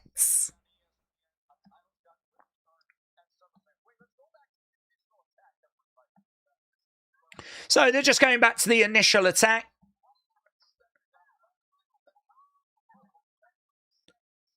How long we got? Still got 14 minutes, actually, you know. If this is our main event, I mean, we've still got quite a bit of time. Considering this probably should just be, like, targeting the leg. I feel like if you got that leg in a submission hold, Charlotte should be in so much pain, she would just give up. Suplex there by Charlotte, though. I think she's going to put in a battling performance here. Charlotte on the outsides of the ring. She's trying to get back up to her feet. She's trying to get the crowd on her side. Big boot there by Charlotte as Liv goes down. What's the point of having Nick as GM if he's not able to protect the wrestlers from themselves, said Joseph. Yeah, but equally, you got to balance it, haven't you? She's earned the right to be in this match. If she's saying that she's good to go, it's a little bit like the argument with UFC. I mean, we had a doctor come into the UFC octagon checking on a fighter. The doctor went, no, I don't think he should carry on. But we did carry on. That was in our main event because Ilia Topuria was the champion. I actually think this connects with sports quite well. And we see it a fair bit where, you know, there's people being questioned, boxers being questioned, UFC fighters being questioned. Can you go on? Should they go on? I feel like here Charlotte's determined. I can go on. I can deal with this. I've earned the right to be here.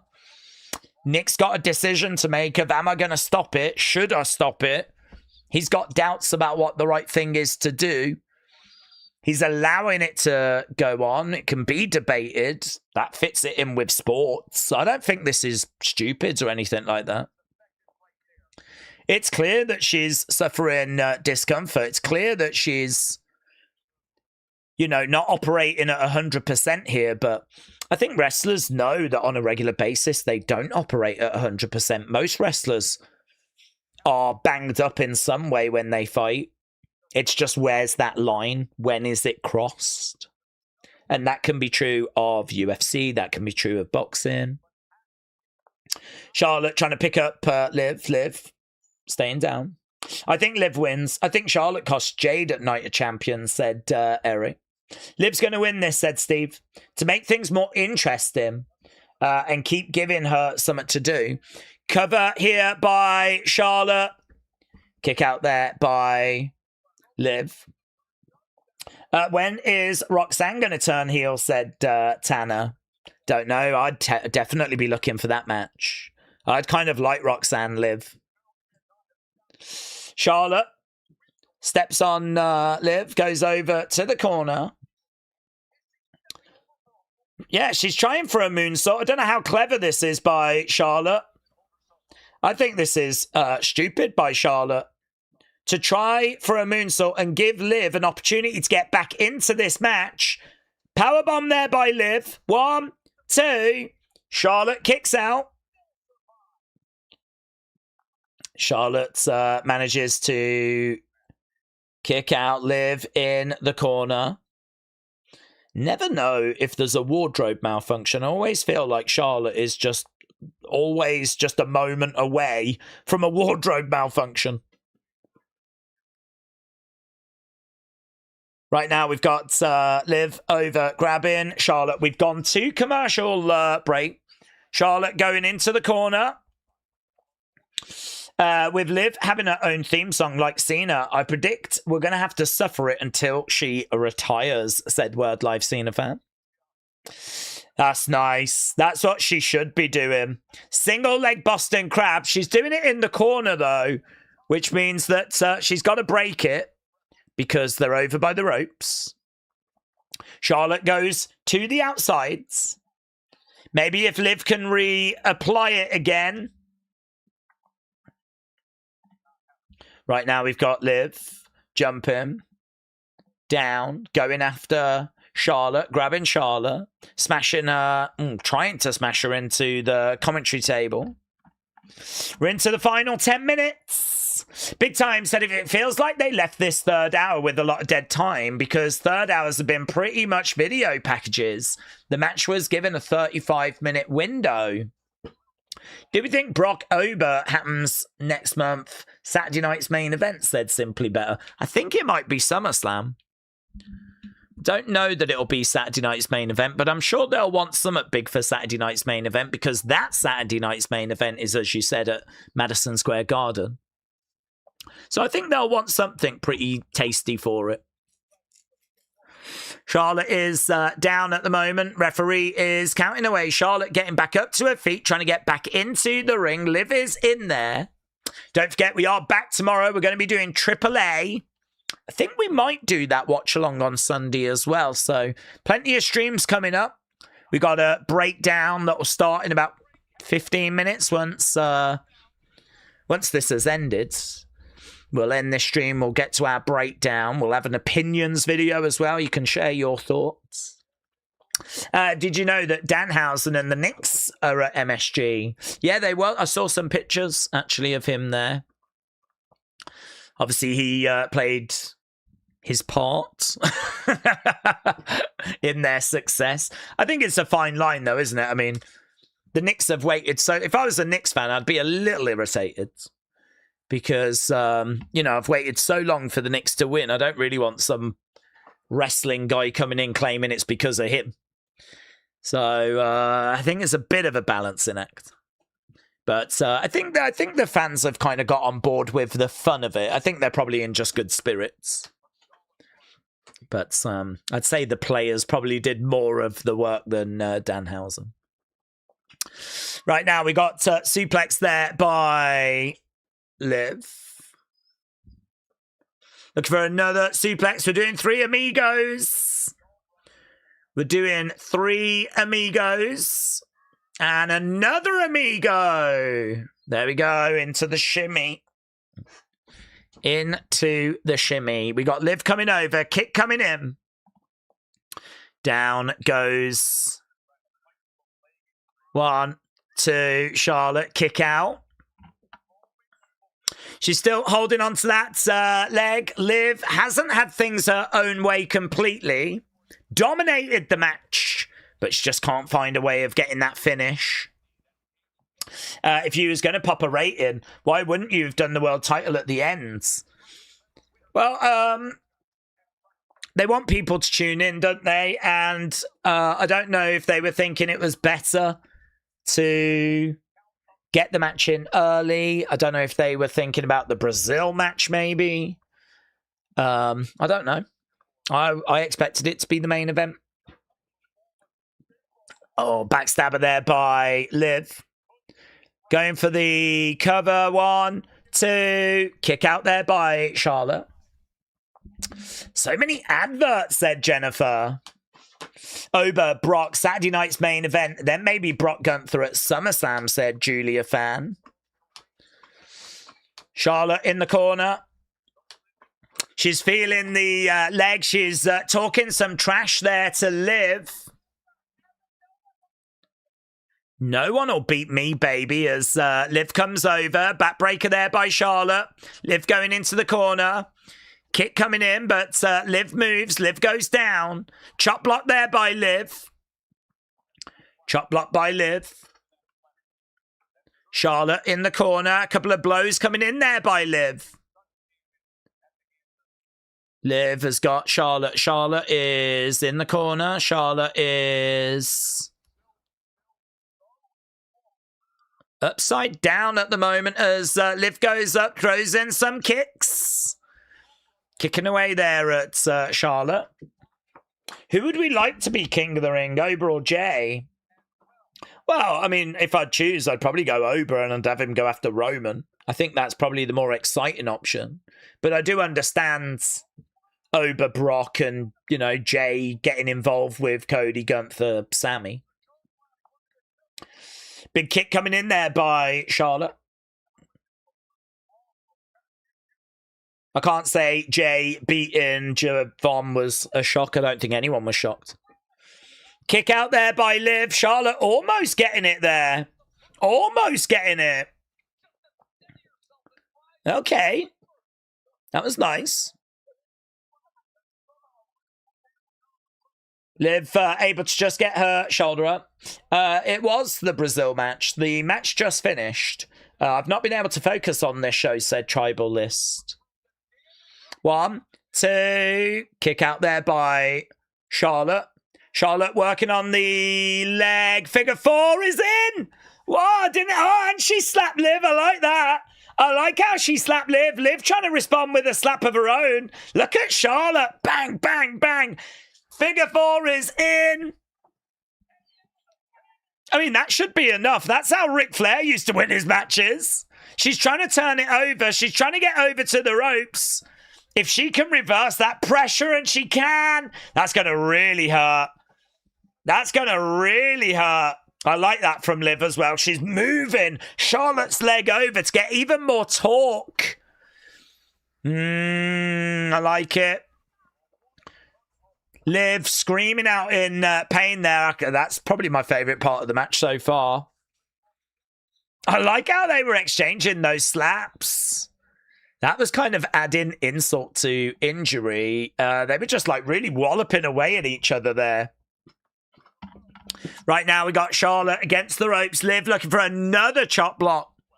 We've had a few of them in this match. Liv grabbing the leg. Single leg Boston.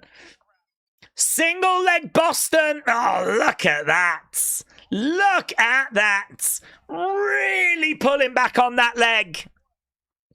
Single leg Boston, and it looks moody as well. It really looks moody. You can see Charlotte trying to use her elbows to try and claw over to the ropes. She's screaming out. She's trying to get over. Again, I'm not sure if this... she pulls her back. That's got to be it. Surely...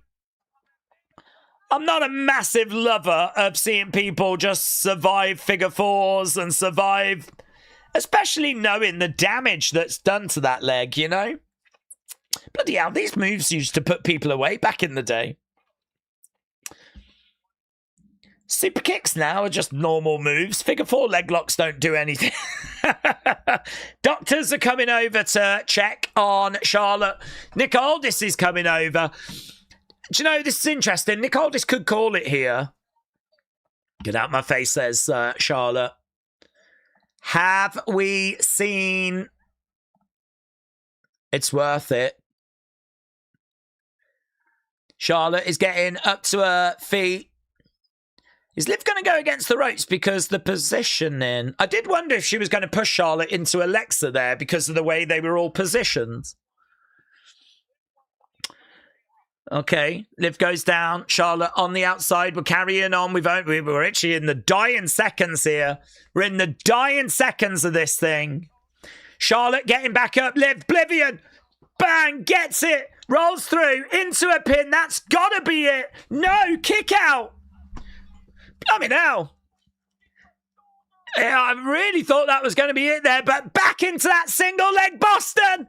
Oh my God. Yeah, she taps.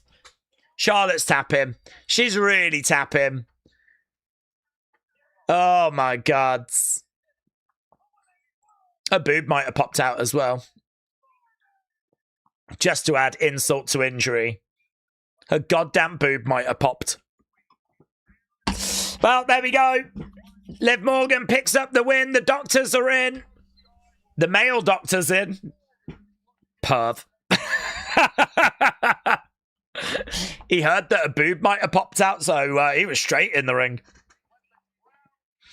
Are you all right, Charlotte? Is your boob all right? Do you need me to check on it?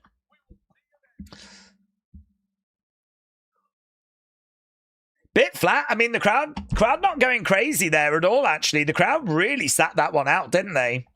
Crowd really sat that one out.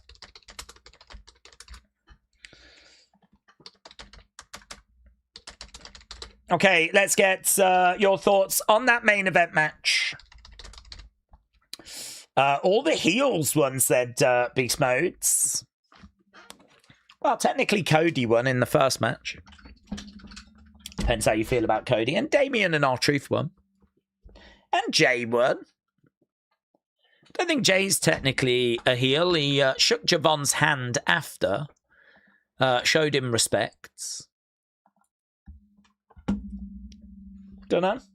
I think that's debatable. Ricky beat Carmelo. They just spoiled the Queen of the Ring winner. We know that Liv isn't winning, said Caden. It was underwhelming, said Let Him In. Liv did all of this just to end up losing, said Mister. Was that just a way to send Charlotte off on a summer vacation, said Shining Wizard. Well, I don't think so. I think she'll be out for a... Wow, I don't even know. I don't even know if she'll be out for long because I think there is a chance that she pops up at Night of Champions and costs Jade. I think this sets up Jade versus Charlotte. Connor said, Daze, Turkey are losing to Paraguay. Are they? Already? Hasn't that match only just started?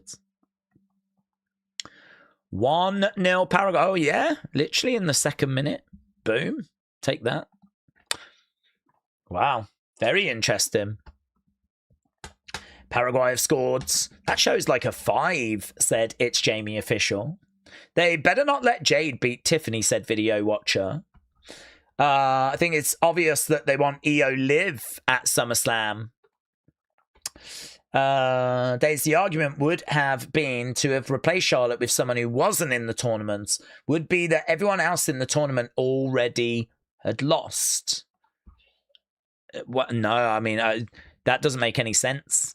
Because if you've got someone that just has not qualified at all and was not in the, then why do they deserve to just completely skip the qualifying stage?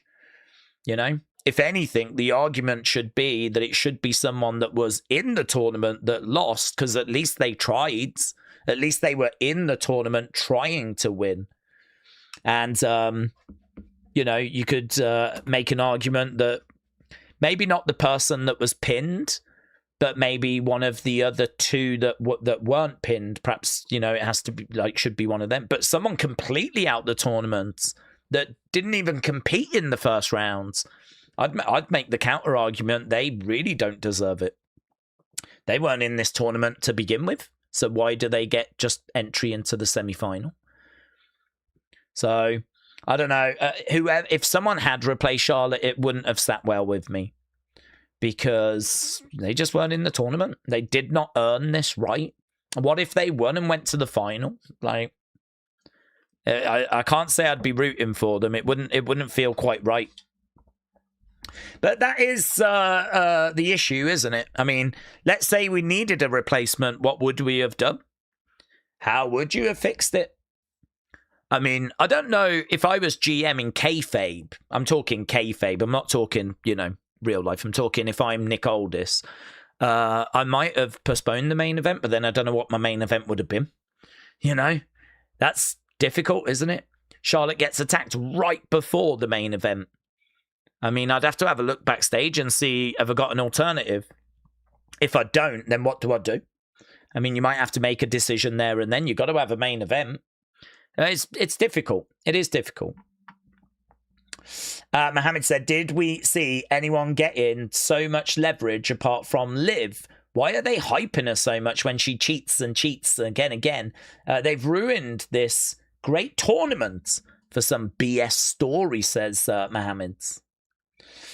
They implied that there could be alternatives before the tournament started, and then it never happened, said M. Power Warren.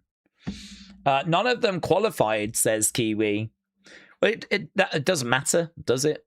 I mean, it doesn't matter that these were the people that were in the tournament. I mean, as far as I'm concerned as a viewer, if you weren't in the tournament to begin with, I don't see why you should get a pass straight to the semi-final. At least everyone else tried to qualify. At least they tried to get through that fatal four-way. So just having someone like a Blake Monroe come in from nowhere, that's a hard one for me to just be okay with. For me personally, I'd find it at least a little bit more palatable if it was someone that had been in Charlotte's fatal four-way that maybe wasn't the person that was pinned. So technically they didn't win, but did they lose? Because they weren't pinned. So, you know, if I had to find a replacement, that's where my first thought would go to. I would go to one of those two girls that was in that fatal four-way that didn't take the pin, if I had to find a replacement. Even that I wouldn't be thrilled about, though, because obviously the question could be, well, why do they deserve to go through? But I think I can at least say, well, at least they tried. At least they were part of the match.